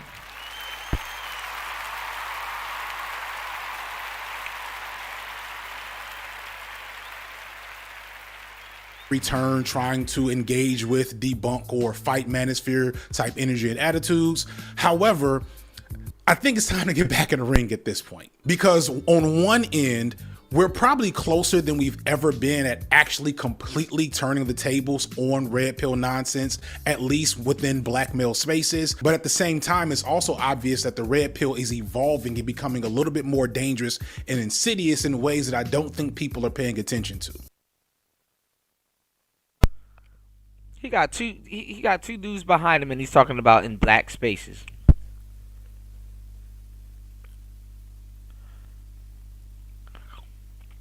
Like, if your movement was so legit, then why aren't y'all having a foothold on the black men? Well, actually, y'all do. Actually, y'all do.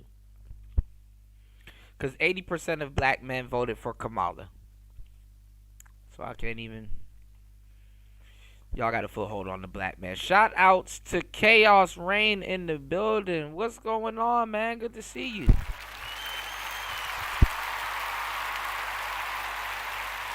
Yeah, man.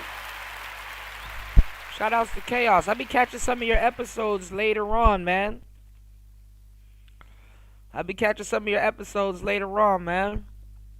Congrats, man. Shout outs to Chaos. Got 11K on his last live stream. Yeah, definitely make sure y'all head over to Chaos's channel and support. Also, too, if you're in the Discord, you can't miss his shows. He posts it in the Discord, which is good. My bad, y'all. I got a toothache. God damn. He said there will always be some simp trying to tell men what to do. Right. Right. And who to do it for. Don't forget that part, War Master. Absolutely correct. Yeah, as always, Brian Will. You know how I do. You did? He said, imagine someone telling you reality is nonsense. You get told that all the time. That's actually very common to hear from people, and people don't even realize it. You know what I'm saying? You know what I'm saying. But Lord have mercy. It's called the Matrix. That's why I was saying earlier, War Master and Brian Will. Okay, let's attack it like this, right? Let's say if the red pill didn't exist, even though the world will be plunged into chaos more than it is right now. Let's say the red pill doesn't exist. What is the square man's excuse? Why hasn't the square man taken his ass down to the courts and changed anything? Because it doesn't even matter if you're red pill. The things that are going on is a testament towards men. So where's the MRAs that aren't red pill, that's against the red pill, people that want to sit around here and argue with us all day? Whereas all of these men that are manly men and don't need a pill to define them and all that other stuff, where are all of these dudes? Where can we say, where look at all the movements that we've seen that are men-centered and aligned with men in this space. Why can't we clearly see their movement aside from the red pill movement? Where is it? Somebody tell me.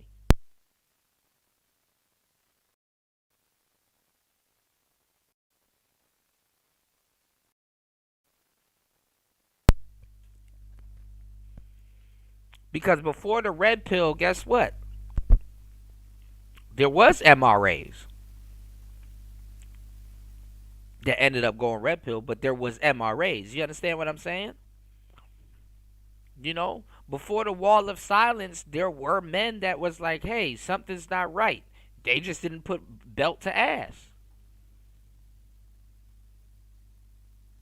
Right, party. That's what I'm trying to say. Like, where are the guys that should have done that? There should be at least a fine line of blue pill guys that's doing that. That has nothing to do with the manosphere. If you're a regular man and you have a device in your hand like everybody else, where you at? Where you at? That's all I'm saying.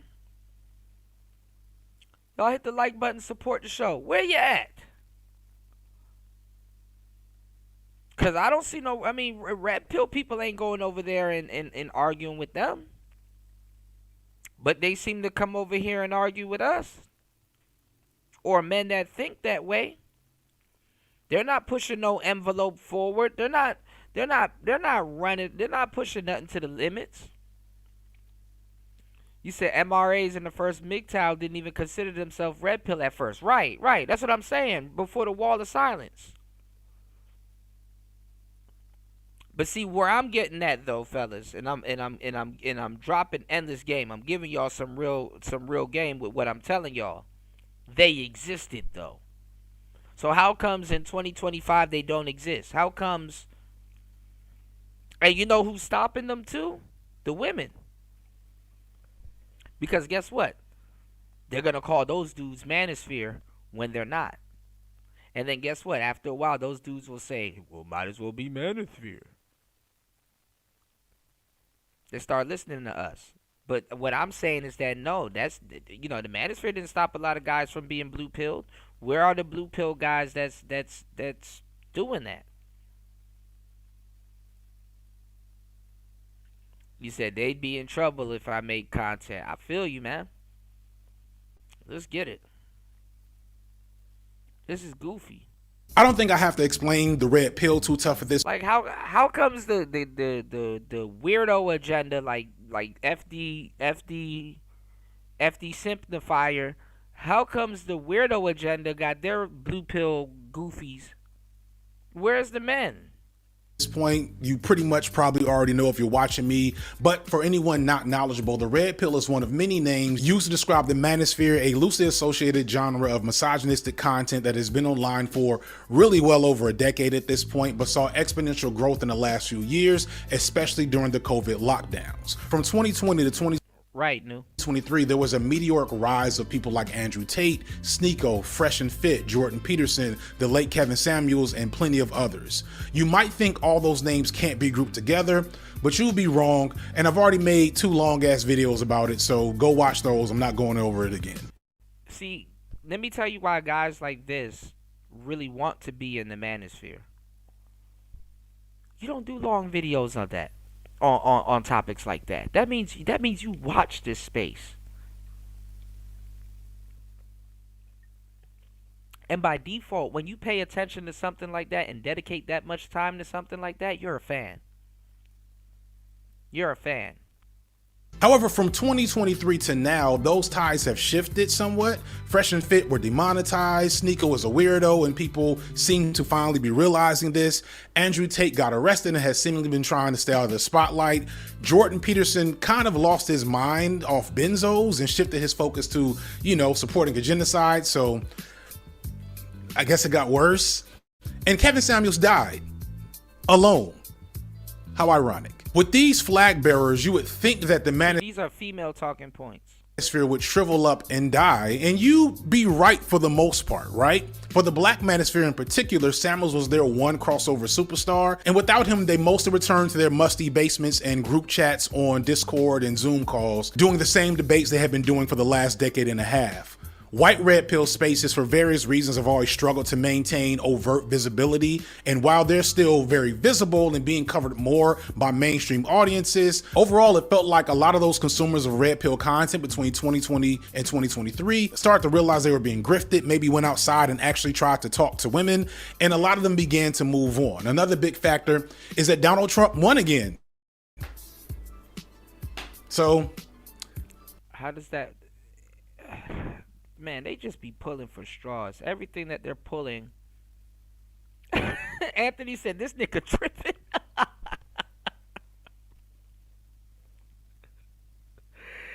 How is it that they just take everything that originally was gonna happen and just put that, just dump it right on the manosphere? Okay, gotcha. A benefit of that is that they're kind of in a refractory period.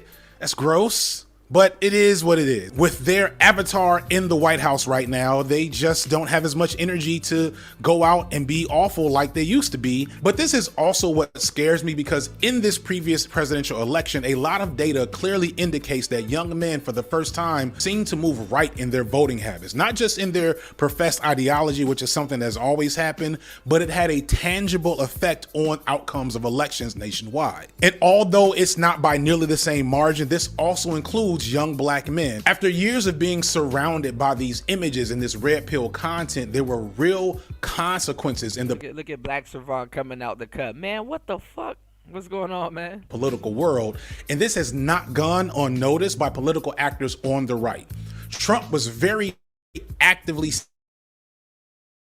seeking out the attention of audiences from Theo Vaughn to Aiden Ross and of course Joe Rogan. Not officially red pill figures, but very red pill sensitive, red pill adjacent, if you will. And we'll come back to what that means in a second. Another thing that's happening right now is that rapper or singer, mid-tier goblin guy, Tory Lanez, is having a retrial in the court of public opinion all over Twitter and social media. People are saying free Tory, and they're talking about new evidence that has never, none of this stuff is relevant, nor will ever be in court. But it didn't stop a politician in Florida, the whole other side of the country where this shit happens, who definitely knows nothing about Tory Lanez or hip hop or Meg Thee Stallion and doesn't care about that shit either. But this woman knows that if she brings this up, it will activate a certain audience to pay.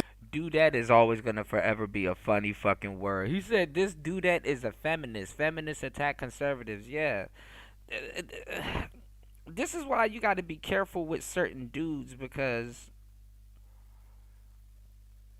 when they have wives, bro, they FD pitiful. Bro, when they have wives, these niggas have a whole battery in their back. Their wives be speaking through them.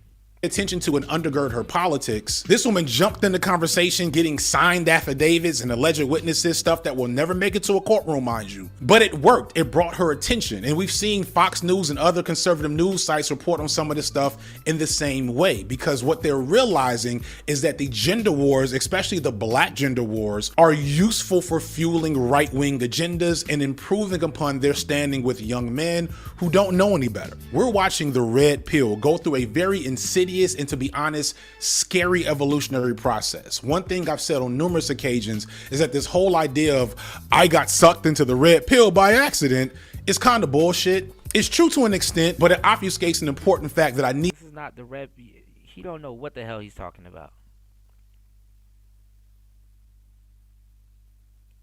People to realize, which is that red pill ideology is only a few short steps from normal attitudes that exist about sex and gender. And the reason why it's so hard to consistently combat these ideologies is because we're combating normative opinions that almost all of us have been soaking up since childhood. And this is why I've never taken seriously the left isn't doing enough for men argument, because the reality is we're doing everything we can under the circumstances that are presented to us. What that means is there's only so much creators and commentators can do on their own when they are in fact going against the very grain of society. The normative attitudes and opinions that lead to red pill ideology have to be deconstructed from the ground up, and doing that with YouTube videos is not easy. And when you're trying to change people's baseline opinions on society and gender and relationships and all that, you're going to sound radical and outlandish even when you're not. And that's going to make it very difficult to not turn normal dudes off when you're trying to show them a better way. So it's not that people aren't trying, it's that trying is not easy. And whenever I hear that excuse, I know it's coming from people. Bro, what is this nigga talking about? What is he talking about? I'm sorry, he lost me. I'm like, bro, what? Do you have a better solution for men? What are you talking about?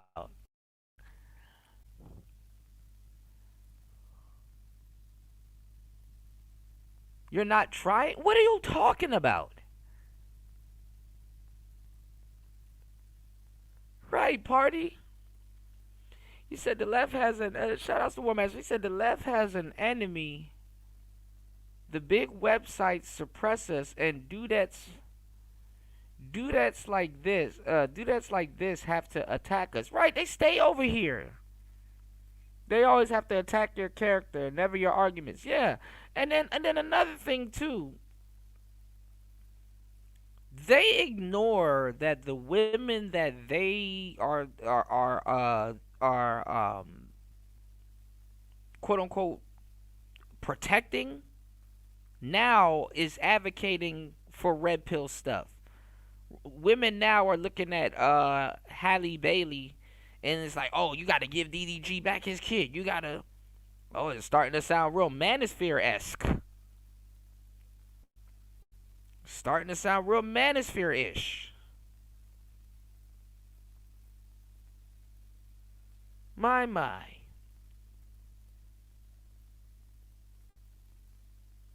But what the fuck is this man talking about? People who want to be coddled instead of taught to do better, who don't want their internal biases and misogyny and issues with women challenged, but want to somehow be accepted in or regarded as doing better with those problems when they haven't actually. Doing this type of work, this type of content requires us to be critical of things that a lot of people see as mundane and offensive, and that's just the road we're on. For example, a couple of weeks ago, a lot of people got mad at Anthony Mackie for a couple of comments that he made on the Pivot podcast. In the past 20 years, we've been living through the death of the... Oh my God. And this is another thing, bro. They're using celebrities that listen to us and regurgitate and quote us. Because the celebrities are over here on their burner accounts. They're using that as leverage. Oh, Jesus. American male. They have literally killed masculinity in our homes and our communities. To a lot of people, these comments are no big deal. And let me tell you how fake pro-black these people are. They're acting like when black men say stuff like this, that this isn't a part of getting better as black people. Like this isn't a part of that struggle neither. Black woman says, oh yes, you know what? They've been destroying femininity. This is why we're masculine. We got to get up and do the work on each other. Men say the same thing. Hey, you know what? We need to be more masculine. We need to speak up. We need to do the work. Now, it's a crime now. Oh, but you're so pro-black. When that's a part of healing and fixing black culture. Just as much as the women, quote unquote, say they need to go do it.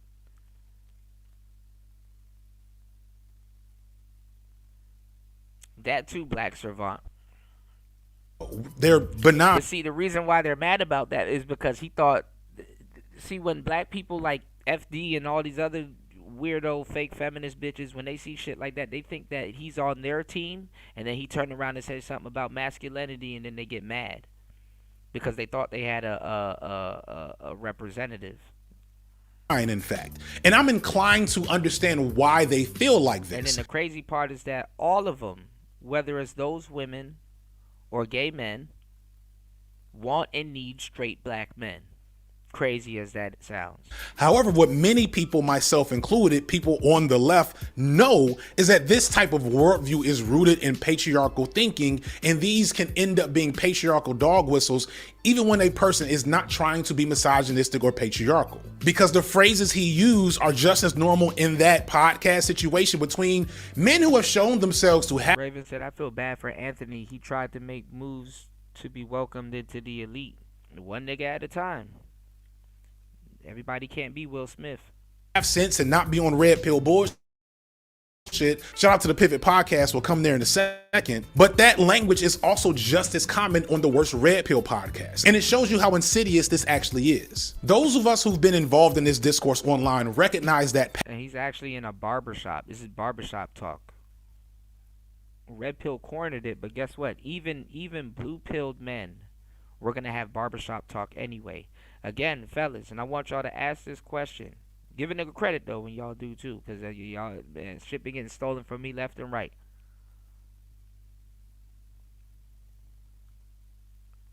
Ask yourself, where are the men that have nothing to do with the red pill standing up for men? Not making red pill references. Where are the MRAs? Where are the men's rights activists? Where are the men with common sense? You don't have to be a men's rights activist, but where are the men with common sense? Okay?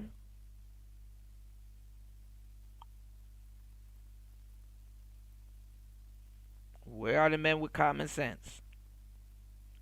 Because now the information is out there. Those dudes should be up.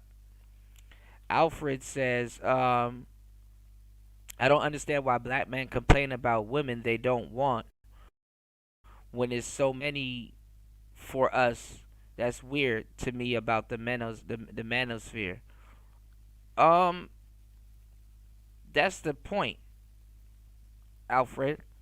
That's the point. They want those women They are just in denial. They'll complain about the woman that they claim they don't want, when in actuality, that's the exact woman that they want. You dig? Is oxymoronic.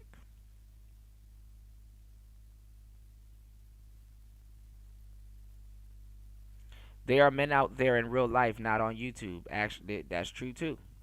Pattern, and a lot of them jumped on Mackie, and maybe it was a bit unfair, maybe it was an overreaction, but when you're trying to fundamentally shift society, as I said earlier, that's kind of how it works. We've seen how his seemingly uncontroversial words and opinions about manhood have been used to justify more toxic and extreme ideologies about women and gay people, etc. Even if that wasn't his intent, we have to address what was actually said. Your intent is one thing, your impact is another, and you have to address both of those. Like, maybe you're a guy that unironically still calls black women females in 2025, or you might say, yes, Alfred, they love, they breathe, they want the Keisha. The Keisha is exactly what they want. These dudes don't get along with the type of women that they claim that they want. Black men in the Keisha are two peas in a pod. They want the Keisha, bro. They crave the Keisha. Something like black women aren't submissive enough, and my instinct privately would be to just try to like say, hey, don't do that. Still, like, stop it, stop. And this the part too, though. Keisha knows this. Keisha knows this. It's driving them crazy. Keisha knows this, that they want her. They would have been left.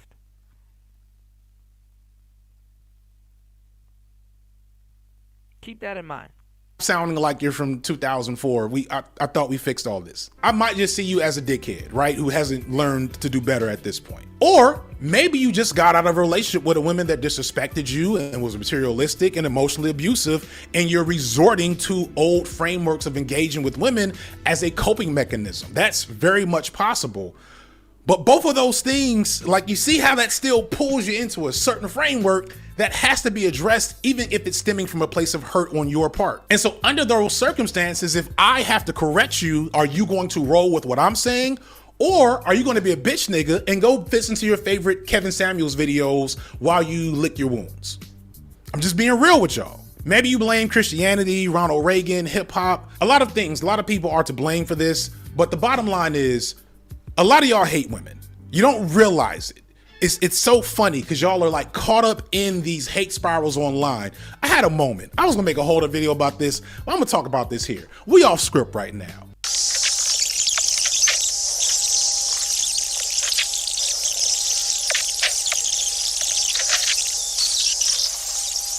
Where was I? Niggas get on my nerves. Get on my nerves.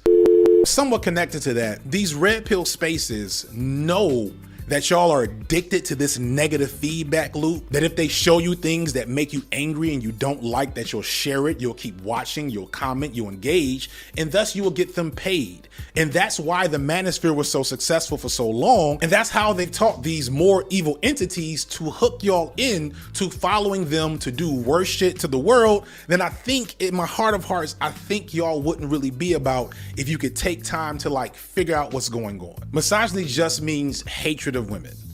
And it's so prevalent and so easily like subterfuge in the way a lot of people think that y'all don't even like recognize how ridiculous it looks when you follow people like Just Pearly Things, an actual woman who didn't follow any of the things she said and talked about in her content, but you watched her anyway because she seemingly made other people feel bad, which made y'all feel better. The aforementioned Kevin Samuels somehow had a huge female audience because this hatred of women, misogyny, is not a gender specific issue. I'd argue that the female audience Kevin Samuels gained is a key reason as to why he grew so fast on YouTube. Many of the people spreading misinfo on Meg Thee Stallion are other black women because the hatred of women is a genre of media at this point, and it's an easy way to get attention, to build a platform, and it resonates with people because it's an entrance part of how we think and work as a society. It is not like...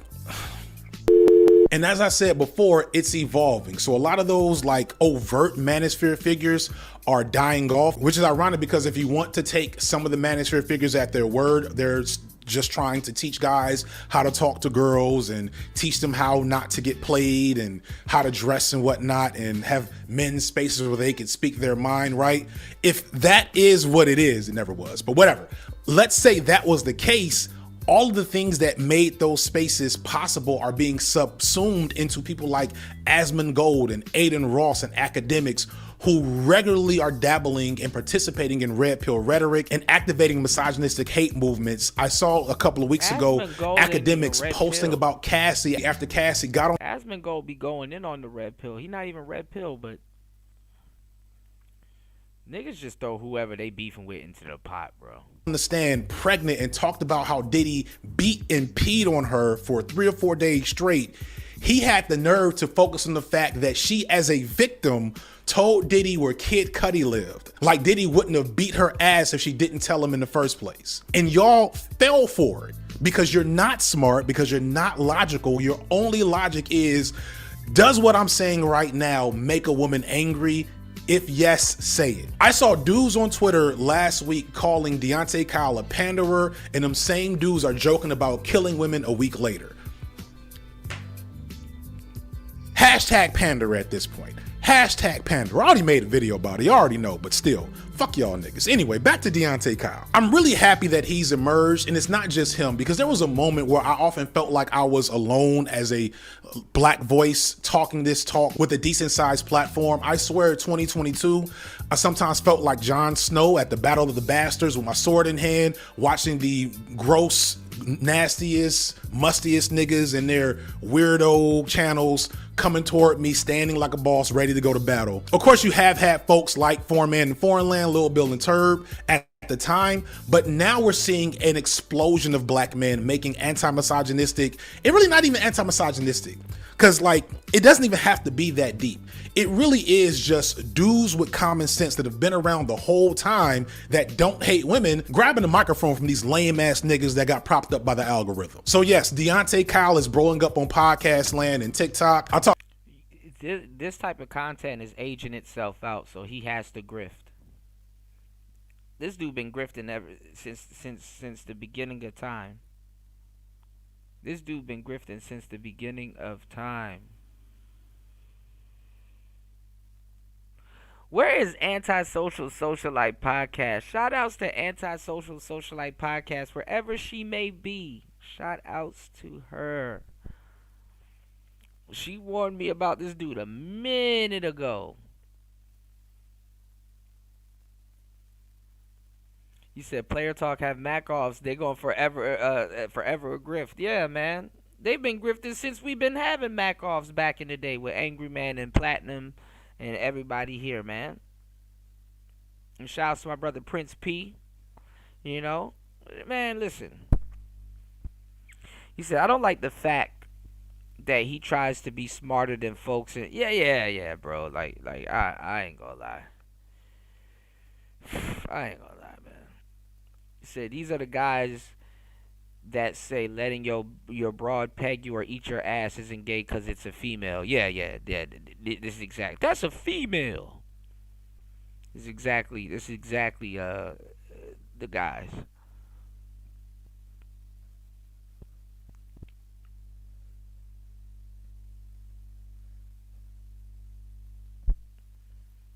Yeah, Soto Nation was huge. Talked to Professor Odie on a few occasions, and he built a large following doing the same shit. Justin Scott has blown up on TikTok and Instagram in the past few months. I mentioned the Pivot podcast earlier, and they're not perfect, but they're really good at addressing these issues and spreading a certain type of ideology around what real black masculinity looks. Respected you and was materialistic and emotionally. And meanwhile, hold on, it kind of went back, but meanwhile, let me tell y'all something. These dudes have no solution for the world. These are the type of guys, if you ask them, okay, we get it, you disagree with a certain amount of people, cool. What's your solution? Why don't we just ask the women? See what the women think. These are the ask the women ass niggas. The women don't even respect them. That's why while she off doing what she doing, shopping or whatever, you up here doing her bidding.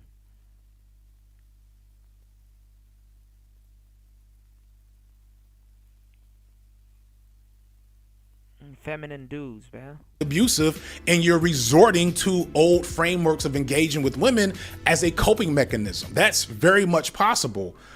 But both of those things, like, you see how that still pulls you into a certain framework that has to be addressed, even if it's stemming from a place of hurt on your part. And so you can hear his wife speaking through him. Under those circumstances, if I have to correct you, are you going to roll with what I'm saying? Or are you going to be a bitch nigga and go listen to your favorite Kevin Samuels videos while you lick your wounds? I'm just being real with y'all. Maybe you blame Christianity, Ronald Reagan, hip hop, a lot of things, a lot of people. Then be having the nerve to be like, if you don't do what I'm saying, you're a bitch nigga that listen to Kevin Samuels. People are to blame for this. Boy. But the bottom line is, a lot of y'all hate women. You don't realize it. It's so funny because y'all are like, bro, and then half the stuff that men be talking about, it don't got shit to do with women.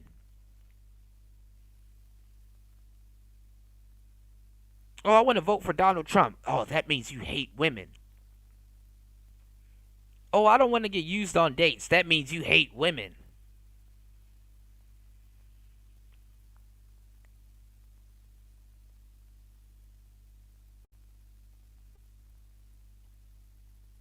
Yeah, I would rather work from home than in a... that means you hate women.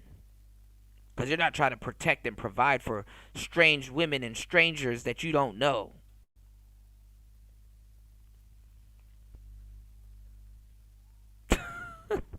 like caught up in these hate spirals online. I had a moment. I was gonna make a whole other video about this, but I'm gonna talk about this here. We off script right now.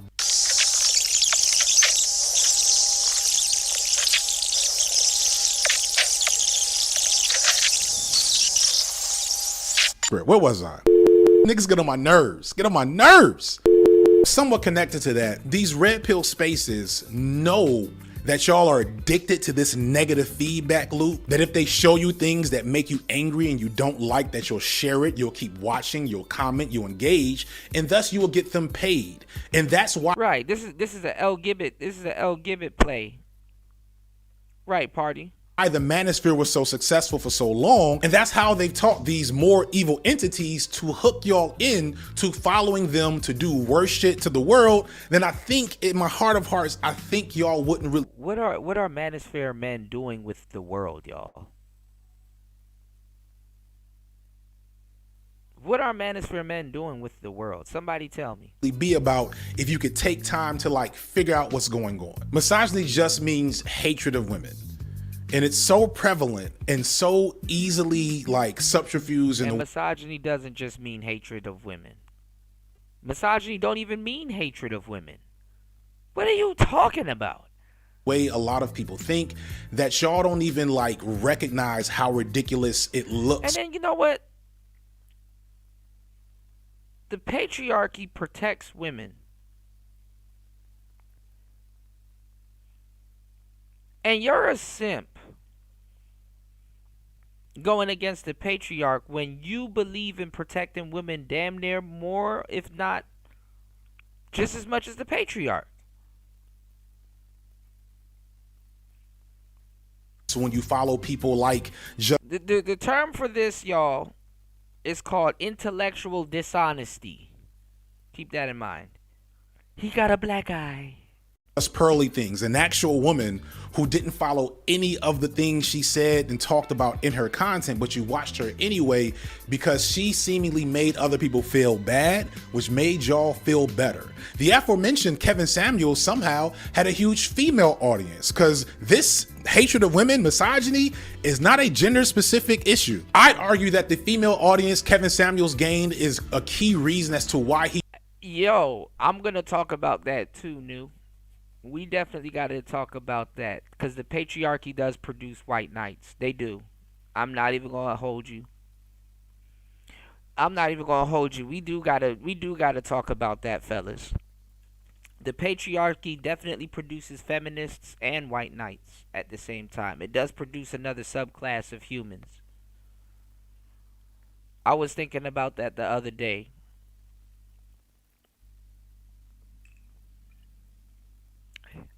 Not calling her a queen while hot grits coming at your face. Hey, Black Servant, you gotta chill, bro. Not the hot grits. I ain't gonna lie though, the Black Savant. I don't think these 3-minute grits burn as much as the old ones. The old school grits burn a little bit longer, bro. You had to blow on them old grits a little bit longer than these new 3-minute grits that come in these packets, bro. Not hot grits coming at your face though, bro.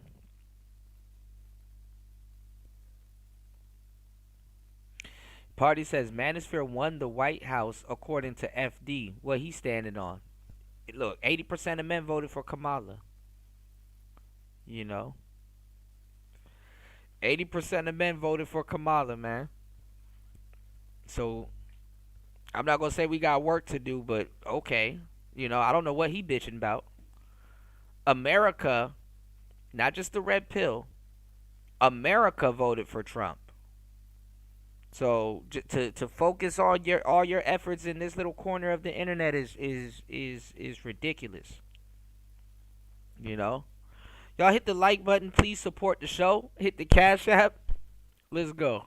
He grew so fast on YouTube. Many of the people spreading misinfo on Meg Thee Stallion are other black women because the hatred of women is a genre of media at this point. Talk about and it. It's an easy way to get attention, to build a platform, and it resonates with people because it's an entrenched part of how we think and work as a society. It is not like...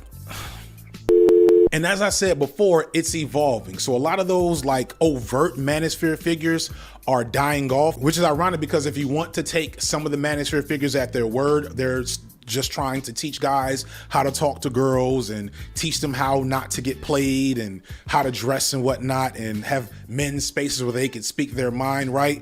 If that is what it is, it never was, but whatever. Let's say that was the case. All of the things that made those spaces possible are being subsumed into people like Asmongold and Aiden Ross and academics who regularly are dabbling and participating in red pill rhetoric and activating misogynistic hate movements. I saw a couple of weeks ago academics posting about Cassie after Cassie got on the stand. Look at how he just slightly mentions the black women that he should be talking to that really are in proximity of the bullshit that he's talking about, and then switches back to academics, man. See, and this is why even the women that's supposed to be respecting them, this is why they don't respect them, because they're disingenuous. This is why they're disingenuous. Party said the FD types conveniently never mentioned the majority of the community voted the same. There you go. These are the times where being straight and honest is being a hater.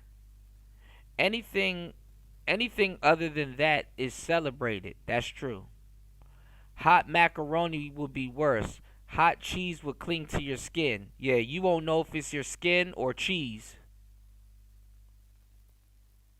You might as well just start eating that hot cheese though if it's clinging to your skin though, bro. It's just like, you know. You might as well just start eating that hot cheese if it's clinging to I don't know if this is cheese or skin, but it tastes good. I don't know. I don't know. Pregnant and talked about how Diddy beat and peed on her for 3 or 4 days straight. He had the nerve to focus. Now hold on now, cause you were part of the El Gibitoire. You're a part of the El Biquita, right? Y'all are for that kink and cuck shit. Listen, fellas, who been alive long enough? Remember when being gay technically started off as being a cuck?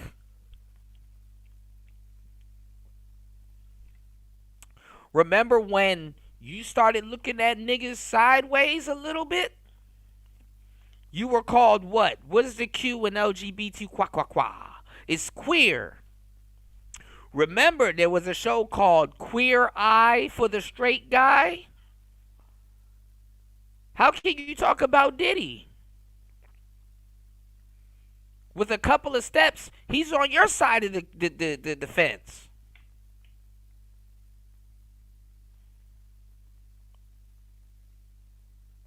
He's on your side of the fence.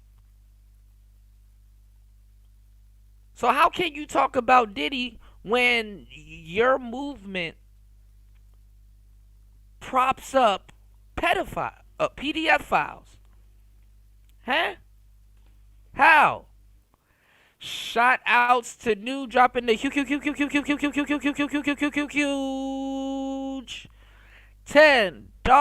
on the Cash App. As always, thank you, bro. Thank you, everybody, for supporting the show. Let's keep the support going. As promised, this shit is getting up under my skin.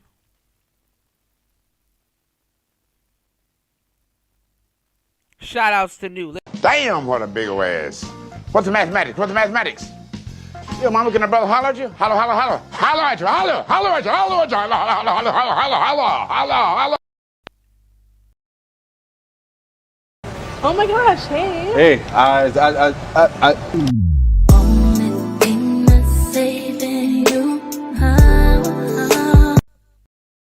All right, we going. What a money reside, what a money reside, what a money reside, what a money reside. Okay, let me tell y'all something. I'm doing something real big this month. Any deal that y'all got and they beating us, I'm gonna beat about $400. Just give me your pen and the paper, cause I'm at what the what? What a money reside, what a money reside, what a money reside, what a money reside. Okay, I told y'all before, y'all know what I do. I give all these good deals and everything else. Y'all better ask about me because I do all that all at the time. And that's on who? Mary Had a Little Lamb. Okay, okay, okay, okay.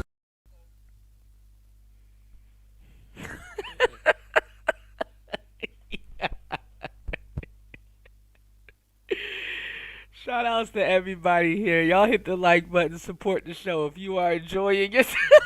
What's the mathematics? What's the mathematics?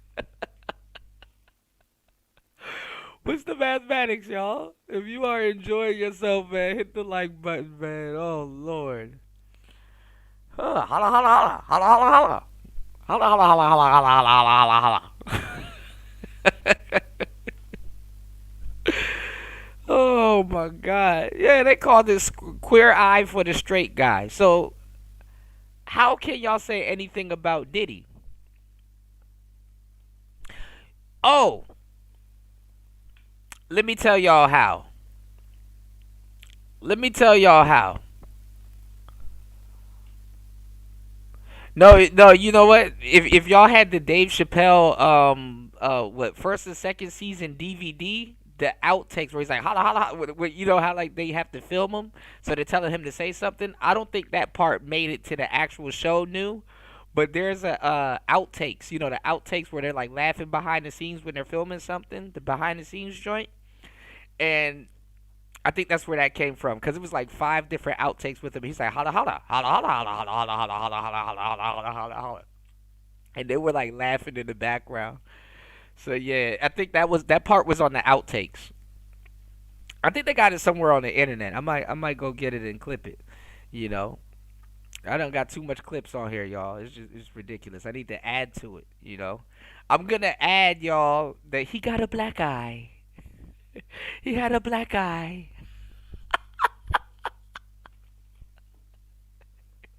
Yo, Donald Trump is the most clippable president ever, man.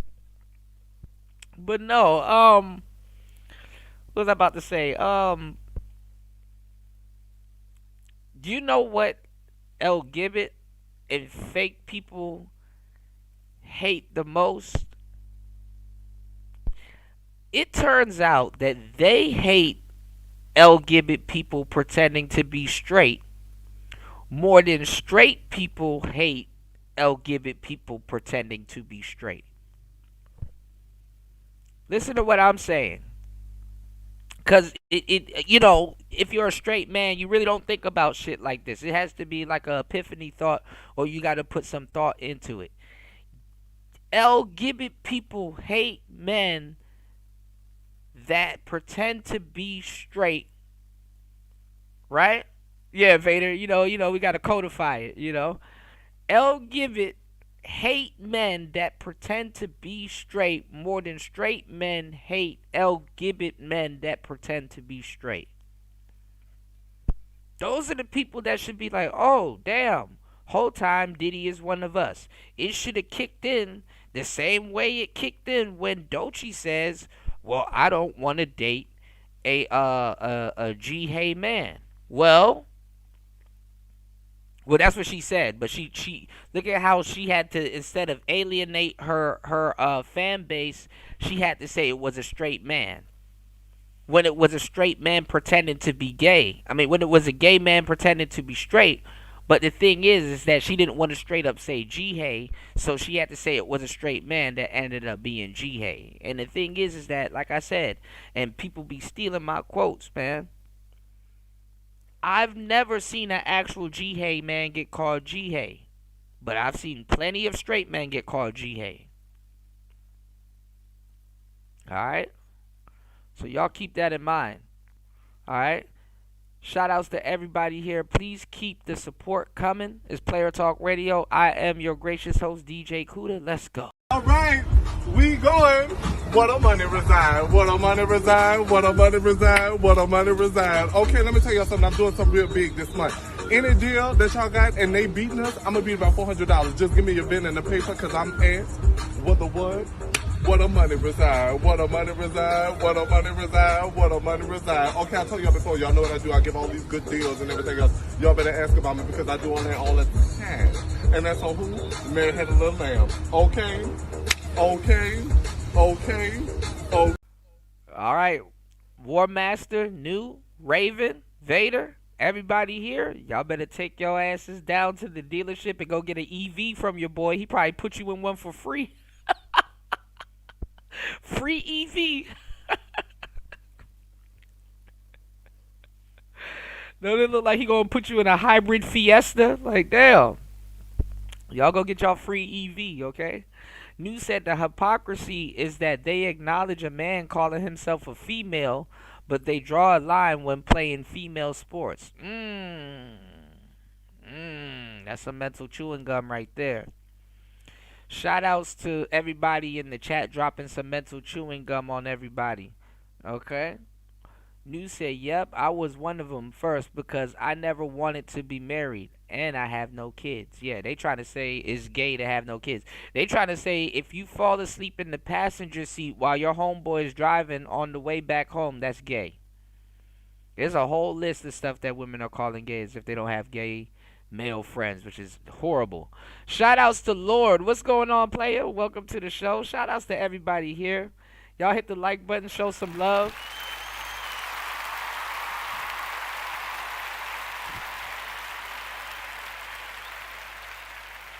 Where the Evie resides, where the Evie resides, where the Evie resides, where the Evie resides. He gonna try to get you in one of them Challenger with the speakers as the exhaust, y'all. You dig? You said nope, his car got dildos as parking brake.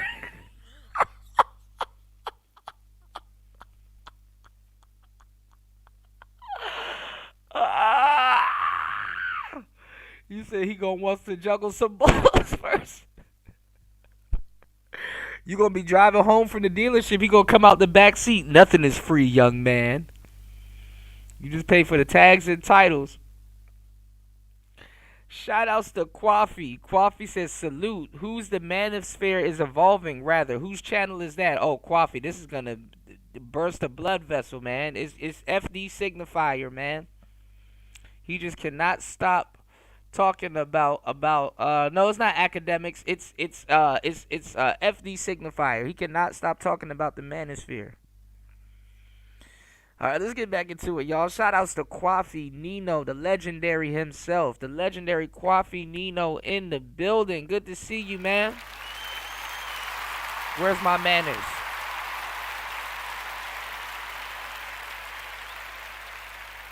Where's my manners, y'all? Shout outs to Lord in the building also, man. Where's my manners, man? Shout outs to the bros in the building. You dig? All right, let's get back into it, y'all. Focus on the fact that she, as a victim, told Diddy where Kid Cudi lived. Like Diddy his contracts got roadhead. wouldn't have beat her ass if she didn't tell him in the first place. And y'all fell for it because you're not smart, because you're not logical. Your only logic is, does what I'm saying right now make a woman angry? If yes, say it. I saw dudes on Twitter last week calling Deontay Kyle a panderer, and them same dudes are joking about killing women a week later. Hashtag pander at this point. Hashtag pander. I already made a video about it. You already know, but still, fuck y'all niggas. Anyway, back to Deontay Kyle. I'm really happy that he's emerged, and it's not just him, because there was a moment where I often felt like I was alone as a black voice talking this talk with a decent sized platform. I swear 2022, I sometimes felt like Jon Snow at the Battle of the Bastards with my sword in hand, watching the gross, nastiest, mustiest niggas in their weirdo channels coming toward me, standing like a boss, ready to go to battle. Of course, you have had folks like Foreign Man in Foreign Land, Lil Bill and Turb at the time, but now we're seeing an explosion of black men making anti-misogynistic, and really not even anti-misogynistic, because like, it doesn't even. Well, see, this is the thing. A lot of the, I guess you could say the left or the LGBT circles, they want the youth. They want the youth so bad, and they're mad that they don't have the youth. And the funny thing is that, the red pill don't have the youth. And the thing is that for them to assume that the youth is red pilled, that's, I was about to say culture appropriation, but that's appropriation. So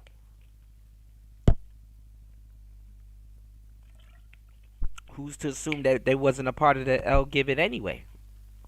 See, you're doing what y'all don't like to, y'all doing what y'all like to be, don't like done to y'all.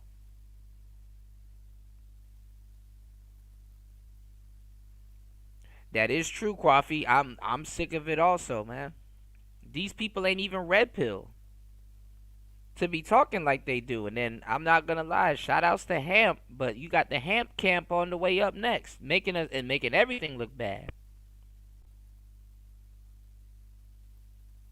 Oh yeah, I remember that new. Have to be that deep. It really is just dudes with common sense that have been around. We're gonna save the black community, okay, but we can't talk about black males issues. Gotcha. The whole time that don't hate women, grabbing the microphone from these lame ass niggas that got propped up by the algorithm. So yes, Deontay Kyle is blowing up on podcast. Anti-misogynistic is pro-gay. Absolutely, party. Right, Coffee. Land and TikTok. I talked to Professor Odie on a few occasions, and he built a large following doing the same shit. Justin Scott has blown up on TikTok and Instagram in the past few months. I mentioned the Pivot podcast. Baron Trump would say the red pill youth is firmly in hand. Earlier, and they're not perfect, but they're really good at addressing these issues and spreading a certain type of ideology around what. But they get real mad when the dudes that's supposed to be G-Hay is not G-Hay. They did the same thing happened with Kevin Samuels. And the same thing happened with this guy right here. Oh, well, we thought he was going to go on a barbershop show and speak for us, but yeah, he wanted to talk about black male issues. Well, isn't that a part of a gay black man's issues either way? Uh-oh. What? Like, they don't like Lil Nas X. They don't like the gay for pay niggas. Real black masculinity looks like. And speaking of imperfect, Mark Lamont Hill on the Joe Budden podcast has been a revelation of you can't pretend to make money by being straight. What's possible when niggas with sense are allowed to penetrate red pill echo chambers. And that's a problem right there too, but actual straight men can't talk about it. Ironic that they will say that we're the ones in echo chambers and that we're the ones pandering, but go look at them old Kevin Samuels videos and watch them dudes twerking in the comment section in the chat, dropping thousands of dollars alive on Kevin Samuels just so he'll talk bad about. Actually, don't even do that. I like how he gets on here and lie. Black women actually supported Kevin Samuels more than the black men. The black men that were supporting black men didn't catch on to Kevin Samuels until after he died. Who was there? Black men, aside from the guys in the manosphere and the new guys that was finding out about him, did not catch on to Kevin Samuels until after he died.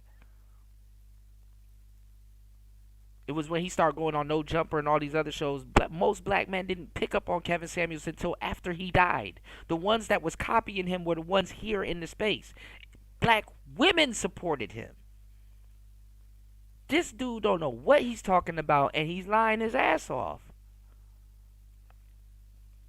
Black women, but y'all call us panderers. And this is just those who have made a splash recently. This is not even those on the way, just getting started. You saw a black man supporting Kevin Samuels is usually a guy that came from this space for the most part. And upwardly mobile professionals. It was and bubbling beneath the surface of relevancy. Going back to the whole the left doesn't care about men thing. Again, always been a cop-out to me. Said by people who paradoxically themselves are not really trying to move left for them. From this space, blue-collared men, upwardly mobile dudes, and it was majority of black women that was throwing money at Kevin. Even She-Ra 7 was mad about it. Most part. What those and people Kendra G. really mean is that the left is expecting a yeah, new niggas talking like they know all this shit, man. This shit is goofy, man. You said they know and they don't care. He speaks eloquently, so he's right. Right. And guess what? I don't know what this shit is, right? With people that lie, but like to know someone's lying and still stand behind them just because it's like it's okay if he's lying on a certain amount of people because we don't give a F about them. So go ahead and lie on certain people. Nah, bro, that ain't the juice, bro. That ain't it, man. That ain't it, man. To knowingly lie on people because you don't give a F about them and think, man, that ain't it, man. Level of accountability and decorum from men who want to be respected. Kendra G was talking about people biting content when she had to steal from Kevin.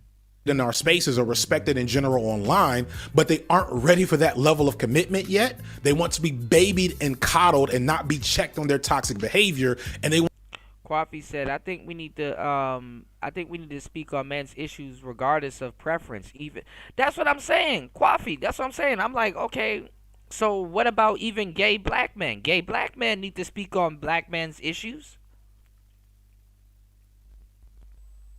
That's exactly what I'm saying. I'm like, okay, well, even then, gay black men need to speak on black men's issues. If you for black men's issues, you for black men's issues. I mean, y'all can leave me out them conversations, but I'm not going to sit here and say those conversations aren't equally important. You know? Because they're acting as if those men ain't black or gay. Or, I mean, not gay, but those guys ain't black and men. That shit crazy. And a lot of women, because they want to be included, they want black men here to speak on gay black men's issues and stuff like that so they can be included. So they can feel at home. Give it some time, y'all. Them people gonna go right after the sisters, and guess what? Black men are not gonna be interested in protecting them. Want to be able to act like something's wrong with the world, and somebody points to them and says, hey, you fucked up when you said this and when you did this and when you thought this. They don't want to actually be corrected. They just want to set the standard at the comfort zone that they're stuck at. And don't get me wrong, there's a problem of purity testing that happens left the spaces, but not nearly to the degrees that these complaining ass niggas think there is.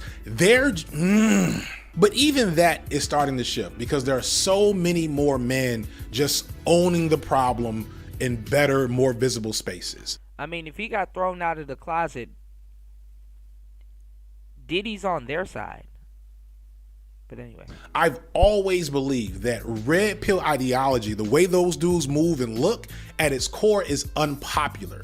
Normal dudes, even misogynistic and patriarchal ones, which is still a thing, look at the red pill niggas like they're fucking weirdos, cause they are. Right, party. But misogyny and patriarchy are not unpopular in themselves. And what we have finally is a wave of men pushing directly against that in the way that tends to present itself online. You said, Kwafi said, with the gay jokes daily on so-called straight men, channels speaking with gay lingo like bussy and whose hole is most and all innuendos give you clues they live to live that lifestyle. Right, I see what you mean, Kwafi. You said gay black men are more emotional. Gay black men are the emotional side to the simp enforcement LLC. Yeah, they're mixed in, but you got some that don't give a fuck. You got some that draw their line in the sand and they can care less. You know. They for they shit. They like, man, fuck them bitches. I'm like, damn. Okay, do they know that? And it's like they don't even care. They don't have to know that, you know? You said they're too concerned about it. You said all the way down to the graphic details. Straight men or super DL men do not do that. Right. Right. How it tricks all these different people into thinking that this is normal ways of thinking. It's happening in a way that's resonating on multiple frequencies, not just FD Signifier and his channel and channels, but different dudes from different walks of life and different ways of presenting are coming to the same conclusions. And that's how we start a wave. Now, understand, this is a wave. The political moment and rise of Trump is helping to make all this possible, and we're still fighting an uphill battle, so we need folks to keep pushing. But I do just want to claim that victory and the amount of growth and momentum that we have now compared to how it felt in this space 3 or 4 years ago. So shout out to everyone I mentioned in this video. Shout out to y'all for watching. If you're new here, you want more, let me introduce you to the suddenly much larger FD Signifier network, as I now have 5 different channels going on. The newest additions are FD Streams and FD Games, where I host replay clips of my Twitch streams, which low-key I guess makes it 6 channels altogether. But This nigga spending so much time away from his wife in his man cave, bro. I know he hate that bitch. As long as he keep putting out content that that she likes, I know for a Fendi fact he don't like that woman. It's always the dudes that not even low key, high key hate women that's running around here telling somebody else they hate women. It's like, no, bro, speak for yourself. You hate women. You hate women. You hate women. Don't put your little goofball ideology on me. You hate women. Shout outs to everybody here. We are on the 5th hour. If you guys are enjoying the show and have been enjoying the show, please, I encourage you guys to support the show. Hardest Working Man on YouTube. HBO, if you enjoy the show, help a brother out. It's Player Talk Radio. I am your gracious host. Gonna make? DJ Do you believe? Right back at the helm of today's show. Shout outs to Mediocre Tutorials and Reviews having Maury Povich on his show. Yes, Sirski. Do you believe that paternity testing should be mandatory at birth? Desperately trying to find my daughter Shardae's father. Shout outs to Maurice. You know, Maurice is from the DMV area. Maurice is straight off of Bending Road. Don't go there now thinking you're going to find Maurice there, but hey, it's Player Talk Radio.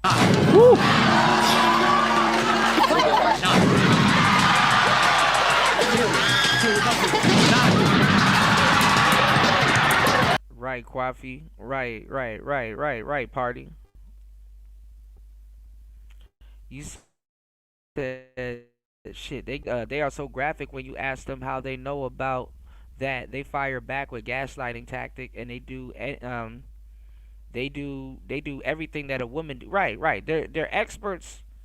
They're experts when they want to talk that dumb shit, but when it comes to common sense, all of a sudden they don't know what the hell's going on. Paternity fraud has arisen in my life as well. You know, I didn't meet my biological sister until I was in my early 20s. Most shocking reveal. A woman came on to accuse of a guy being the father of her twins, and the result was that he was the father of one but not the other. You have saved more black men from damnation than Abraham Lincoln. You dropped that iconic line. How long is your podcast? As long as I feel like it. That was iconic, right? Are you kidding? First of all, you react the best. You have the best reactions. Thank you. I'm humbled. I think your reactions on Maury show was the best reactions. Nah, you know what though? Party is gonna come out in the rinse, cause a lot of these guys don't realize until their boys turn into teenagers, and then they realize, damn, I'm raising a effeminate little boy. Can't turn back then. Well, don't try to masculine him up now. So.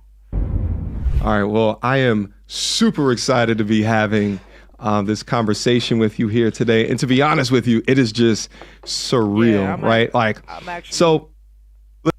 actually very proud of MTR for getting Maury on his show. This is a big alley-oop right here. Listen, we grew up. Don't tell me that you grew up watching me. Come on, we did. Pretended to be sick in bed. You didn't let your parents know. what was really going on because you wanted to stay home and watch the Maury Show. So is that what you're going to do? No, listen. I used to watch you all day, all right? And I got a couple of questions for you as well, but let's not even act like you're not a legend, all right? Let's not act like that, okay? Okay. So listen, for everyone that's watching right now, listen, for over 30 years and over 5,000 episodes, Maury dominated daytime television with The Maury Show, one of the most iconic programs in talk show history, all right? The man turned DNA results and lie detectors into complete cultural events that still shape media today. But behind all of the viral moments is a real man, a real journalist, all right? Someone who's interviewed presidents, tackled serious topics, and built a legacy that most people in media can only dream of. And now, in 2025, he stepped into a whole new lane with a podcast, which is how we originally connected, right? And it's called On Par with Maury Povich. And before we get started, huge shout out to my community because you guys have been tagging Maury. Maury, have they been bothering you? No. Well, it's interesting. The whole thing about, my wife and her social life when she was an anchor in Los Angeles and the people she messed with, whatever, this was almost 50 years ago. It was a minute ago, right? And some of the comments were, that I was upset. Upset? Are you kidding? All I can tell you is that Maury got a podcast coming out, y'all. Shout outs to Young Jay in the building. Hold on, man.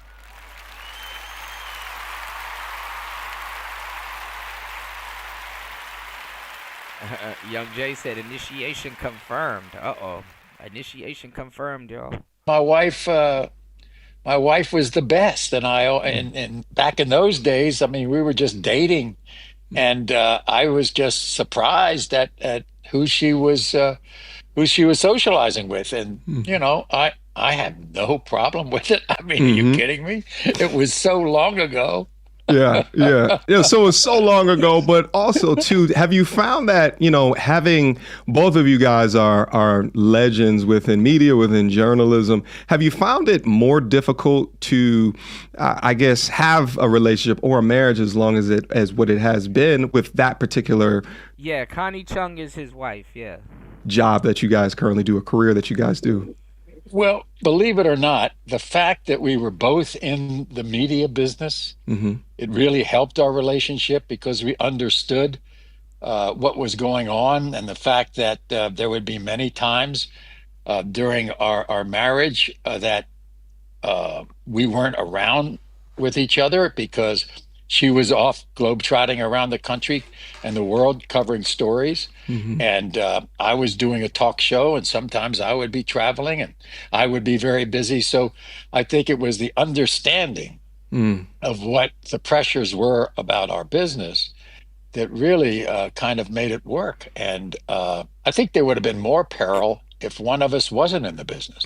Because there'd been a lack of understanding. Yeah, I think so. Yeah, because I was married before, and I readily admit that I spent too much time worrying about my career than I did about the family at home, and I think that was a big problem the first time around. And I think with Connie, it's been a great relationship of understanding and love, and we're just growing old together. Hey, listen, I understand and I hear that, but let me also ask you, so I assume that you saw my clip. What was your first reaction, or if Connie saw the clip, what was you guys' first reaction after seeing my commentary over you guys is going back and forth? I had no problem with that. First of all, I give you credit because it's quite a unique atmosphere that you've created for yourself. I know a lot of people on podcasts and things like that, but they didn't do it in a way that you have. And I love the fact, I love the idea of you commenting on people's videos, and I think it's fair game. And the only thing I kind of resented was the some of the comments that people had about saying that I was upset at Connie. I've never been upset at Connie in my life. Well, I think also too, you know. Yeah, I'm thinking about doing a separate I was gonna do a pre-record on this because I do want to mention some stuff. But yeah, I'm thinking about doing a separate pre-record on this. You said that's an optimal link up, but they don't have to be in the same industry. I think it's productive versus unproductive people. Yeah, I mean it's different when you're a personality and literally you're trying to date or entertain a relationship. So you know. Well, With me, I shouldn't say I haven't been upset. Right, ever, right? That's not true, Maury. Come on now, we know that, right? Not about what she was doing in Los Angeles in the 1970s. That's right. for sure.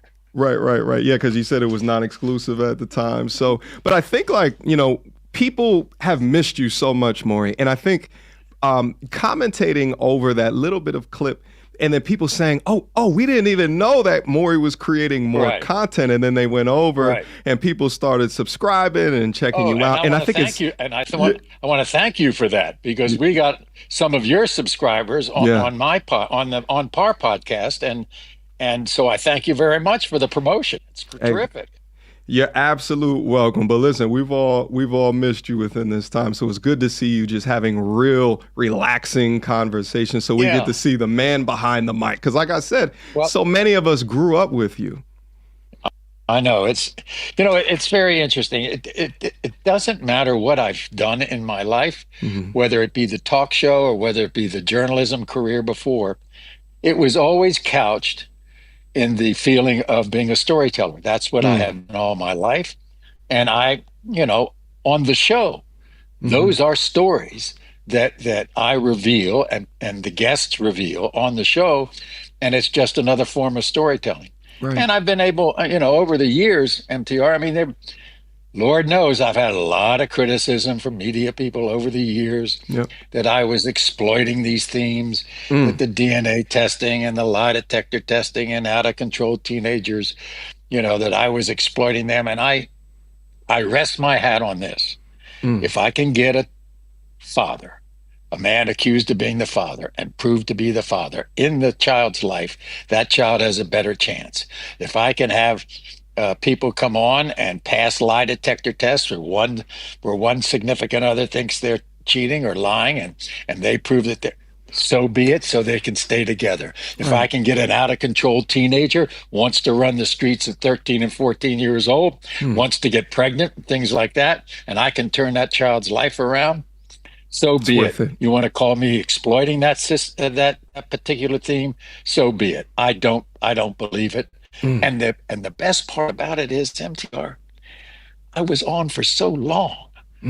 20 years later, I'd bring these people back. Right. And find out, how did that teenager turn out? How did that father get into the life of that child now that the child was 20-something years old? Right. And so, you changed lives. I rest my hat on that. Yeah. Right. And by the way, most of the viewers realize that. Yeah. Can you talk, because I want to pivot, because I want to get into your storied career, because a lot of people are not that familiar with it, right? But can you talk through that? Because it's something that I deal with as well, right? I have my message, I have my movement, I have the things that I want to try to accomplish. And I know within my heart of hearts, what I'm doing is for the betterment.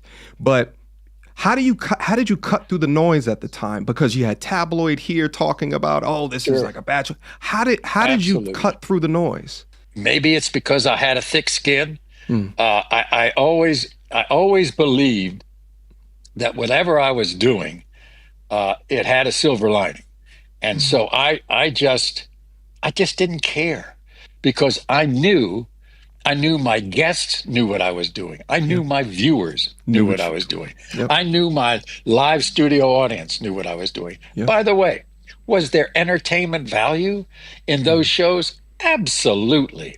Did people go crazy because the guy proven not to be the father jumps all over the stage, or the unfortunate woman in the situation runs backstage and collapses on a couch? Okay, that's part of the deal. It was real. It wasn't staged. It's very interesting. Jerry Springer was a dear friend of mine, and we've known each other ever since we started the same year.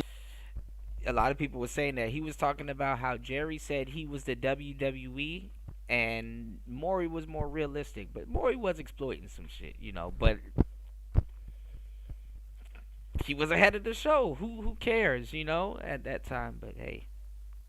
1991. But Jerry really understood the difference between my shows. He would say all the time, Maury, you're the real thing. And I'm wrestling. I have wrestling. And he knew it. And he had no problems with it because he was kind of like the innocent bystander in all of the activities that were going on in his show. But he knew the difference between my show and his show. Even though that if I'm on the street sometimes, people would say, hey, there's Jerry Springer. Oh, really? Really? How dare they, Maury? Right, yeah. I have the nerve of them, all right? How dare they confuse you, all right? So listen, I want to get into your shows, but I also really wanted to get into your history as well, right? So because many people recognize you from the 30-year career on the Maury Show, but many don't know that you began as a serious news journalist in the 60s. And I mean, I've seen photos of you with Muhammad Ali, Maya Angelou, former presidents. The stories that you covered are simply a part of history, right? So can you talk me through some of those early years? What were they like and what are you most proud of? Well, it started a long time ago. I started as a radio news reporter for about 4 years in the very early 1960s. I was there at Andrews Air Force Base when Jackie Kennedy came off that plane in that bloodied suit and her husband in the coffin coming out of the back of the plane. That was probably the first big story. Although I covered the Martin Luther King March in August of that year. Strangely enough, it was my assignment was to cover the counter demonstration against King and his followers at the other end of the mall. Wow. The American Nazi Party with Norman Lincoln Rockwell, of all people. And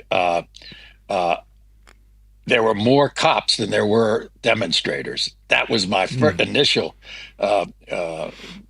foray into the news business. And then I graduated into television in 1966, and I was covering, of course, the riots after Martin Luther King's assassination, Watergate, the anti-war movement, and all the demonstrations in Washington. And so I thought, well, and I was doing talk shows in Washington too, and I thought, well, maybe am I going to make it nationwide or not? I mean, can I go to the networks? Can I work it somewhere else? And so I worked in Chicago, Los Angeles, San Francisco, Philadelphia, all within a 7-year period. I mean, I always felt like I was Ulysses, this odyssey of going all over the country. In fact, a friend of mine wrote a big article in Esquire magazine that he had seen me anchoring the news on 4 successive St. Patrick days in 4 successive cities. Whoa. He said, my friend... Coffee. He said, why do we have SpongeBob up there? That was corny. I thought MTR corny days are over. Maury Povich is trying to go nationwide, city by city. And finally I went back to Washington, my hometown. Shout outs to everybody over at Rumble. Y'all hit the like button, support the show. 7 to 8 people over on Rumble. Y'all hit the like button, support the show. You can support via Rumble. You can support via Cash App. You can support via PayPal. Thank you guys for supporting the show. Hit the like button. It's Player Talk Radio. Shout outs to everybody over on Twitch. Shout outs to everybody over on YouTube. I appreciate you guys. Let's keep the support going. It's Player Talk Radio. Let's go. And shout outs to MTR though, man. I'm super proud of him for getting Maury on, man. I think that's definitely a huge feat. Then this crazy Australian named Rupert Murdoch buys the station group and calls me up in 1986 to come to New York to do this crazy tabloid show called A Current Affair. And that's where I kind of made my bones. I mean, that's where first national show, and for 5 years it became one of the biggest shows in the country. It kind of changed all the news the news gathering in network newscasting, because we were doing stories the networks weren't doing. All these crazy stories, Joey Buttafuoco and Jim and Tammy Faye Baker and all these crazy stories. And the next thing I know, our ratings are huge. And so all of a sudden, all the network news organizations were doing the same stories because they wanted the ratings that we had. And then the talk show started, and that's my goddamn history. And that's all she wrote. So you've interviewed presidents. You've done these crazy stories. Sure. You've covered real policies. You mentioned somebody who was so dear to my heart, and as soon I really haven't thought about her in so many years, but she used to come on my show, my local show in Washington. Many. Maya Angelou was maybe one of the most important guests I've ever interviewed in my life. I mean, she was just an amazing person, and especially her background and how she started and how she was running the streets. And then she became the embodiment of one of the great storytellers and poets there is. Yeah. Absolutely. Did she ever share any words with you at that time that, kind of went into who you were at that time and maybe forging your path forward? It was the time of the civil rights movement, and when she used to come on and all the events of the civil rights movement in the 60s and early 70s. She gave me something that I've always carried, and that is she gave me a sense of respect. She gave me the respect when I didn't know if I deserved it. And she, they weren't interviews, they were conversations. And that was, that's the greatest, I think that's the greatest tribute there is to an interviewer, is when you end up having a conversation with someone rather than an interview. Yeah. Absolutely.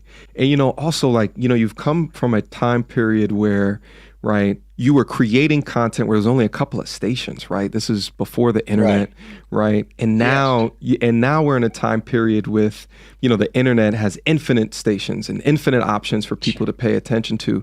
Do you ever miss traditional version of media? Well, I do, only because of the disinformation that is so rampant.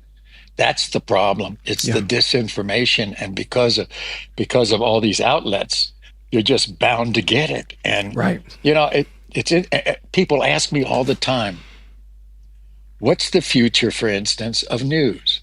And I said, "There's a future. People are always down on it, and they're always upset because it's just not as good as it used to be. But there is one part of the news business that is right, and it's local news. Think about this. Your local news stations, your local news outlets, your local web outlets, whatever they are, people are still interested in what's going on in their neighborhood. Right. And whatever is being reported is pretty fair, pretty objective, pretty close to. Yeah, y'all be careful out there too. My mother was telling me about that they're anticipating an earthquake in Cali, man. Everybody in California, Kwafi, War Master, everybody in California, man, y'all make sure y'all be safe. And make sure y'all have water and stocked up and everything and stuff like that. Because I did hear about that they're anticipating an earthquake in Cali. So, But I heard it was Southern Cali. I think, Kwafi, you're in San Fran, if I'm not mistaken, right? Or a little bit north of the Bay. But y'all be safe out there, man. An objective view of an event that is happening. Right. And so, therefore, to me, the future of news is all local. Isn't it funny how that happens? I think that, now that we seem like we're in a world where we just chase clippable moments, viral moments, titles, headlines, I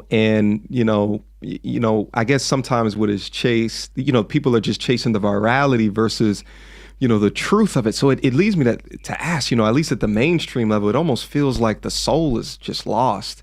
It's like it's just big business. But what you say is that more on a local level, that's where on a where local really level, that's where there's going to be a great respect that the viewer, the resident, the citizen, the local citizen is going to have for that local outlet. Great. I think that's the future. Yeah. I mean, to me, we used to say it a long time ago. All news is local. There you go. Did you ever? Everybody thinks of how that's going to impact their own lives, whatever it is. Now, when you started out, did you ever think, as a journalist, that your name would eventually, inevitably, just be immortalized in pop culture? Like, was that the plan all along? It is. It was so far from my thoughts. I mean, first of all,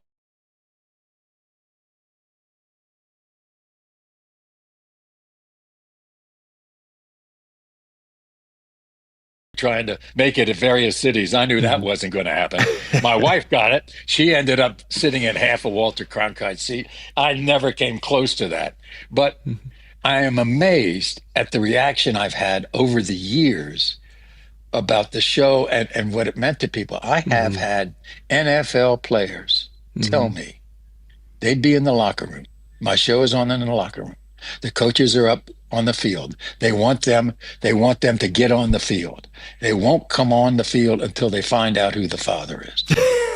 Listen, Maury, I'm gonna be honest with you. You might be the first clippable viral. There's something special about where you feel like you cannot walk away until you know the answer to this question. Exactly. I've never been gripped until I saw the Maury Show, anything on TV. Shaquille O'Neal used to tell me, Shaq used to tell me, he'd watch it all the time with his friends, and they have bets as to whether the guy's the father. They would bet. And I said, money? He says, big money. Big money. They were betting cars and stuff. That's why I'm surprised Maury is not red pill, because it's gonna be like, damn, bitch, this is your 14th time here. I remember one time he had one woman on the show, and bruh, it was like the Brady Bunch. It was like 15 niggas and like one random white guy, and she was like, I know that he's the father, Maury. I knows that he's the father. And listen, sometimes, and I want to ask you some specific questions in regards to the Maury. We'll get in there in a quick second. But but let's just go on and begin to chat about the Maury Show and its impact. So a lot of people don't realize that the Maury Show didn't start out at first. Yeah, they were saying that the volcano in Hawaii is about to erupt and then an earthquake is coming. My mother was telling me about that. I was like, how do you know all about all this shit? And she was like, just be careful while you out there. Hawaii about to be on fire, certain parts soon if that volcano erupts, and there's an earthquake projected to hit LA. So first with just lie detector test and paternity test. No. Can you explain exactly how the show came to be? And also, when is that first you are or you are not the father episode? And did you know that it was gold?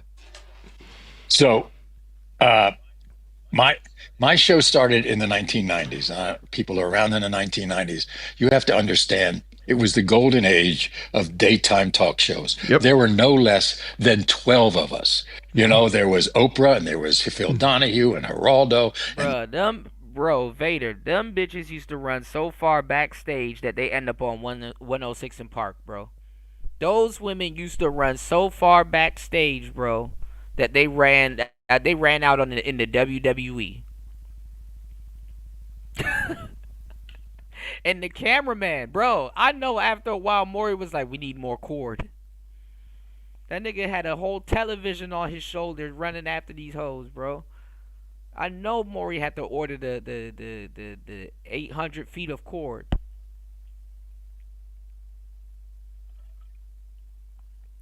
That shit was like musical doors. They had to figure out which door would open. Me and Montel Williams and Sally Jesse Raphael and Jenny Jones, and I could go on and on. I remember them all. We all had shows. And we all had shows. And my show started out, and it was kind of I don't want to say tame, but it was a normal daytime talk show. I would do news events. I went to Waco, Texas, to do a whole week on the Branch Davidians, that crazy cult down there, and all the problems that they had, and the gunfire and violence that ended up ending that saga. And then I went to Nashville to do a country music show for an entire week. And then 7 or 8 years in, the producers of my show said, we have an idea. I said, what? He says, well, we watch soap operas and we see these themes on soap operas and they're played out 6 months in advance. Right. I said, what themes? He says, well, like DNA.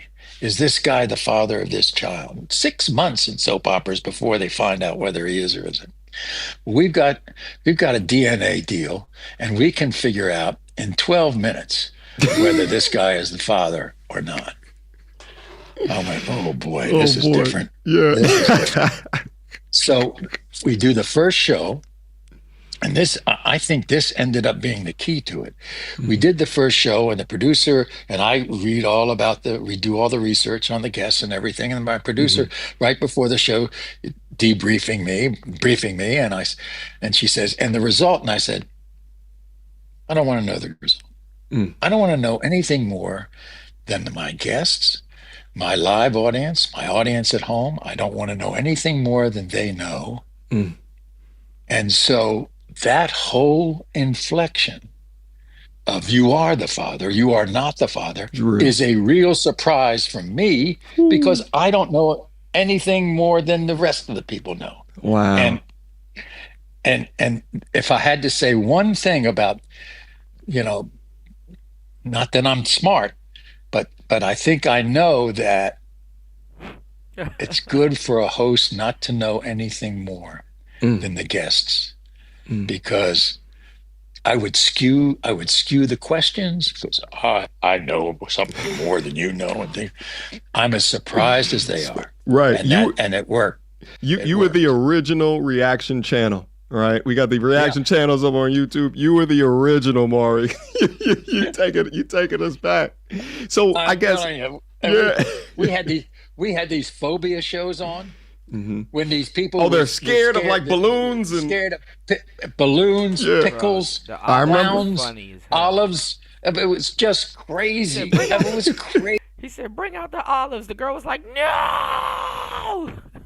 Easy, and you talk about clips on YouTube. My Lord. If the Maury show, if there was, can you imagine if there was like clips and shorts and reels back when the Maury show was making things as it was happening? Oh my gosh, like, because they still go viral today, 20 years later. If YouTube was back then, oh my Lord, man, Instagram back then, jeez, holy moly, it would have been crazy. So 8 years in. Then you do the first DNA test. Right. I guess, did you know right off the bat? Like, did the ratings just go crazy right after that, or like, what was the discussion? Took a month. It took a month between DNA, lie detectors, out of control teenagers. Took about a month, and then the ratings pop, and then said. So people used to tell me, "Well, how come that's all you? How come that's?" I said, "Let me tell you why." That's where the ratings are. I mean, that's what they're watching, right? That's what they watch. Yeah. I'm going to go to the well as long as I can. Come on, tell them, Maury. And that lasted 25 years. Yeah, that's a big well. In fact, MTR, let me tell you, the repeats that are on now are doing just about as good as the originals did. That's insane. Timeless. Yeah, it's wow. It's just a testament to, because I think about that as well. I get some people like, hey, why don't you do content on this or content on that? And I always have to do the risk versus the reward in it. That of the things that I do, who is actually going to watch this? It could just be one person asking you to do it, but meanwhile, generally what people want to see, and then you just perfect on how to do it. Look, I'll give you compliments with your content. I've watched it. Let me tell you, it's your reaction that makes it happen. It's not the content itself. It's your reaction. I appreciate that. So also tell me, was there ever an episode of The Maury Show that you refused to air? Well, way back, I didn't air anything that had to do with religion. I just didn't like that. I didn't like Geraldo had an unbelievable show one time on racism, and it got well out of hand, and there were punches thrown and things like that. So I never allowed the show to get to that. Right. I would never ever, if I can't remember if there was ever a time that there was any kind of bodily harm on my show, because first of all, my security guys were great, but if there was, I would have never shown it.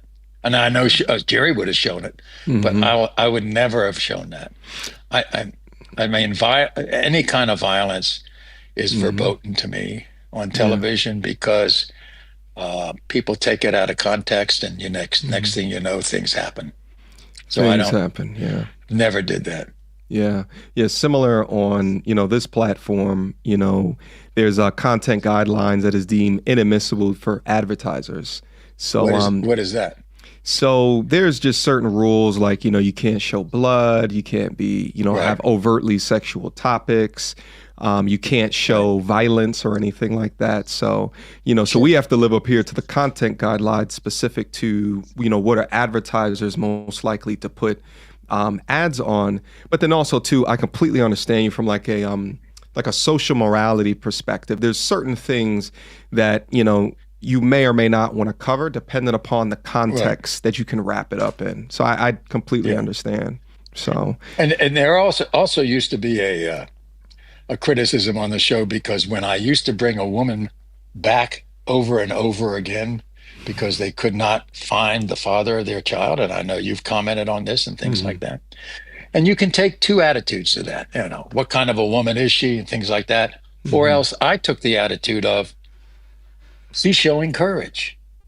She has to go on a nationwide show and say, I don't know who the father, I want the father of this child in her life or his life, and I'll just suffer the humiliation of coming on again and again and again to do it. And that's I always thought of that as bravery and courage, and forgave the fact that she was with all these guys at a certain time.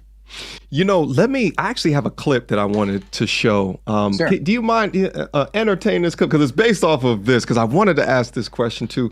Let me, within the context of this, I want to show this real quick. All right, let's go.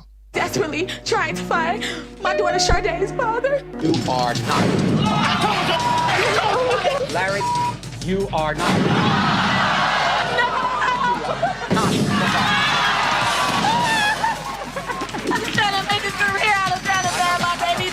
You are not. You are not. Not. You are not. Woo. You are not.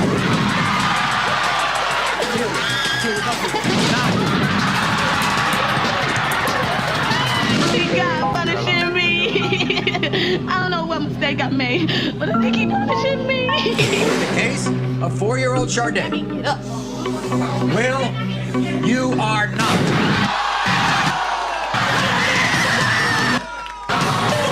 Man. You are the father. You are not.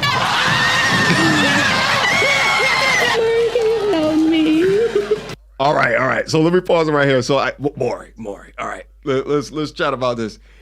So it's been 20 years, all right? Even after the 11th paternity test, I mean, and this is some of the feedback that I gave as well. I was just like, man, like, to still be consoled. I get what you say when it comes from a bravery perspective, but man, first off, I would think that these would mostly be situations in private, but then to be on the 10th, 11th one and still coming on the show. that's when I thought that they were courageous, because they had to bear that kind of humiliation in public. Whew. Yeah, that's a lot. So with stories like this, you would still go back, bring them on if they eventually found, the father. And sometimes they did not. And at other times, some women did. So, I can only say that we finally helped some, but not all. Okay. I used to love the recap episodes to see, how did the story, kind of turned out. But let me also ask you, I guess, more or less from a media perspective, right? So I would notice too that, the young lady that would come by, let's say for the 5th or 6th test or something like that, there was always like being able to console them. And, I always thought like it's like not to hold them to a degree accountable, right?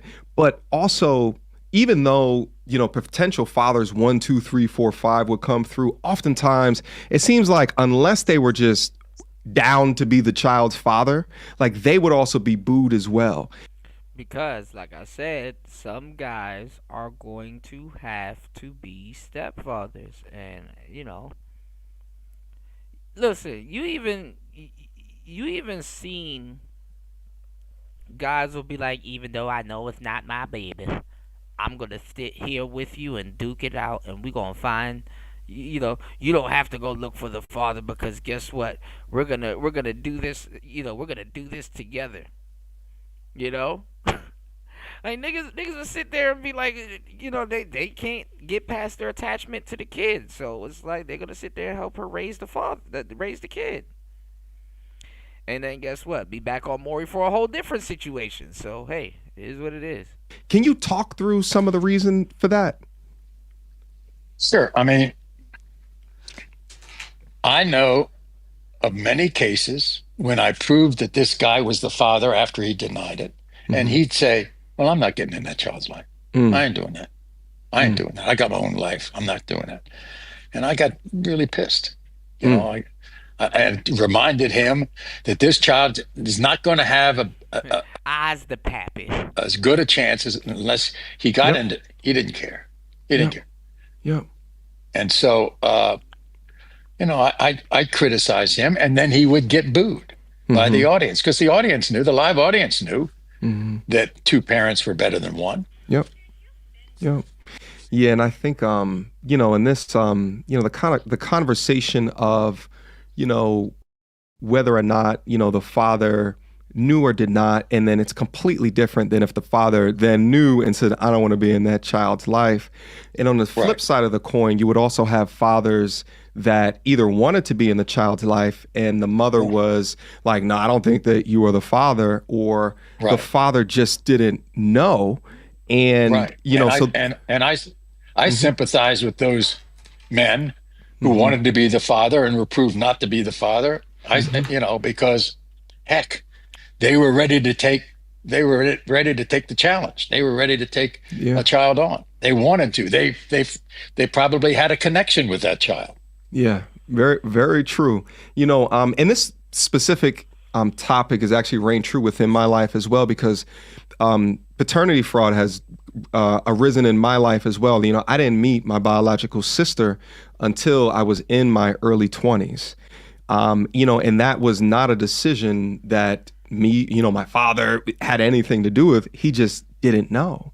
Right. So, that's why, when I look at these cases and seeing the work that you've done in order to try to unite families, be in favor of 2-parent households, it is so important. And there's so much within our society today. Nah, man, Maury was handing them shits out, man. He was handing them shit. You are not the father. You are the father. You are not the father. Bro, he was handing them shits out. That sort of denigrates the idea of 2-parent households, right? The importance of a mother as well as that nigga was slanging results. He was throwing them shits like Brett Favre. Father. So to have this show that was like, let's find this out, right? And I was actually looking at statistics not too long ago that said that of contested paternity cases, about 10% from this birth clinic came in, about 10%, it came out that it was the incorrect father, right? So I guess there are 10%. New York Times did a survey. It's more than 10. Years ago. 10% of the kids in this country are with the wrong father. That's frightening. It's more than 10. We've debunked it so many times in the manosphere. That's what you know. You've heard of 10%. I mean, well, that's how much they know, but it is more than 10%. It's more than 10%.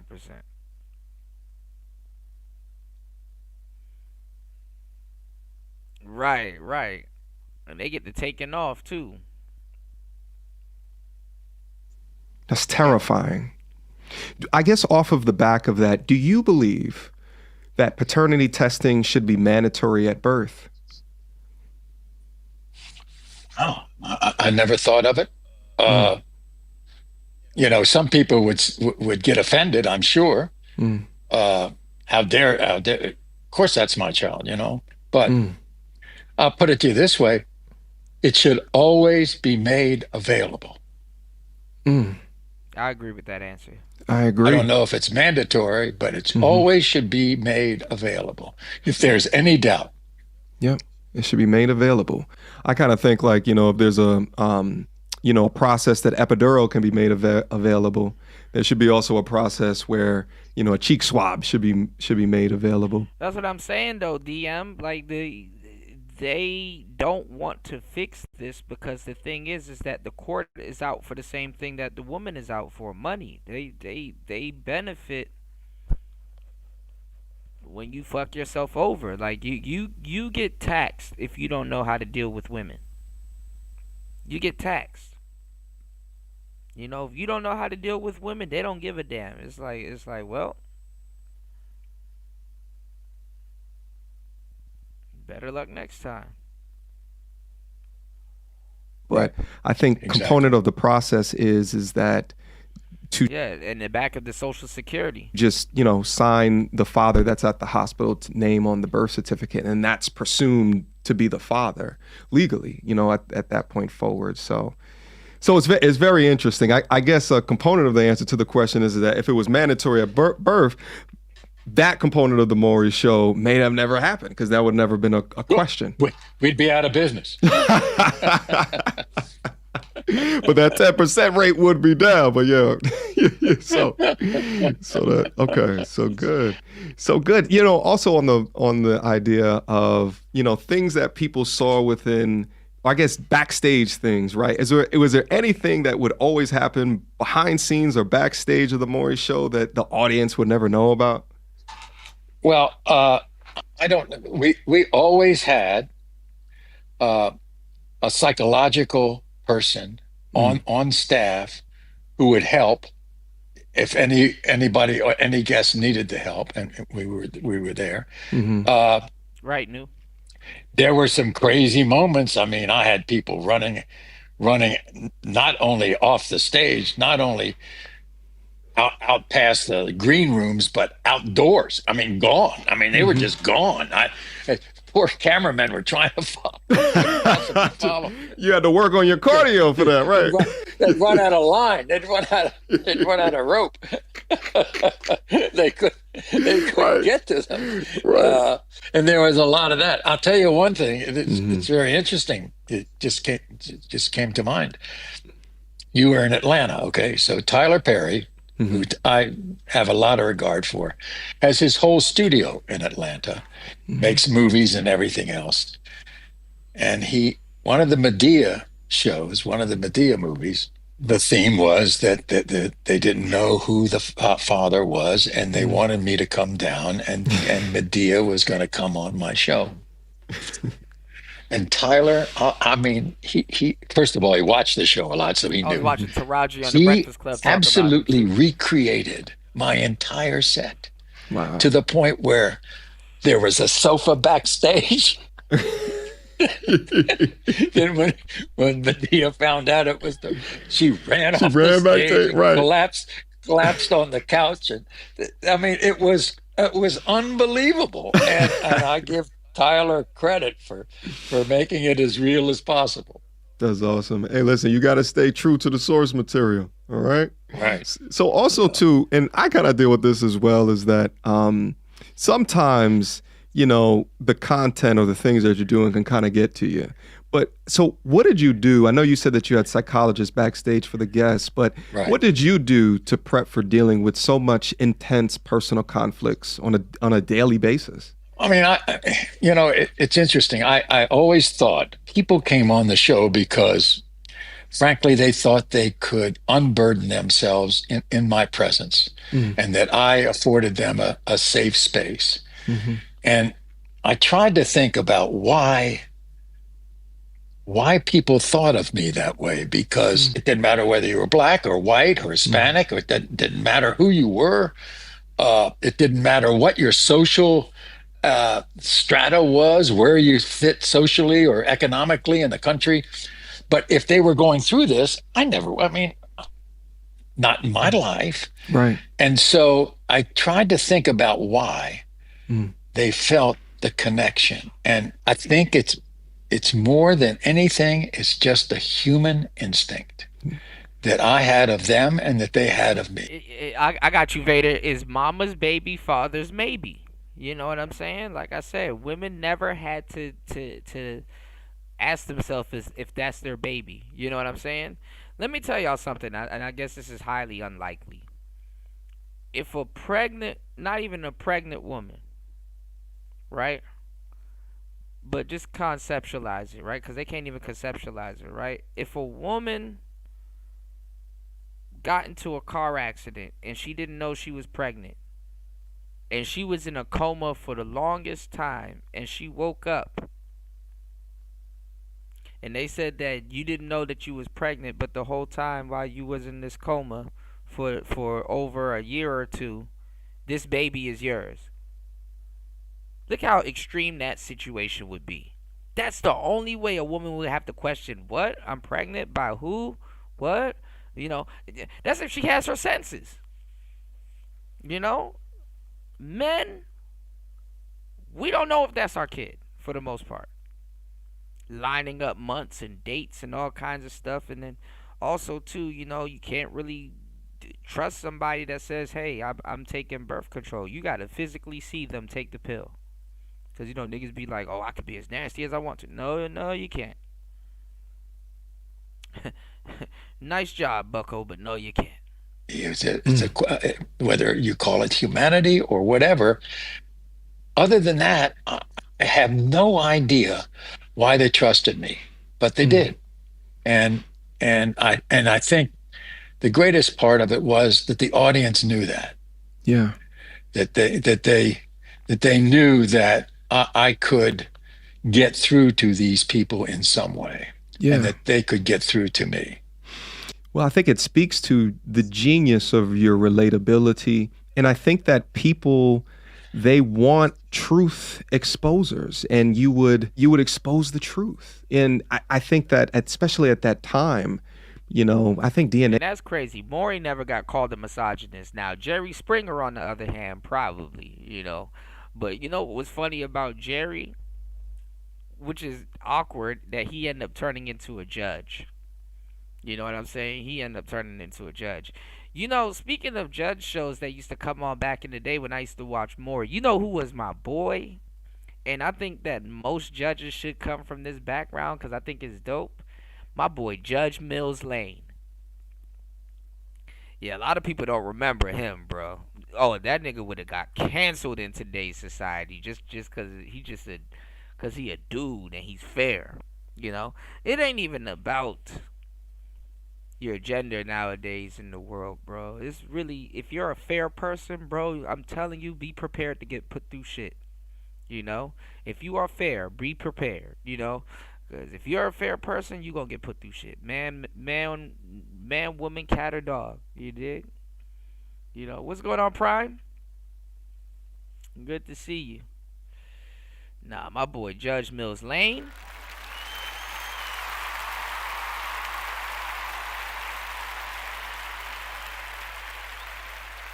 If you are a referee and then you decide to jump into law, that's crazy. That's crazy. Oh, come on, Nightbot. Stop. Damn. All right, let me time out Nightbot. Give me a second, y'all. testing was probably only a thing. Paternity testing is only a thing for maybe a decade and a half, maybe at that time, maybe 2 decades. Yeah. So to have it exposed, people are like, we could just go and we can figure it all out. But I will say, it's actually funny that, it doesn't matter the race, creed, color, or religion, but I will say that you have saved more black men from damnation than Abraham Lincoln. I'll tell you, that's very good because actually they did that on Saturday. They used that line on Saturday Night Live one time during Black History Month. Oh, they did? Yeah, they did. They had my face, and the guy said, "Why would I have this white guy behind me in Black History Month?" Shout outs to Prime in the building. Nightbot be tripping, bro. I got a racist ass Nightbot. Give me 1 second, Joe. Because he saved more, because he freed more black men. Come on. Since Abraham Lincoln. Come on. Listen. We gotta give credit where credit's due, Mario. All right. so that was a good. Oh boy. Yeah. I had more. There are more takeoffs on me. South Park did a brutal episode on me, and it was really rough. And it was interesting because I wanted to call the creators of South Park. I get on the phone. They won't answer. Mm-hmm. Finally, after a couple of weeks, they answered. I guess they were afraid that I was pissed off at them. Mm. I said, "No, I'm calling you because could you send me a few of those original cells of the cartoon? I would love to put them on my wall." Yeah, you got to immortalize stuff like that. That's awesome. Exactly. Yeah. All right. But that speaks to the tough skin that you have. Yeah, I was just about to. I was just about to say that. If back in the day, if you used to watch Celebrity Deathmatch and Robot Chicken, and Family Guy, even The Simpsons, and I ain't gonna lie though, South Park has a different way of doing it. But if y'all were watching those shows back in the day, man, listen.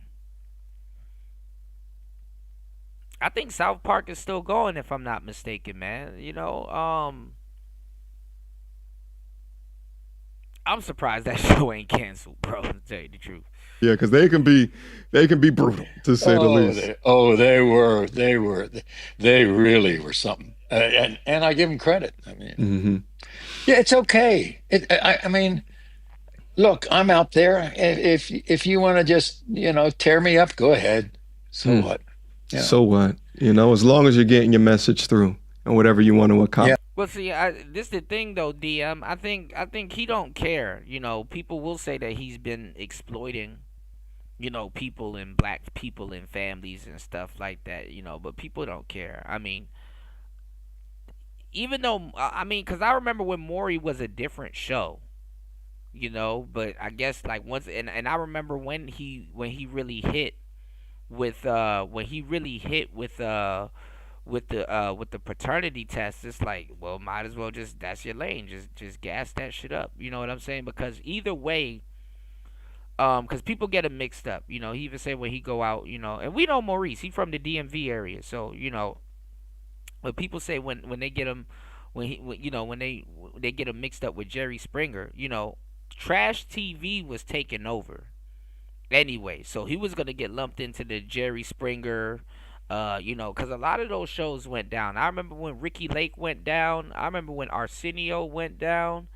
I remember when Jenny Jones went down. There was a couple of other white dudes in there too, other than Geraldo and Donahue and stuff like that. But I remember when all of those shows went down, and Maury was the only one still doing it. And Jerry Springer's still doing it. And then even after a while, Jerry had to pivot. You know what I'm saying? And then you had Dr. Phil. I don't know how Steve Wilkos spun out of that one, but no, wait. Steve Wilkos was from Jerry. Because Steve ended up being people start remembering the security, and then you had Steve Wilkos. Yeah, you had a couple of people. You know what I'm saying? You said Mills Lane was a judge. That's going back. Yeah, man. I fucks with Mills Lane. You know what's funny too? And it's the same thing with like Simon. It's the same thing with Diddy from the band, cuz I saw some of those clips came up. It's the same thing with Judge Judy and the dude from Hell's Kitchen or whatever, was it Chef Gordon Ramsay or whatever? When you look at the advertisement, they made those people seem like they were evil, like they were mean to people and stuff like that. When them people was giving out game. Like, people made Judge Judy seem like she was a bitch, but nah, Judge Judy knew her shit. She knew what she was talking about. She wasn't letting people slide. Like, you know, it was like, oh, okay. You start to think that, oh, you know what I'm saying? What's going on, EB? In the place to be. Good to see you, bro. Hold on. Yes, sir. But yeah, you know, how they advertise them, they're like, oh, this person is putting people through hell. This person's, you know, uncouth. This person is horrible, you know. The whole team, they knew what they was talking about, you know. They knew exactly what they was talking about. You dig? Yeah, MTR got Maury on the show, man, which is dope. So Sure. And for all, and I guess to put a pin on it, for all of the people that used to give you, you know, so much crap back into the day, into the show, tell them, what is the difference between, you know, exploiting drama versus exposing? And then honestly, shows like Maury and what you call it, a lot of those shows were needed, to tell you the truth. You know, like Maury, Jerry Springer, and all that other stuff. It fit with the whole TV aesthetic at the time. Because guess what? It was the Attitude Era. It was the Attitude Era. You know, BET Uncut, Cartoon Network, Toonami, Wrestling, Maury, Jerry Springer. It was the Attitude Era. The truth. I think it's a fine line. I think you have to have you have to have an end game in terms of what you're trying to do. As I've talked to you about justifying everything I did, and if you don't have that, shit crazy, then you are into exploitation. Yeah. So let's run a speed round real quick.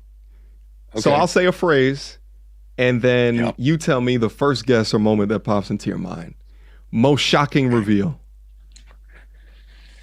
When a woman came on to accuse of a guy being the father of her. Oh yeah, I forgot about Richard Bay.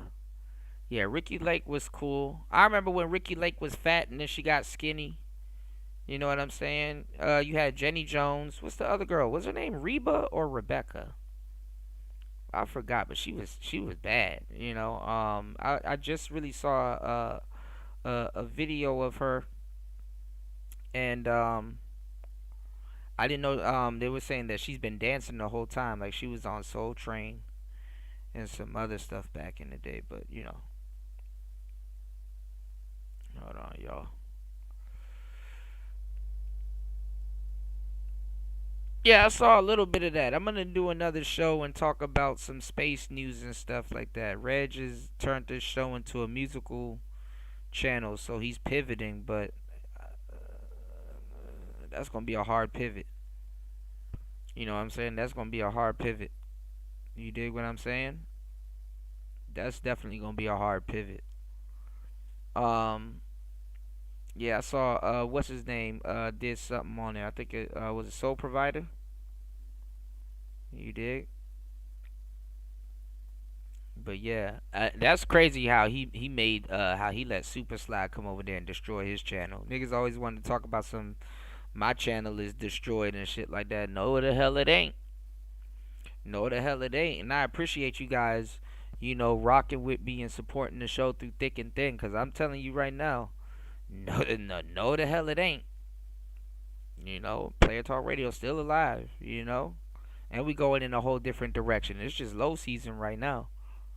So don't worry about that. Come midsummer, we right back on it. So we doing our thing. But he let that man super slide, and I want y'all to let him know. And I hope he knows that he let that man come over there. Bro won't even promote his channel. Bro don't even shot y'all people out. Like he let that man go over there and destroy his channel. He should have known better. He should have known better. He should have known better.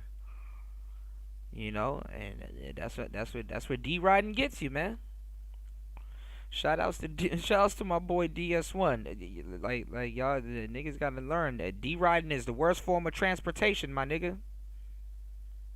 Niggas tripping, man. Let that man go over there and destroy your channel. He can go to his channel, but guess what? Now that's crazy. That's crazy, man. Allegedly, I've been crashing out for years, and I still ain't hit a wall yet, y'all. Blessed.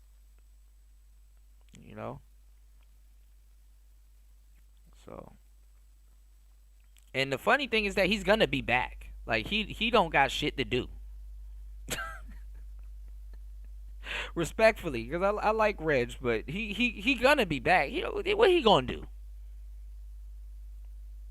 He don't got shit to do.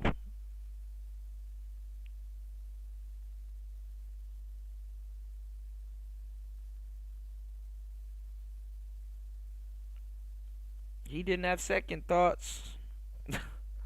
Yeah, he not like dudes like you can't be around dudes like him. Dudes like him be plotting on you and stuff like that.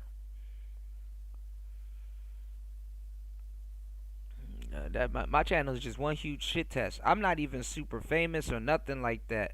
And when dudes be hating on my channel, that says a lot about them. Because if I'm supposed to be a nobody and all this other shit, it's like, okay, then why are you paying attention to me? Why are you hating on my channel? There's millions of channels on YouTube, y'all. You dig? There's millions of channels on YouTube. So it says a lot about you when you paying attention to somebody, or something like that, or jealous of somebody or something like that, especially when that person is chilling, And then the funny part is that you're bringing that shit back over to your audience. The funny part is that you're bringing that shit back over to your audience that don't even know who the hell you talking about. So it's like, dang, nigga, if I'm a big target to you, what does that say about you? I'm offended. At this point, I'm offended. I'm flattered, but I'm offended. So I don't know. Reg will be back. He ain't got shit to do. Trust me. Shout outs to Reg the back.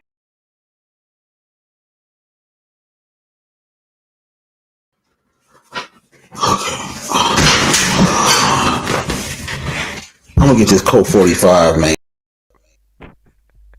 He just went out to go get a beer, bro. He'll be back. Stop playing around. Reg's gonna be back. He just went out to go get a beer. What's going on, fasting? Man, they try to say, yeah, I saw a little thing about that. They try to say Timberland signed the first AI artist. I don't think y'all niggas remember a couple years ago there was this AI artist. I think a white man made him, and his name is something Maker or something like that. And he had green hair. And remember, they canceled the first AI artist because he said nigga.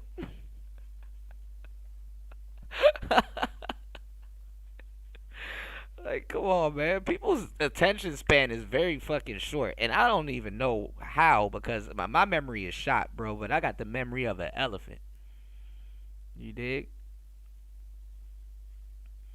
Yeah, Sly want to be manosphere so bad. And he want to talk about everybody else's marriage, but hey, nobody can talk about his. He tried to dish it out, but can't take it.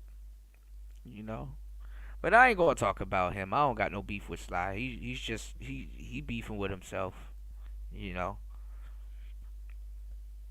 Him and his minions are listening too. They be in the clouds because they love this channel so fucking much.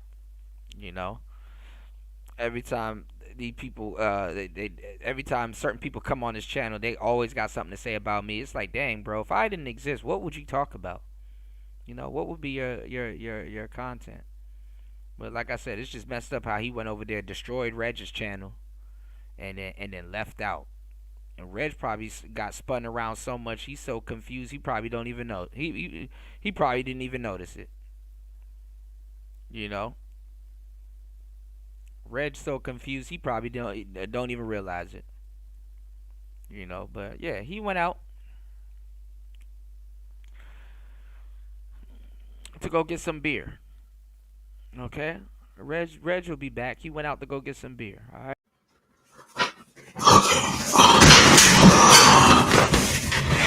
I'm gonna get this Colt 45, man. All right, y'all hit the like button, support the beer fund. Let's go. Were twins, and the result was that he was the father of one, but not the other. Whoa, that can happen. I never thought it could. Shout outs to Fasting His Life in the building, as always. I looked around at the staff and said, "What is this?" And they said, "Fraternal twins. 2 eggs, 2 sperm." Whoa. Mic drop. They said it's a million to 1 shot, and it came in twice on the show. Most dramatic chase backstage. Oh wow, it's like it was about maybe a quarter of a mile outside. I mean, it was just forever. There was wireless mics back then? Well, it wasn't the mics that were the problem. It was the cameraman who had the camera on his shoulder. Yeah, who ran out of rope. Gotta be. They were gone. They were gone. They just ran down the block to stoplights, stop signs. And by the way, I've had it both ways. I've had the woman run out, and I've had the guy run out when he was proved to be the father. Skedaddled. Whoa. The one guest that you will never forget. It's not the unforgettable guests. It's what's going on, Ray? It's the guest I've never had. Welcome to the show. I mean, I always used to say to myself, you know, I'll put it to you this way: I will still come out of retirement. I'll come out of retirement to do the lie detector test between Nicki Minaj and Cardi B. I will come out of retirement. You heard it here first. We gotta get Maury back on. Come on, we gotta. Guys, I'm a little bit tired. I gotta study before I go to sleep. You said that Predator movie, when it comes out, is gonna be the most talked about. I don't know. I don't know. I gotta check that out. I didn't know Predator got a movie coming out. I see that Ninja Turtles got another movie coming out. They got some weird shadow Ninja Turtle that they about to fuck up the Ninja Turtle series, y'all. They got different Aprils and shit like that. They about to fuck up the Ninja Turtle series, bro. I just see it coming, you know. And trust me, Shredder is like my spirit animal. Y'all know I love Shredder. You know what I'm saying? That's my avatar.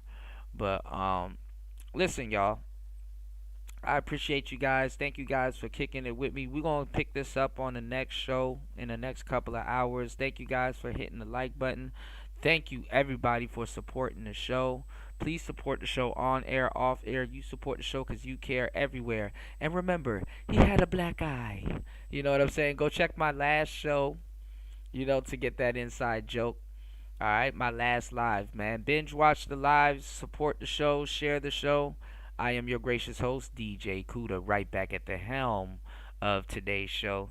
Thank you, guys. I love you guys. We out. It's Player Talk Radio. Peace. Oh, yeah. Hold on. Is it Ty City's birthday? If so, happy birthday to Ty City. Man, there's a lot of Geminis, man.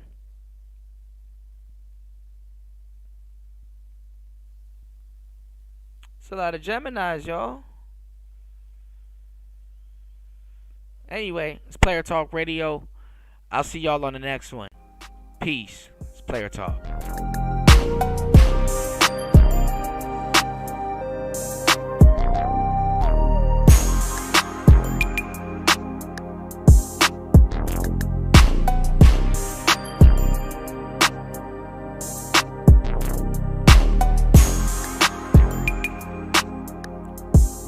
Okay, Sin. I didn't know you was a Cancer. Uh-oh.